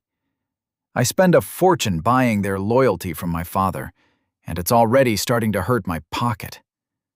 But it didn't matter. Once I became the Sultan, I could get rid of everyone that I wanted. And if they tried to get in my way, I'd get rid of them like I got rid of that annoying bug, Aisha. She and her group are pretty powerful if they want to. Me and my father knew about its existence, even if it's a secret. As for why isn't my father taking care of them, it's because he doesn't see them as a threat to his position. They don't work for the royalty. They work for the country. And that's stupid. How can a nation be great without a great leader? They shouldn't waste their resources on the common villagers, and instead help us gain more influence over the other countries. But it didn't matter anymore. Ever since I locked the head of that group in the obsidian prison, they weren't that much of a threat anymore. I entered my office with hurried steps, but stopped once I saw someone else in the room as well. I thought the meeting was later tonight, I said with anger in my voice. Looks like someone is angry that their lapdog got injured today, the man responded with a smirk on his face. He looked like any Nobel I'm the desert. He wasn't too handsome nor too ugly. It was a smiling face that could be lost in a crowd. My people want to know how's the progress with the plan. The plan is going well. You don't have time to worry about it. Don't play this game with me, Prince. Last time when we trusted your word only, a cat snuck into our base and found out about our dealings. And you know who will suffer more if people find out you have contact with the pillagers. Indeed, the man in front of me was a pillager. Even if I didn't see his grey skin from under the mask, I could still feel his corrupt core oozing out. But I needed them to get on the throne faster, so I had to endure. The armor is almost done, and I already secured that my men will have access to it after it's done. I found out a man that I'm currently teaching enchantments. Next week I'll have the Curse of Binding enchantment. When the show it's going to start, I'm going to pin the blame on him and his friend the witch. The man nodded his head in understanding. Isn't he a hero of the country, and also a master in alchemy? He is indeed, but it's a necessary sacrifice for our future. Plus, I'll still have access to your witches, aren't I? The man started to laugh loudly. This is why we get along so well, Prince. Our way of thinking it's too similar not to be friends. I'll go now and tell my superiors about the good news. Keep up the good work, and don't mess this up. Once he said that, he took out a firework and threw it out the window. Several seconds later, an explosion was heard, and he disappeared. Everyone was panicking, but the prince stayed in his place, unbothered by what just happened. I'm not like any of you suicidal cult monsters. I'm someone who will steer the nation to greatness. And once I'm up there, the first thing I'll do is a crusade against you. The door was forcibly opened, and a panicked guard came in. Sir, are you okay? There was a firework explosion outside. Yes, I'm fine. Go back to your work. I didn't even bother to see the man leaving. I just got back to my papers that sat in a chest. One day closer to ruling this nation. Chapter 49. Oath of Secrecy. Writing and correcting the mistakes, followed by putting the pages in a book. That's all I've been doing for the past 4 days. But it was all worth it when I finally saw my Skills tab. Skills. Crafting. Level 4. 33.200 over 100.000. Enchanting. Level 5. 10.130 over 1 million. Brewing. Level 2. 110 over 1,000. Trading. Level 4. 9.500 over 100.000. Well, I've done it. My first skill at level 5. It feels rewarding to see numbers grow. I was still in the enchanting room while reading my tab. Even though I enchanted 2 extra books, I don't regret it. Soon enough, I'll have to keep my end of the deal with the prince, and I have an inkling that I won't be allowed to use the enchanting room once he's done with me. Or maybe it's just my paranoia speaking, but it's better to be safe than sorry. I went to the entrance and told the guard there to announce to the prince that I was done. The guard looked confused by my encrypting message, but still delivered it. Around 10 minutes later, I saw the prince coming towards me at a fast pace. Are you finished? Yes, I'm enchanting level 5. A little later than I expected, but I'm glad we're finally here. Come with me. I followed him to a well-lit room with a view of the garden, bookshelves on the walls, and what I assumed was a desk in the middle of the room. Is this your office? It looks pretty cozy. The prince didn't respond. Instead, he took some red wool from a chest and covered the windows, letting only the artificial lights illuminate the room. Then, in his hands, appeared an empty bucket and a redstone torch. He walked to a cauldron filled with water, where I'm assuming that is the sink, and scooped water into the bucket. Then he just dropped the red torch in the empty cauldron. Before I could ask what was he doing, I heard the sounds of pistons moving, and 2 blocks from the wall disappeared, showing a tunnel going down. What just happened? Again, the prince didn't respond. Instead, went down the ladder, leaving me alone in his office. After thinking if I should just run now and never look back, I have a sigh and went after him. I didn't have to go down for too long before I was in a small obsidian room. They do like to use a lot of obsidian for their secret chambers. I wonder how many of them are now. The room wasn't too big. It had a few chests on the side, a brewing station in one corner, and the other one, an enchanting table. What surprised me the most was the table in the middle of the room. Or more exactly, what was on the table. On the table there was a pillow with a pixelated green sphere on top. It felt like I was seeing a dead eye. It was very creepy looking.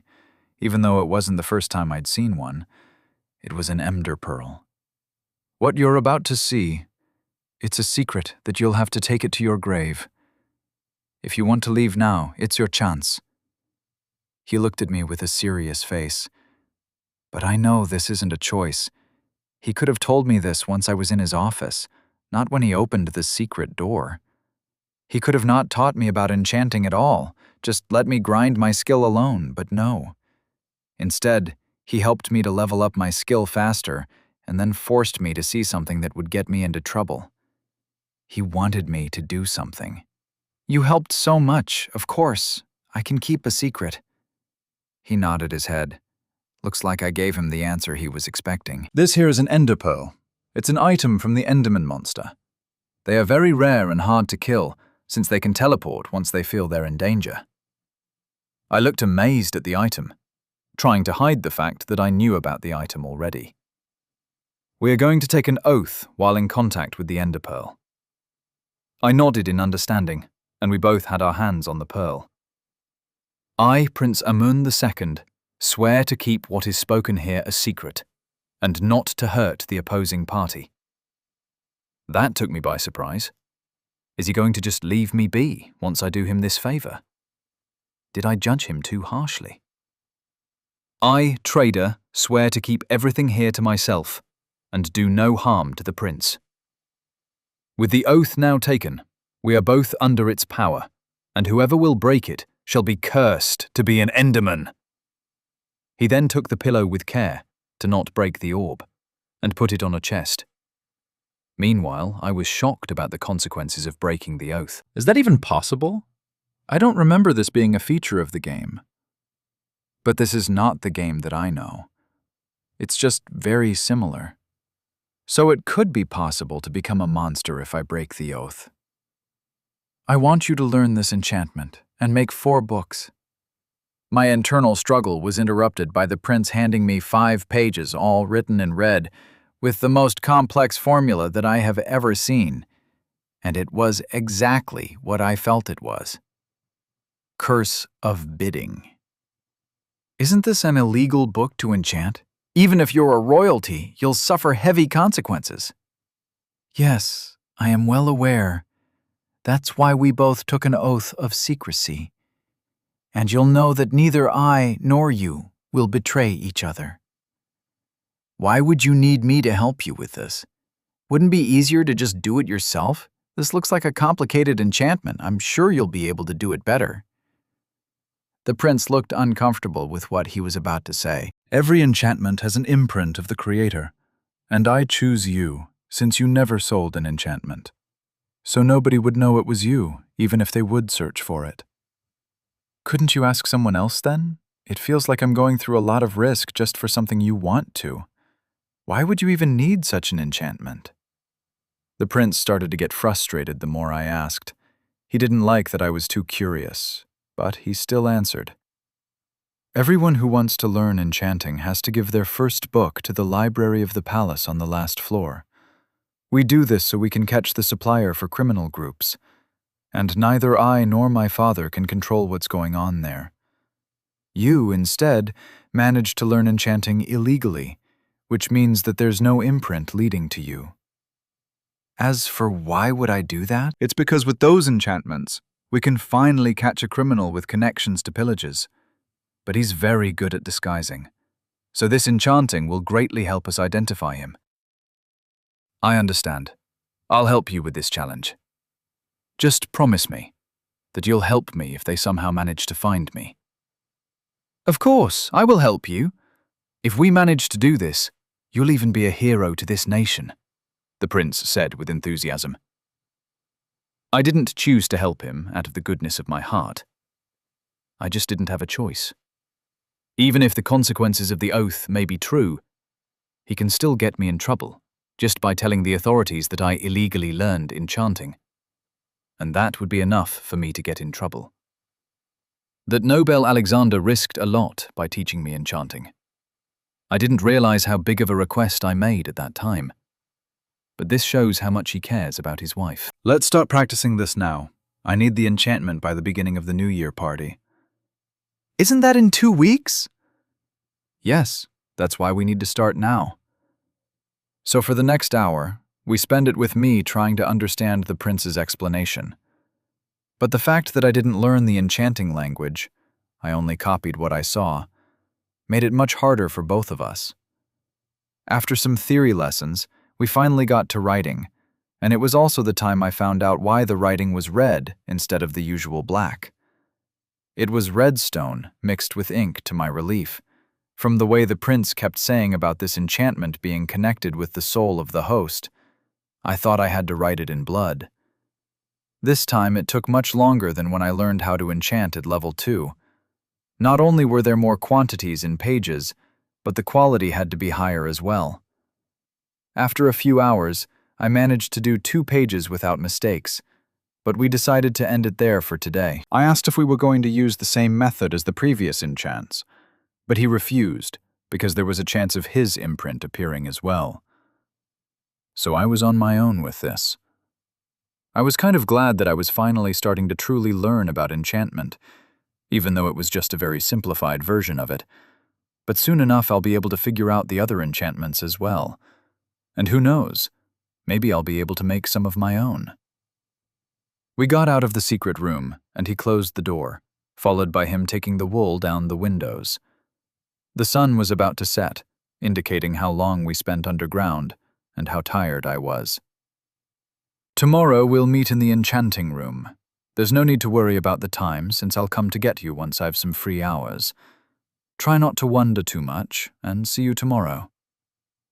With that, I left his office and went to my room. The guards looked at me but didn't do anything. Finally, with the door closed, I was safely in my room. Things are starting to escalate faster and faster recently. I think it would take a week and a half for me to finish all 4 enchanted books. That's pretty close to the New Year's party, and I don't know how the prince is planning to use those cursed books, but I don't want to be anywhere of them when that happens. I should start preparing for escaping already. Maybe I should risk going back to the obsidian factory to steal a diamond pickaxe in case things go bad and I need to break the wall. While I'm there, I should also steal some obsidian in case we won't be able to run fast enough and they'll be caught with us. Then I can make a portal and destroy it before they can enter. It's not like they know how to open it anyway. But that is just the worst-case scenario. It's too much of a gamble to go through the Nether. That place, it's too dangerous, and will be more lost than ever. I kept thinking of plans and other ideas while the moon started to rise. Let's see how Froggy is doing. I can bounce off some ideas to him and see what could work. I filled my bed with a pillow and back to the secret tunnels where I went. Not too long after, I was already breaking the block above me. Hello to you as well, trader. Or should I call you zombie, with how much you stay in those tunnels, Froggy said with an amused voice. Glad to see you have so much energy after all that training. How was your day? Froggy shrouded at the mention of training, but quickly got back to reality. Same as usual, nothing new, nothing interesting. How's your enchanting lessons going? You're looking at someone that has enchanting level 5. Your leveling speed, it's amazing. I'm jealous of you. Says the guy that is a master at brewing potions because he got struck by lightning. To that, he only smiled and didn't comment anything else. Well, since you seem to be in a good mood, how about some other amazing news? I looked at him with curious eyes, which he only smiled and took out a few pages from his inventory. I took them from his hands and looked over the writing. The more I read, the bigger the reaction I had. Looks like you finally realized what that is. I deciphered the code's message, and maybe we can use that information to get out. Chapter 50. New Plans. There weren't a lot of pages to read, but enough for me to think a lot about. The summary of the message was about Aisha looking for her brother in the pillager outpost where she last heard from him. It was an easy infiltration until she got too close to an evoker and got found out. But not before finding out that Prince Amun was working together with the pillagers. Once she was caught, the prince decided not to kill her as he did with her brother. Instead, he sent her to mine obsidian for the rest of her life. It's been 2 years since then, and in that time she managed to make herself pretty influential with the prisoners and become their leader. They only needed an opportunity to escape. That's where I came into the picture. An invisible man managed to sneak into the factory, and, the most important part, managed to get out unnoticed. She did say that if he finds me, I should be recruited, or forced to help at least. But since neither I nor Froggy have been contacted by the head guard, I can only guess he gave up. As for how did she make sure the message was sent? Well, Omar had to beat up some guards bad enough that they wouldn't be able to guard the factory that night, which would be the sign she would be looking for, and prepare the prisoners for it. On the pages was also the plan for escaping. It wasn't too complicated. He only needed to break them out when the New Year's party was at its busiest.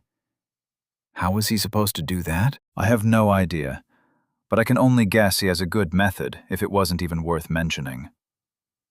Well, this is some interesting information we got here. True. Do you think it would affect our escape plans? I think it could help us, honestly. I mean, what is a better distraction than one of your most important factories going on a run? Actually, I think this is the best thing that could happen to us. Everyone would be too busy to catch the prisoners that know how to break obsidian over two half-important people. Both of us gave a sigh of relief. Finally, we had a solid plan to escape. We could use the tunnels to get as close as possible to the gates, and with an invisibility potion, we could easily pass the guards that would be too busy looking for the prisoners. The only thing that makes me hesitate, it's the unknown veritable, such as the prince.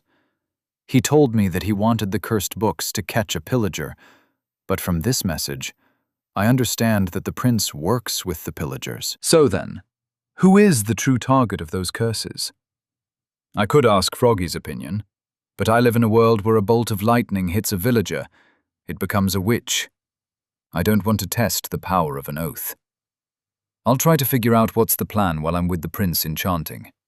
So for the next few hours, we just talked about our day, and then went to rest for the next day. What's so hard to understand about doing a simple oval?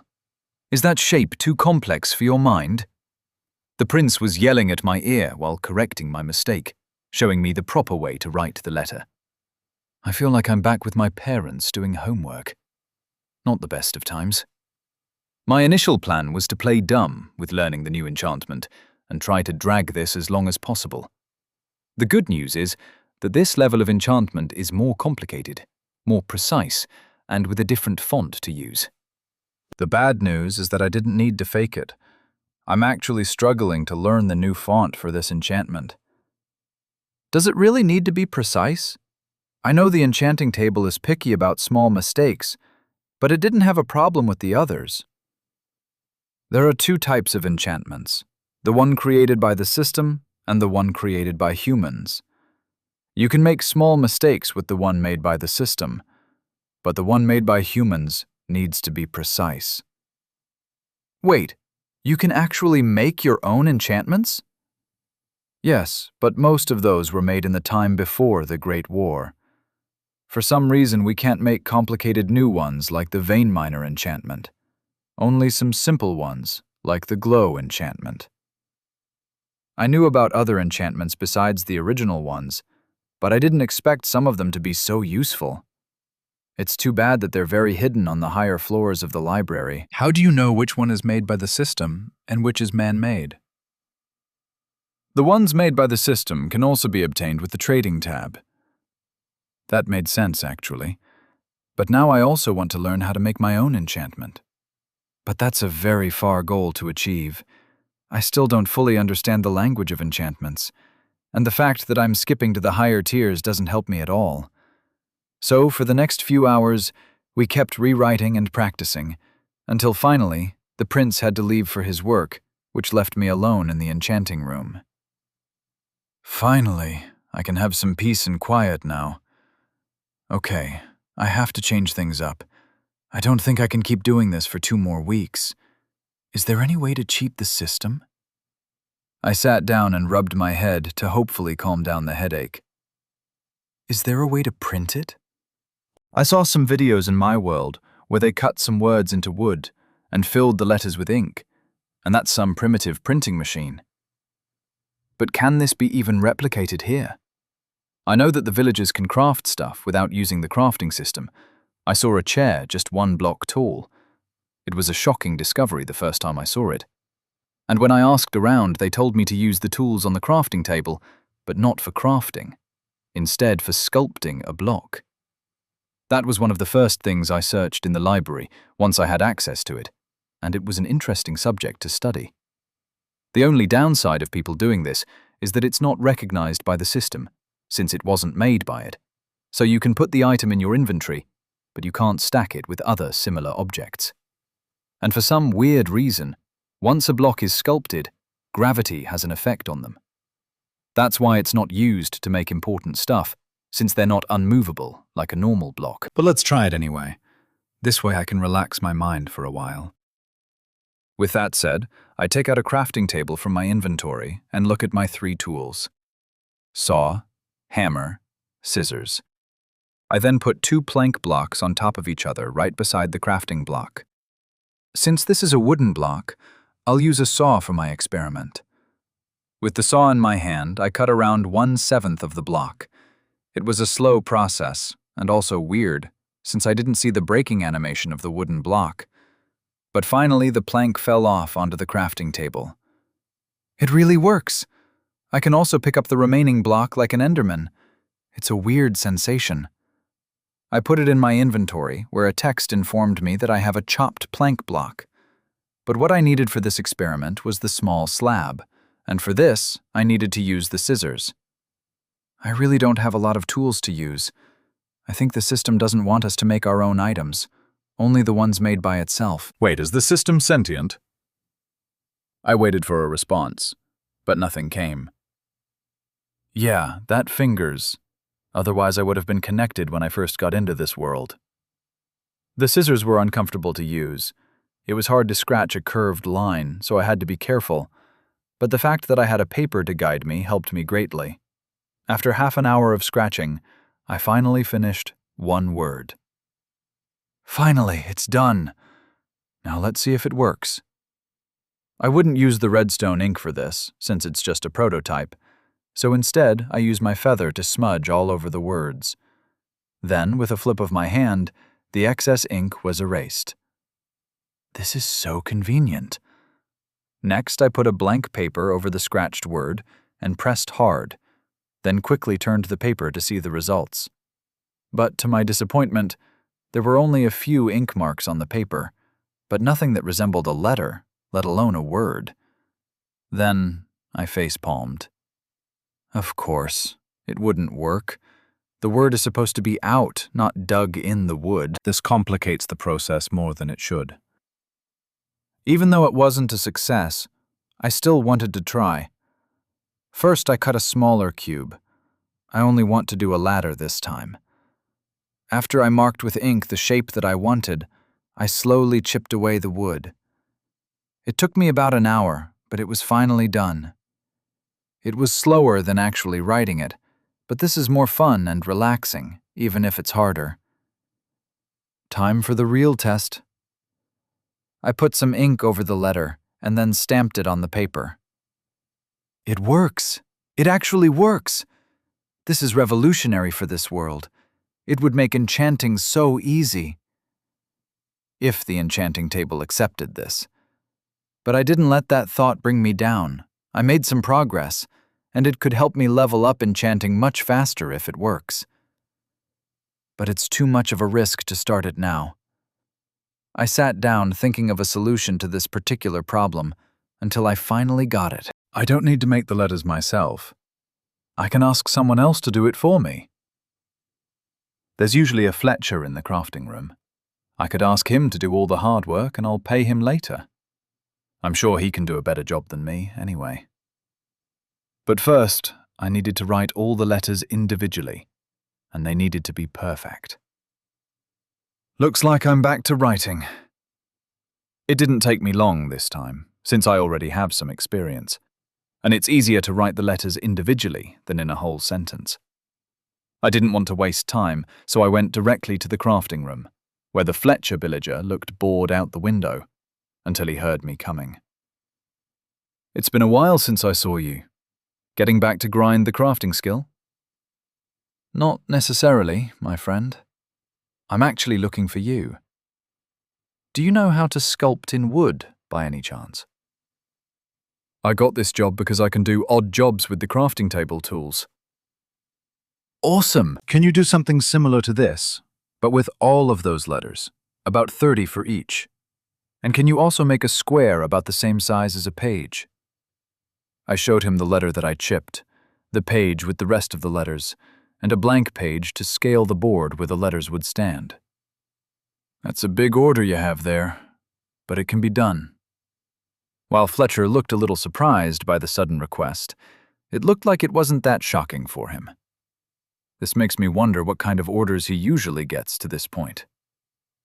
Of course, I'll pay for taking your time. Then I took out 2 golden apples and put them on the table. That finally got a reaction out of him. He was shocked, and he didn't believe what he was seeing in front of him. Are you sure about that? Yes, of course. I mean, I'm taking up so much of your precious time at work, so I need to compensate you for that. I hope this is enough. Yes, it's more than enough. The villager quickly rebounded like I was about to take back the apples.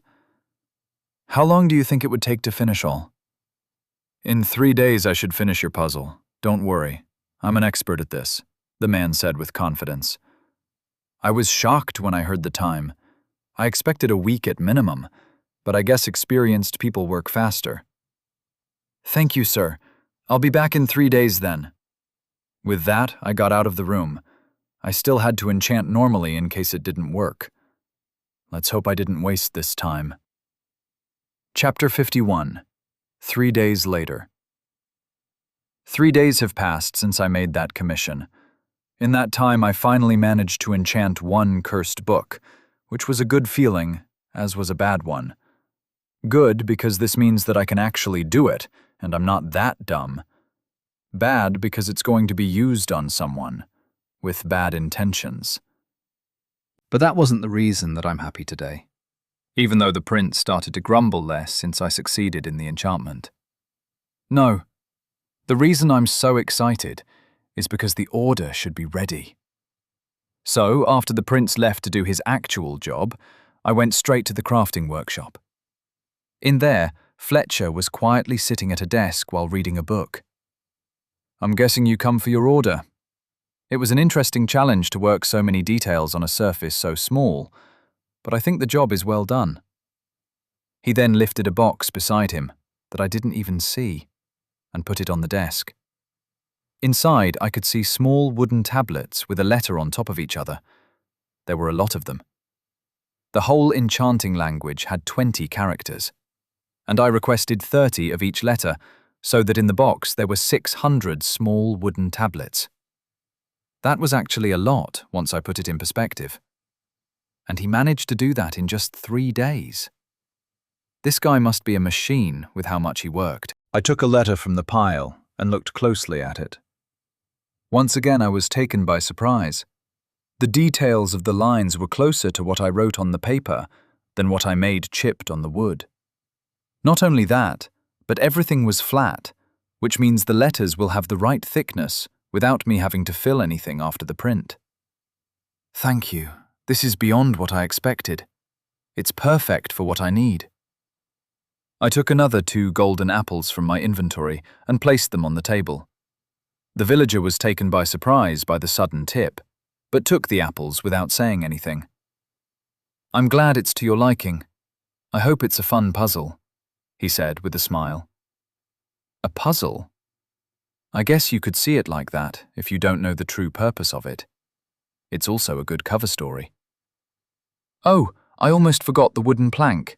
Here it is. Unfortunately, I couldn't do an even surface with only 1 piece, so I had to cut it in half. Hope it won't ruin it too much. From his inventory, he took out 2 planks of wood that put together had the space of a page where the letters would be placed. It's okay, thank you again. Can I take the box with me? Since there were over 600 pieces of wood in the box, I couldn't fit them in my inventory, especially since the system won't recognize them as an item made by him, which won't stack. The villager nodded in affirmation, so I put the 2 planks on top of the pile and went back to the enchanting room, where the guard by the door looked weird at me but didn't say anything. Inside the lantern-illuminated room, I put the box on top of the desk where I flipped it, letting everything fall all over it. Let's see if this will actually work. And funnily enough, it's actually going to be a puzzle with how I piece the letters. I flipped all the pieces with the curving up and took out a piece of paper with the enchantment. Everything was written correctly, but the font was harder to replicate, which is why I hoped this one would work. After 10 minutes of work, one page was ready. Now, time to see if it would print. I put red ink all over the letters, then took out a blank paper and carefully placed it on top of it, trying not to accidentally smudge anything. I then took out an iron pressure plate from my inventory, placed it over the paper, and pressed hard. Quickly after that, I took it off and carefully peeled the page. It actually works. This might actually help me with enchantments. I only need to make 4 more pages. The rest of the pages took about an hour to finish. Between the rearranging and cleaning of the latter, it took more time than I expected, but less time if I've actually written it by myself. With 5 pages in my hand, I take out an empty book and place them at the beginning. Then I feed the enchanting table some lapis and throw the book while holding my breath. Then slowly, the book started to float, followed by being surrounded by a holographic letter and becoming a cursed book. It worked! It actually worked! I'm a genius! Skills. Crafting level 4, 33.200 over 100.000. Enchanting, level 5, 30.130 over 1 million. Brewing, level 2, 110 over 1 million. Trading, level 4, 9.500 over 100,000. And I got the experience as well. Time to use this cheat system until there are no more lapis. For the rest of the day, I kept enchanting books like there was no tomorrow. I could only do around 20 books an hour before I had to use the grindstone, since there were no more empty books left for me to use. 6 hours later, I enchanted 120 cursed books, and then erased the progress through the grindstone. I didn't want the prince to find out about this method of enchanting. No reason to give him more power. With all that work done, I decided to finish everything for today, so I went to the kitchen to get some food and search for Froggy to see what's he doing. To my surprise, he was actually in his room, relaxing on the bed.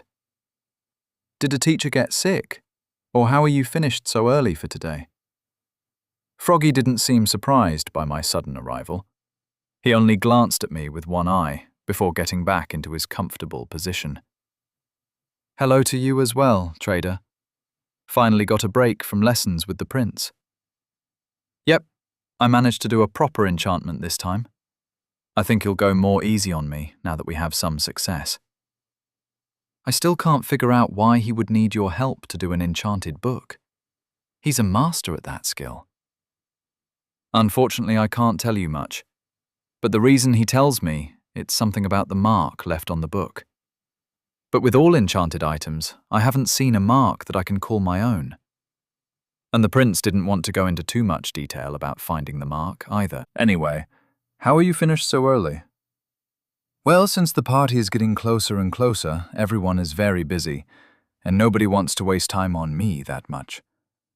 And the best part about this is that I don't even do the morning exercises, so that means I can sleep however much I want. But isn't the head guard a strict person when it comes to consistency? Did something happen with the head guard? Not really. I think he's actually the busiest person of them all, since he has to break open the people from the factory. And he does that out in the open like that? I mean, only we know what he's actually working towards. The others think that he's preparing for the party as well. That was an interesting perspective to know. But this could help me with spying, perhaps, since everyone would be too busy preparing the rooms, they wouldn't notice a few valuable things disappearing. With a sly smile, I let the day pass while I talked with Froggy. It was a very productive day. POV. Enderwoman. Another day has passed without me finding my human. Since one of the useless ones came into the world, he suddenly disappeared while I was looking away. That frustrated me more, since he was the one most likely to find my human. While exploring the surrounding area and asking the other Endermans if they had seen a frame made from unmovable blocks, I found nothing. I gave up and decided to get back into the hot dimensions to look for more clues at the skeleton fortress.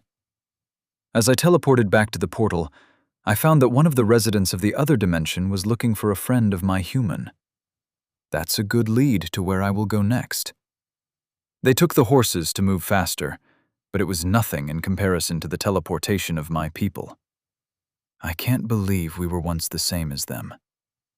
The following days were pretty boring, with the exception of one night when I had to intervene because of a stupid creeper. Finally, once we arrived at a city full of people, they stopped being in a rush. Fortunately, they didn't go inside, since it would be hard for me to hide with all those people on the streets. Instead, they went into one of the biggest structures that I've seen built by humans. It was even bigger than the skeleton fortress in the hot dimension. Even though it was full of people, I could still be stealthy in here by teleporting onto the roof, which was never checked. I looked through some windows and finally found the friend of my human. I only needed to follow him until he found a lead to my human. I feel it in my ender pearl. He's alive and somewhere in this world. But I don't have a network of information like those humans do, so I'll have to use them to get what I want. That night, I got the answer that I expected. My human was alive but captive in the desert. How dare they take what's mine? I should move that desert block by block if they've done something to him. They don't know what we were once capable of. But no. Father told us to forget the old life and embrace the new one. I decided to wait. I didn't know the place where my human was held captive, and the desert was a vast biome with not a lot of my people to ask for directions. Unfortunately, that would be in a few weeks, but I can be patient. Once an Enderman finds his block, only time can separate them. A few weeks went by, and finally, a party with blue armored people guarding it left the big structure. They had a light glow from time to time over their armor, which meant that their annoying armored just became more hateful. I never like those people. They tend to exaggerate too much at my pranks. But I didn't have to fight them. I only needed to follow them from the shadows. While we were still in the forest, I could easily keep up with them. But once we got to the desert, I had to keep my distance from them, since my dark skin was easy to spot on the empty dunes of sand. After a few days in the hot sun, we finally arrived at the biggest city I've seen in this dry desert. My enderpearl started to beat loudly. I could feel him. I could feel his presence in the biggest building in the center of the city. I didn't even bother to wait for the group to arrive. I teleported from roof to roof until one wall blocked my way, but it barely stopped me from getting where I wanted. A few people saw me and started to shout in panic, but I ignored them. The buildings started to get taller and more colorful, but I didn't stay too much to admire them, until again I was blocked by a different wall.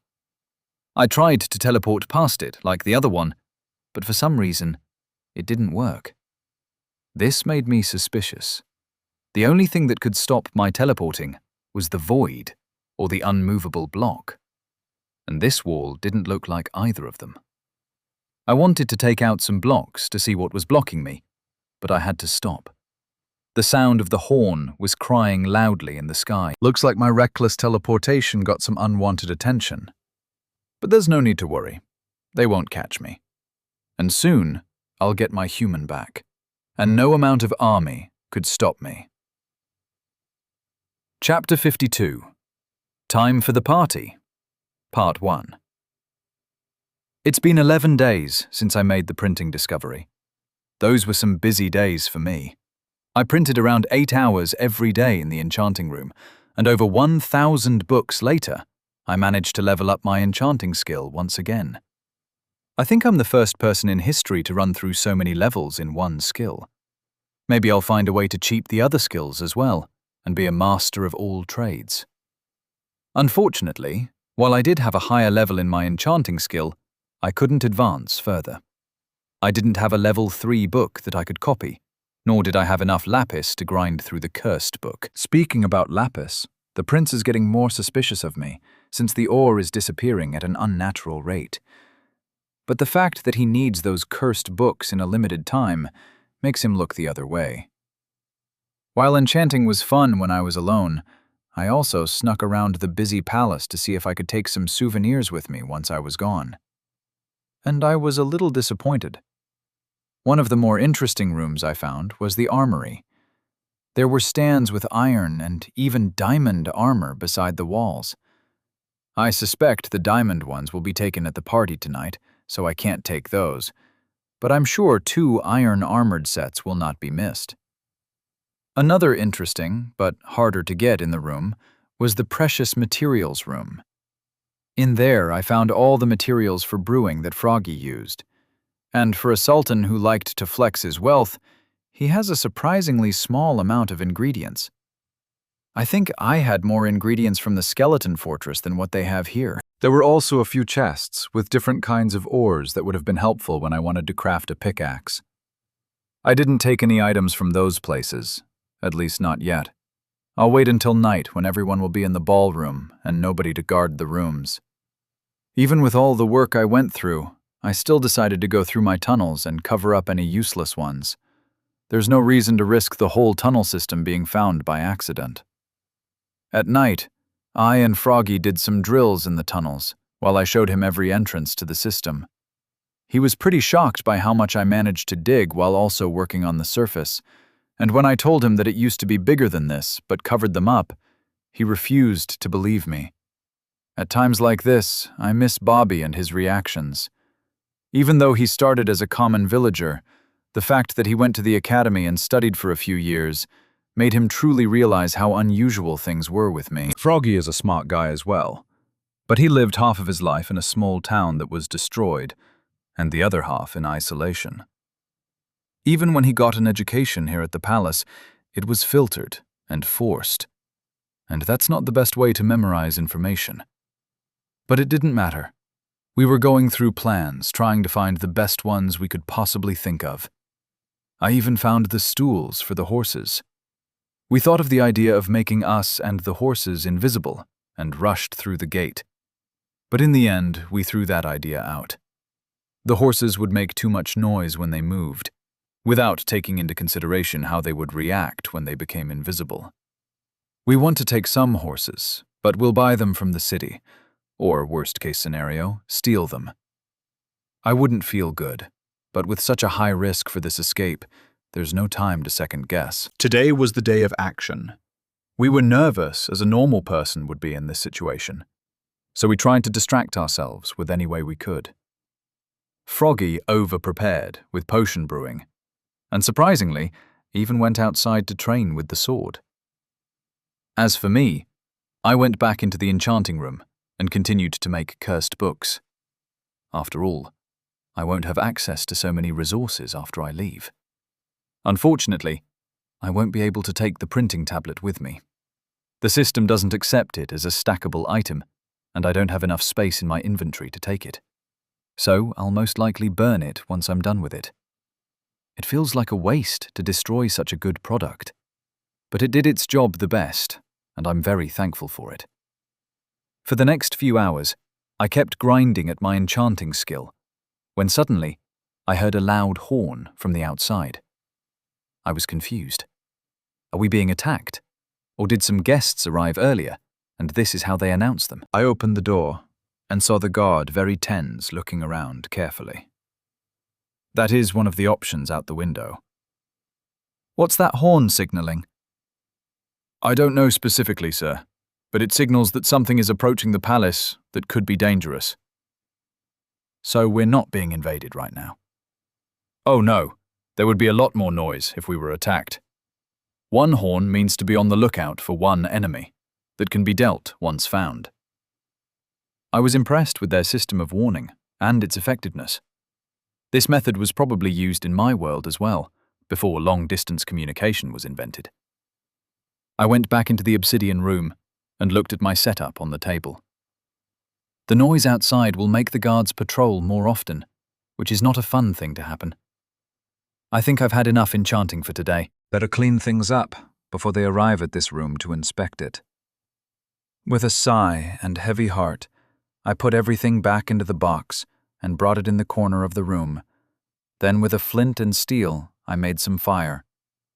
Since it was on an obsidian block, it wouldn't spread anywhere, and it would have a short lifespan. That was until I threw the wooden box into the flame. The wood started to get darker and darker while getting consumed by a growing flame. Thank you for your help. Unfortunately, this is the only way I can let you go. I then made a small praying gesture and waited for the fire to die out. It took a while, since wood is still a source of fuel. But once I was sure all the wood was gone, I placed a block over the fire to extinguish it immediately. This world never ceases to amaze me. Right as I was about to leave, some guards wearing diamond armor barged into the room and looked at me. They didn't say anything. I didn't say anything. We just looked at each other in silence. Then, without saying anything, they looked all over the room before leaving in silence, with me still confused about what happened. They sure move fast, I mumbled to myself as I exited the room. The hallways were full of guards and servants that went in and out of different rooms. This made me feel tense as everyone else, so I decided to see what Froggy was doing. I checked the brewing room, but he wasn't there. Next, I went to the garden and saw him swing the wooden sword like he was, though. Looks like the tension is eating you up. Are you okay? Froggy stops and finally sees me. Yeah, I have a lot of energy that I need to get it out, and training is the best solution that came to mind. That seems fair. Do you know what the guards are looking for? They already searched this area, and from what they told me, it was an Enderman that sounded the alarm. An Enderman? What is a monster like that doing in the middle of the city? I thought they didn't like populated areas. Yeah, that's why everyone is confused and looking for the monster. They don't want to scare the guests somehow. We stayed like this for a few more hours.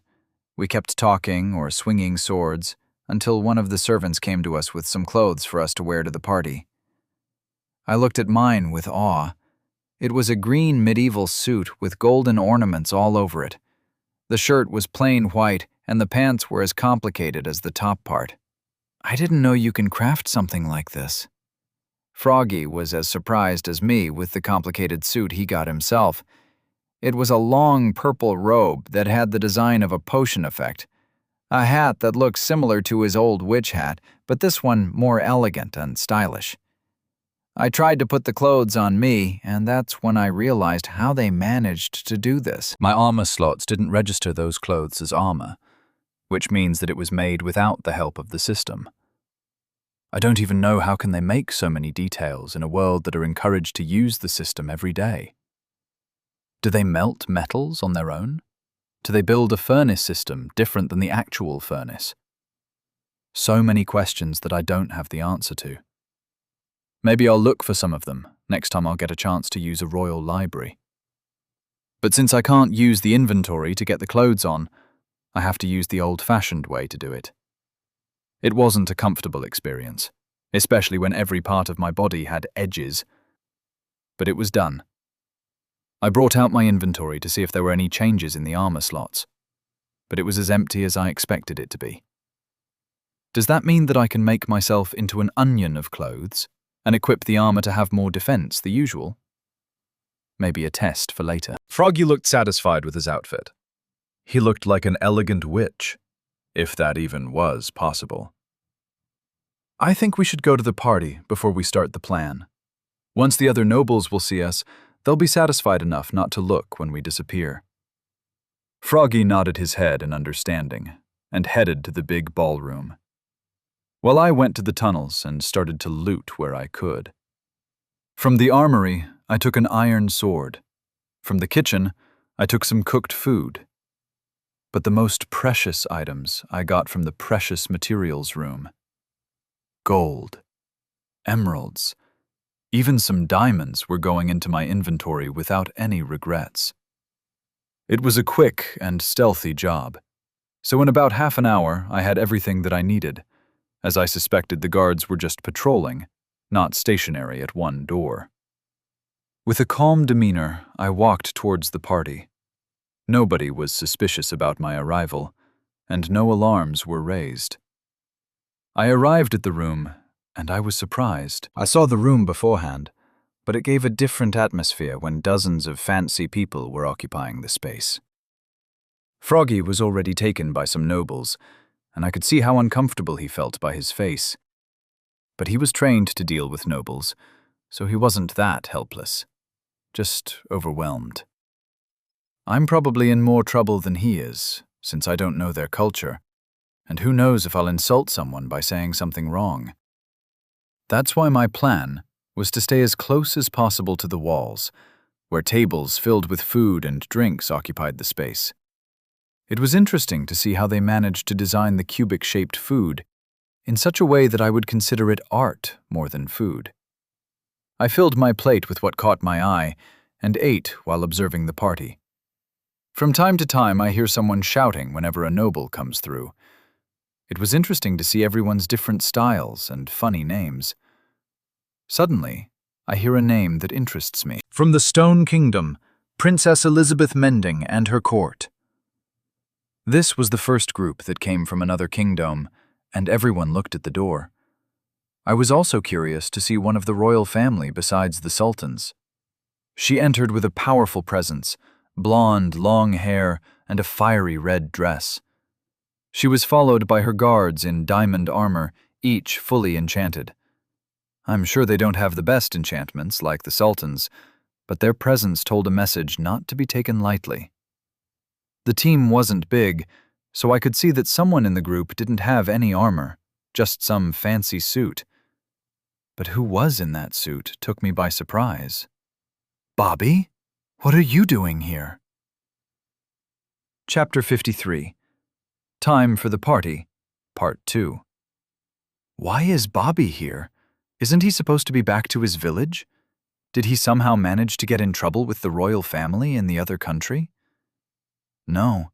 He seems interested to be here, which means he somehow managed to convince the princess to bring him. Do I only make friends that get themselves into trouble like me? Or do they get into trouble because I'm a bad influence on them? But I digress. What I wanted to express before losing my train of thought is that I'm happy to see my friend here and doing well. I walked towards his group, knowing that I couldn't suddenly barge into the prince's group without getting some unwanted attention. But like everyone here, eventually they have to split up and talk with the other people. That is my chance to strike. As I was slowly walking around the group, waiting for them to split up or Bobby to see me, I was tapped on my shoulder by someone. "Excuse me, hero. I'm happy to see you doing well in here. How was the palace experience for you?" I turned around to see someone that made me angry and surprised to see. Alexander, I didn't expect to see you here at the party. Is your wife here as well? The man where all this started, the one house where I cured a poor soul from her undead life, and I was rewarded with imprisonment in the palace. Of course, it isn't his fault. He did pay me for my services, and he even risked getting into trouble by illegally teaching me how to enchant. But logic doesn't usually work the same way emotions do, and I didn't realize that I hadn't gone over the betrayal that I went through, and I could feel it in my response. Yes, she is. She is back to her old self like nothing ever happened. She was furious when she heard you were taken by force by the palace. We managed to pull some strings, and I think we can force the royal family to send you on the field to get some experience. Once outside, it would be easier for us to help you disappear in an accident. I wasn't expecting this response from him. Alexander is not a man of words only. With this action, he shows me that he's sorry for the betrayal and works for a way where it would free us, which I respect and lessens my anger at him. It was something out of his control, He couldn't predict the Sultan would react like this, so he was in the position of choosing his family over 2 people. And how long will we have to wait? It would still take 1 more month. That is awesome to hear. Unfortunately, we don't have that much time. The prince has a dangerous plan that he plans to use tonight, and probably blame it on me. And even if he doesn't do anything, the prisoners that are about to escape will make too much of a mess, where the Sultan will play nice with the other nobles. Of course, I couldn't tell him anything about this, so I just nodded in understanding, and we went on our ways. Finally, the princess group split up, and I could talk with my first friend in this world. As I was sneaking closer to him, I thought, how should I greet? A normal, hey, wouldn't cut it after all. I put my hand on his shoulders, forcing him not to turn his head and see me, and whispered, I have a message from your friend. He greets you from the afterlife and tells you to live your life in peace.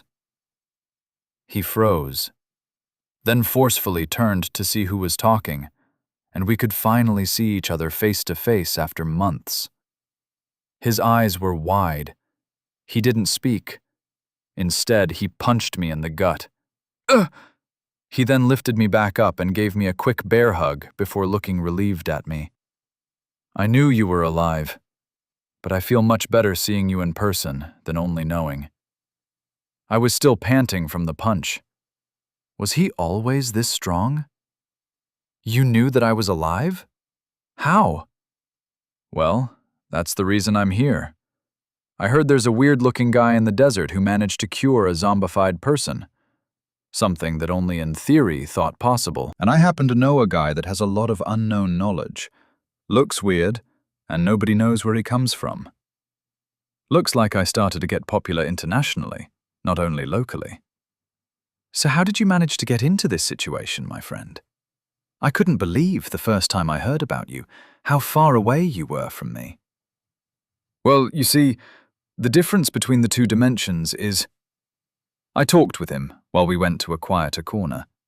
I talked about the withered skeleton king, how I managed to trick him, and how I met Froggy, whom Bobby was very envious of his skill. I told him about the cure, how the princess kidnapped us, and how I've been looking for a way to escape for the past few months. And today is the day of action. Me and Froggy will go invisible through the gates, while everyone will be too confused with what's about to happen. Going invisible for an escape? Where have I ever heard about a similar position before? And what's the distraction going to be? Bobby looked at me with narrowed eyes, while pointing out how similar this situation is to our last encounter. It's different. This time I have a foolproof plan. And unfortunately, I can't tell you the distraction because I don't know how it would happen, only that it would happen. Maybe I can convince Princess Elizabeth to take you and your friend with us. I'm sure she'll be more than happy to have a master brewer on her side. It would be a little risky, but I think it's possible. Bobby tried to help me with another option to get out of there, which I greatly appreciated. Unfortunately, that wouldn't work. I'm 80% sure that the prince is going to do something dangerous tonight and blame it all on me. And even if he wouldn't do anything, the Sultan still wants us to accompany the hero on his journey to defeat the unknown enemy. Prince Amun II is going to do something dangerous tonight? Only for you to take the fall? How you even managed to get into this situation never ceases to amaze me. Is there something I can help with? Not right now, but once we get out, I was planning on getting back to the village and staying low. You can help us by slowing down the search party. I still don't fully approve of your plan. There's too much risk. But I don't have enough power to help you right now, so I'll have to listen to you. While still hesitant, he accepted to help the plan in his way. We spent the rest of the time catching up. I found out how he got in contact with the princess. I was surprised by how well he did at the academy that he caught the attention of the princess. Unfortunately, he still got punished unjustly. He also told me that Undying Flame visited him at the palace just to apologize, which I didn't know was possible until he told me the secret of her still being alive is constantly chugging regenerating potions. Maybe I should bring some materials and let them craft my stuff. We joked around until I heard the names that announced the start of the party. From the Golden Desert, the most prosperous country, enters Prince Enchanter Amun II and Princess Enchanter Cleopatra. The room was silenced for the second time tonight. The two royal siblings walked towards the podium, putting pressure deemed for a ruler. Once they arrived there, the princess stood on the side while the prince spoke from the podium. "Ladies and gentlemen, I'm glad you all managed to arrive tonight. We've all gathered here to celebrate the passing of another blessed year. But the prophet has foreseen a dark time in the coming years. Monsters attacking cities day and night without anyone burning, all led by a leader. But fear not, a hero shall arrive, sent by the system itself, and we, the Sandstone Kindome, will be the one to help the hero on its journey."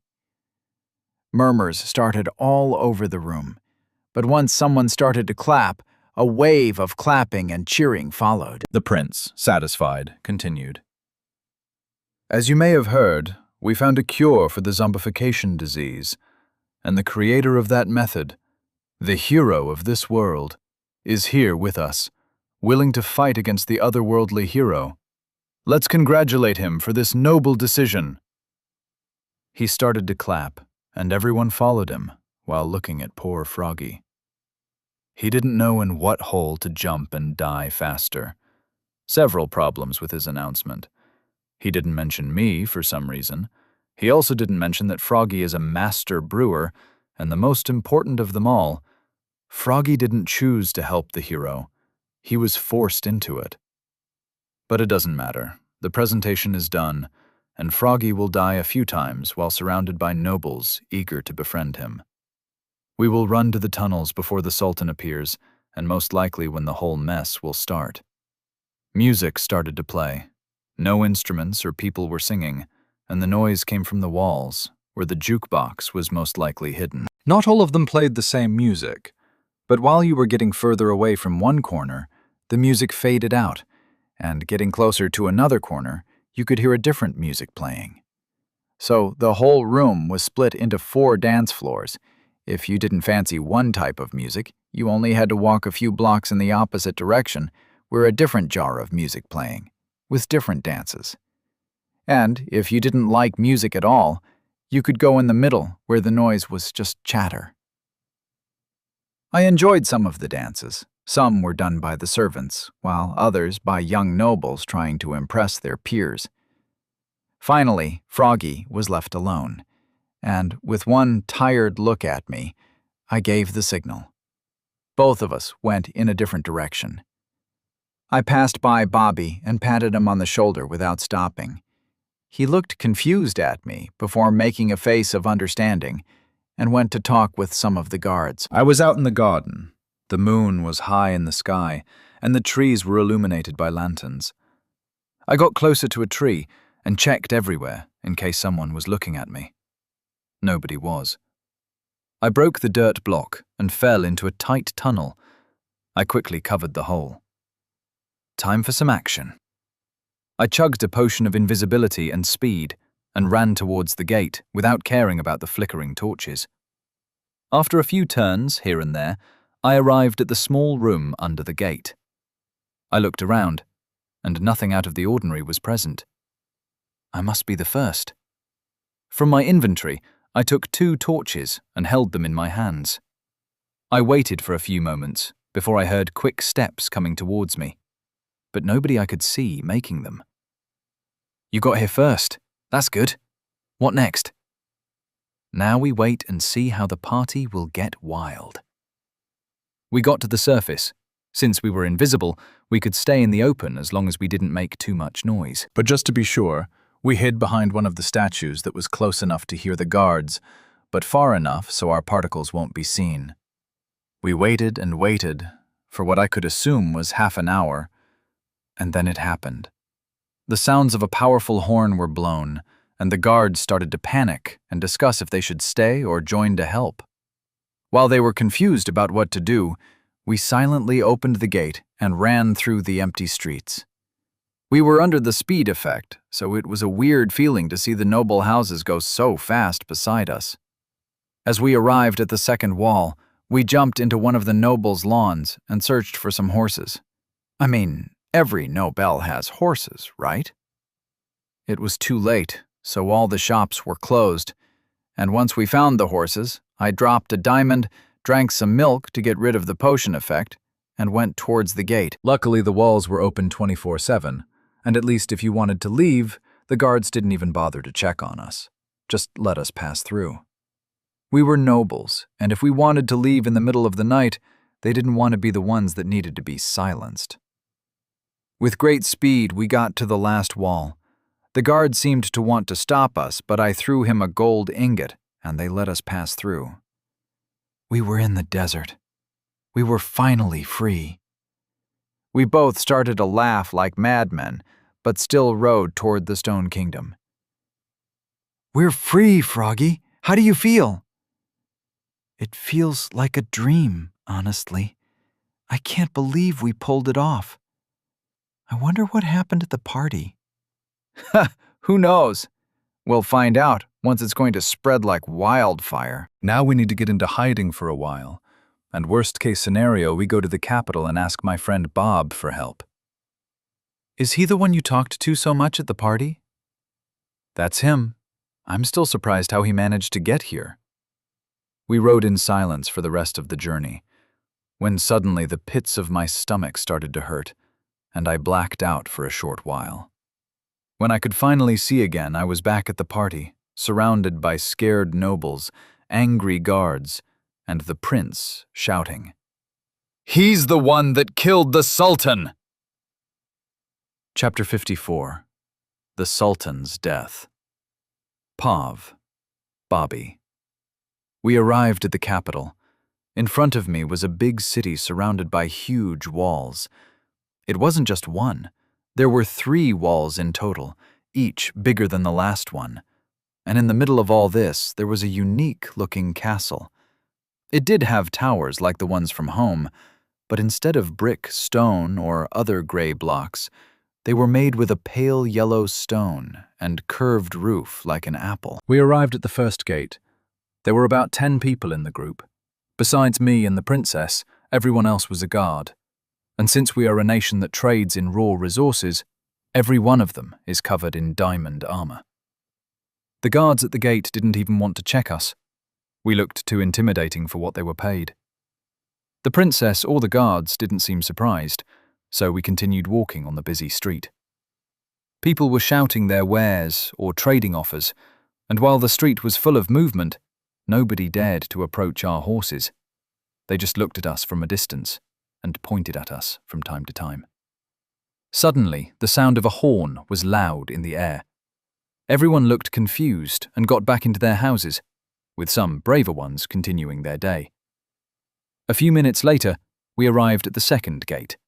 This time, the guards did stop us. At least, a guard did. The others were looking in panic towards the castle. They wanted to go and look for something, but they couldn't leave their post, not when this was the gate to the noble's territory. Who are you, and what's the occasion of the visit? We are the convoy from the Stone Kingdom, and we came for the Sultan's party. You may pass, but be careful. There's a rough Enderman that just went by a few minutes ago. A rogue Enderman? Why would such an intelligent monster go in a populated area? Yes, they like to play pranks on us, but don't like to risk their life for them. It was a weird thing to happen, but it was also unusual how easily they let us pass through. I mean, isn't this an emergency?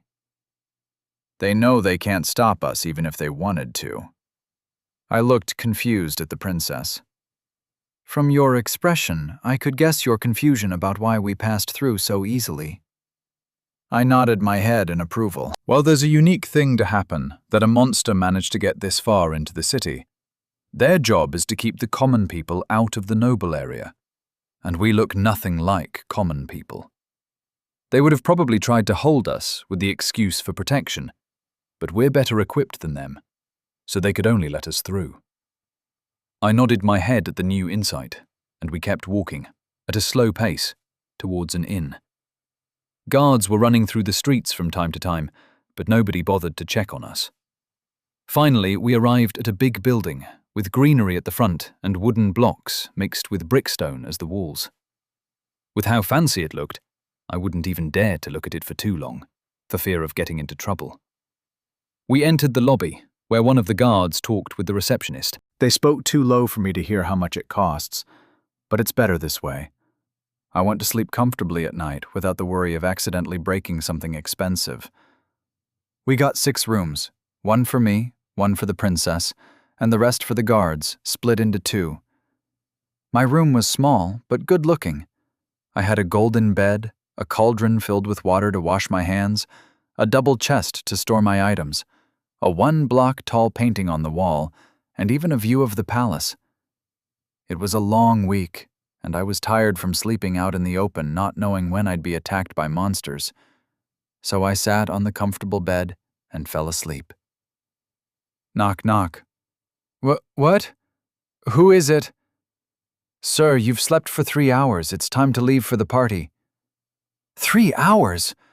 I quickly got into my clothes and went outside where everyone was ready and good to go. Now that everyone is here, let's get going. We went on foot from here. It wasn't too far, but we still got stopped by the guards. This time they had diamond armor on them, and didn't look intimidated by our group. The princess gave a book to one of the guards, and after a quick check, we were good to go. The road was beautifully done. Right beside it there were huge statues of horses and their riders, and beyond the statues, there were fountains of life and greenery. We didn't stop to appreciate the view. Instead, we entered the huge gate, and a man beside it started to shout all of a sudden. "From the Stone Kingdom, Princess Elizabeth Mending and her court!" Everyone looked at us, which made me nervous. Don't worry, Bobby. You practiced for this, and you've survived through the academy. This party is nothing for you. She was right.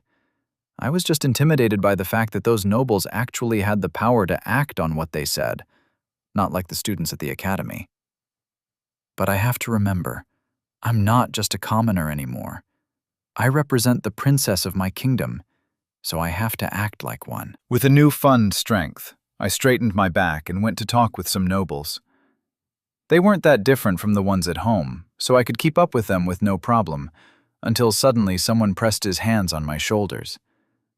I tried to look back to see who it was, but whoever did this didn't want to be seen. He then said something that made my stomach drop. "I have a message from your friend. He greets you from the afterlife and tells you to live your life in peace." I forcefully turned around to give a piece of my mind to this rude man until I saw his face and I froze. A tall man with brown hair and eyes, no nose, and a green expensive suit looked at me with a cheeky smile. It was Traitor, the man that I thought dead in another dimension. He was here, in front of me, as healthy as he could be. I felt a rush of emotions going through me.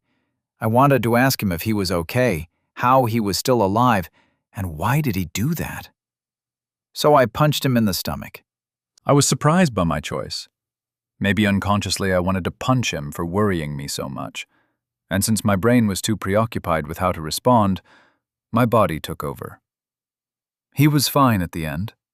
We talked about how I got here, and he talked about how he fought a sentient monster, managed to trick him, and befriended a fete which only heard in legends. But that wasn't the most shocking thing. He somehow knew the cure for an infected person, one of the 2 most dangerous diseases in the world, and just did it for the price of 1 mount. I don't know if I should strangle him for giving it for such a low price, or thank him for actually giving it and not keeping it to himself. That got the attention of the Sultan, and they became guests of honor. Or more exactly, the witch became someone important.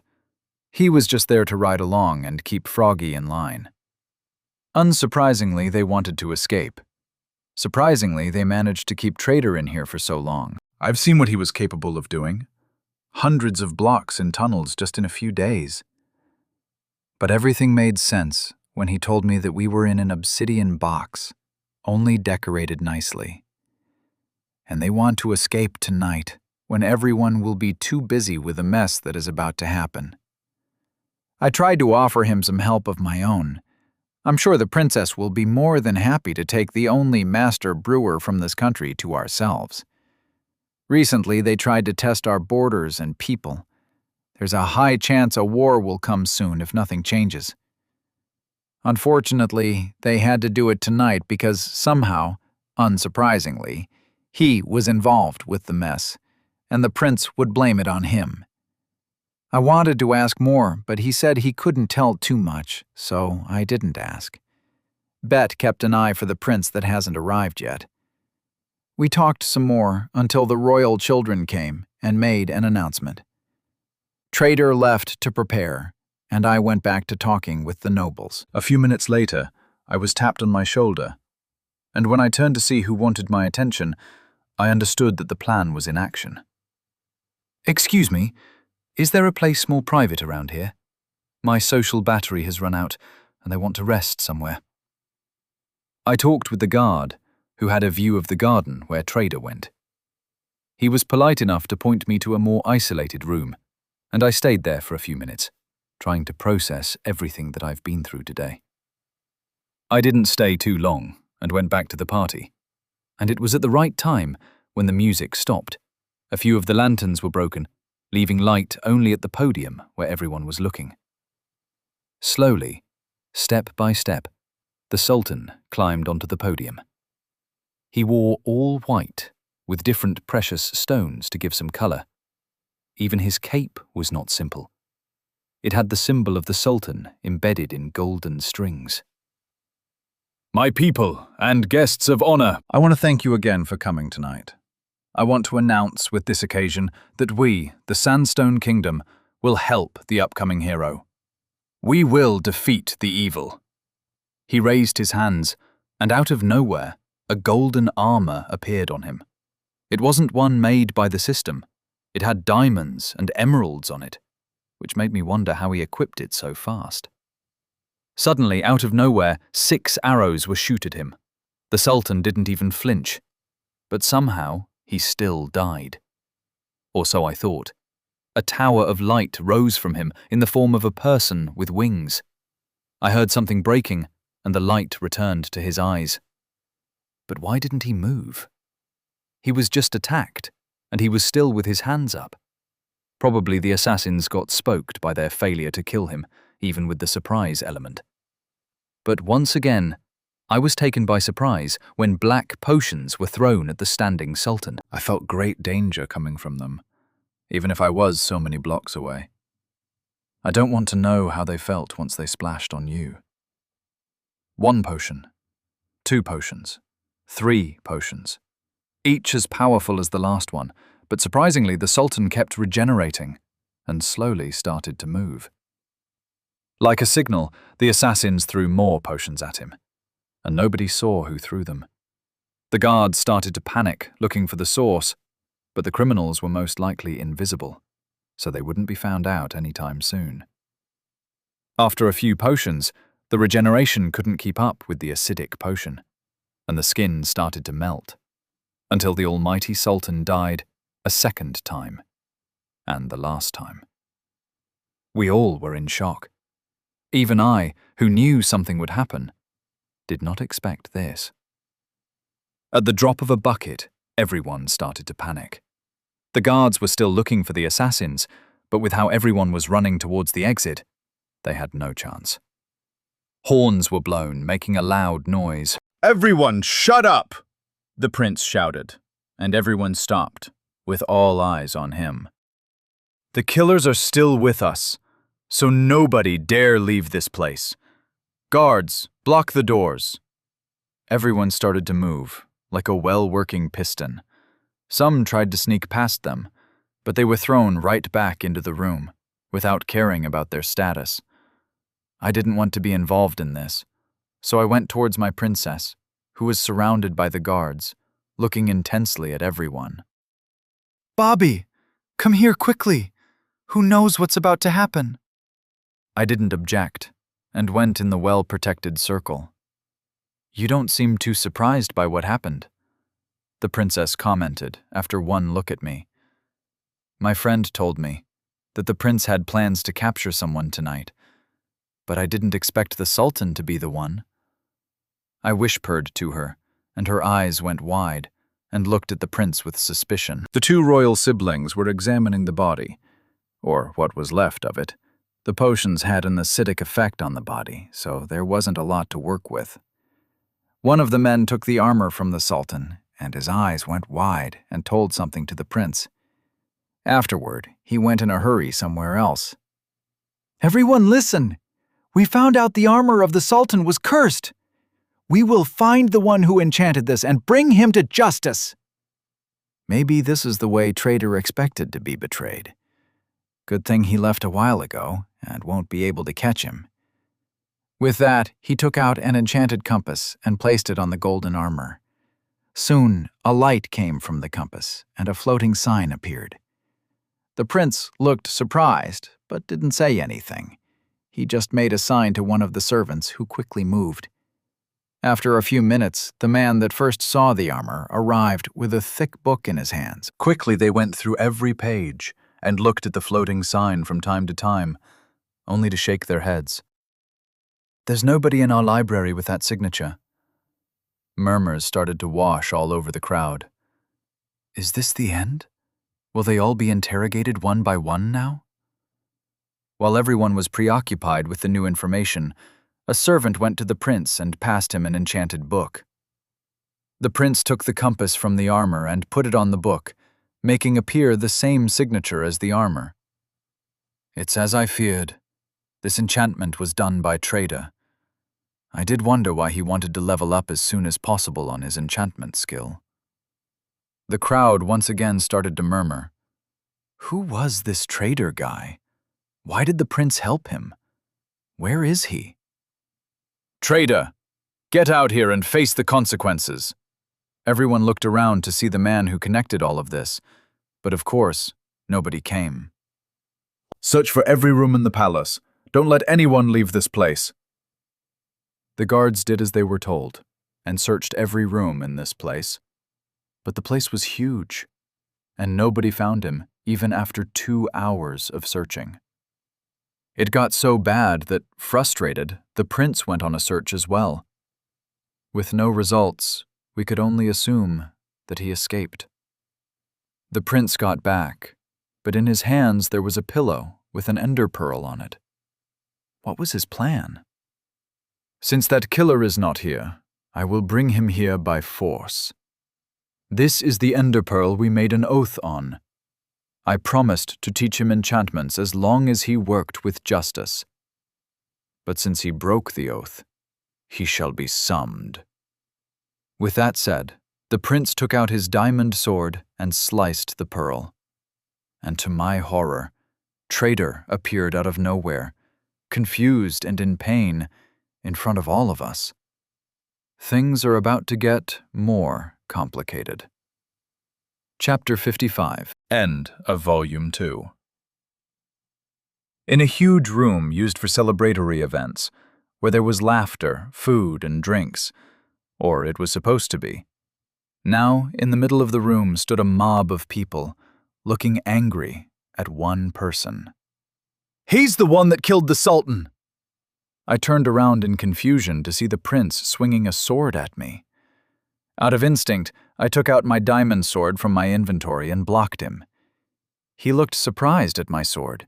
It was the sword of the strongest mob that I fought, after all, and the enchantments were good. I took out a speed potion and drank it. With this, I should be able to react more quickly, since I don't know how to swing a sword. Wait, aren't we supposed to interrogate him or give him a trial? A voice yelled from the crowd. It was Bobby. What trial? He has an iron armor that was probably stolen. The signature of the enchantment led to him. And didn't you see him just now drinking a potion? He has connections with the assassins. With that, he took another swing at me, which I easily blocked. Unfortunately, the guards didn't want to have a duel, so they ready their weapons. Wait, I don't know what you're talking about.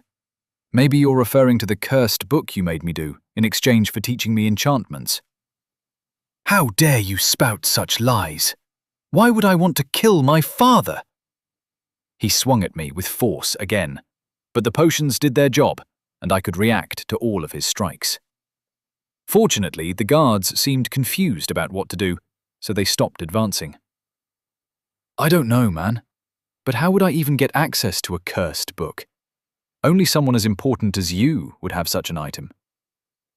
I kept deflecting his sword, but he seemed to get the upper hand the more we fought. I need to come up with a plan and get out of here. How did I even get back here? You got envious of the hero, so you made a deal with the Witch Clan to have more power. Envious of Froggy attention? We were both forced to come here. Why would I be envious for being more of a prisoner? Also, I don't know any clan of witches. A slash reached my arm, leaving a small wound that would regenerate in no time. But the prince was gaining ground, and I was losing it. Speed could only help so much in front of skill. I had to come up with a plan now. As I was thinking, an explosion came from my left. We both stopped and looked towards the noise like everyone else. And the one who made that explosion stood beside a crater. It wasn't just one person. There were a dozen, all looking tired but ready to fight. They were prisoners from the obsidian factory. But I only recognized 3 people from there. Omar, the head guard who trained Froggy, stood in diamond armor, looking with dangerous eyes at everyone. Aisha, the only person that saw through my invisibility, stood there with an iron armor and flint and steel in her hand. She was probably the one that ignited the TNT, and Princess Cleopatra, surprisingly, was there confused, but with determined eyes. Since the ruler of this kingdom died, we need to have a new leader. We, the knights of the people, chose princes, Cleopatra the enchanter, to be our new ruler. Cleopatra looked confused at the sudden news. Looks like she didn't know about their plan. She can't be the ruler. I'm next in line to the throne, the prince shouted back with anger. But from my point of view, I could see fear as well. The plan got off the rails, and he was losing control. We don't want a ruler that works with the pillagers. I've been thrown in prison because I found out about your deals with them. Everyone gasped in surprise. It was taboo to talk with the pillagers, never mind working with them. Baseless accusations. Do you have proof of such a heavy claim? The prince bit back with fury, but this time I could feel that he was confident. And I can see why. Even though Aisha found out about their deal, she didn't have fiscal proof, and what she knew was years outdated, and they made sure to patch any leaks. Some proof against the prince. Do I know some? I started to think. About anything that caught my eye while sneaking around, or when I was with the prince. And there was something. A secret room in his office. You can find proof in his secret. Suddenly I heard a splash on my armor, and my skin started to melt, ignoring what protection I had on me. Splash! Another potion hit me again. Pain flew through every nerve I had. I needed to run. I was in danger. I turned around to see the attacker, only to see a floating sword coming towards my head. In a panic, I swung my sword as well, and I felt something. But the enemy's sword reached its target as well. Light started to fade from my eyes, and the last thing I saw was a shocked villager with gray skin, holding his neck while falling. You died. POV. Enderwoman. A few hours passed, and they weren't pleasant being constantly on the run. But those foolish humans are too young to catch me. I only need to teleport on one of the roofs and wait them out. I can feel my human on the other side of the wall. I can be patient for a few more hours. I only need an opportunity to pass the huge wall. But I think I can only do it through the gate. Or, worst case scenario, I'll go on the walls. But there are too many armored people there to risk it. Especially now, when they're on high alert. A few hours passed, and with no luck on their side, they gave up, which finally let me get out of my hiding spot. I watched the gate as people passed from time to time, and when I saw the guards preoccupied with a certain group, I teleported past them without anyone noticing. The view was beautiful, with all kinds of blocks all over the place. I'm sure this would be a place where a lot of my people would find their soul block. But I wasn't interested in them. I was interested in only finding my human. I don't know if this is normal. I will have to ask the father once I get the chance. I felt an ick coming from my pearl. It was coming from the huge building, so I got closer to it, keeping it out of the human's view. Finally, inside I teleported to one of the empty balconies and watched over all the humans that gathered in the huge room.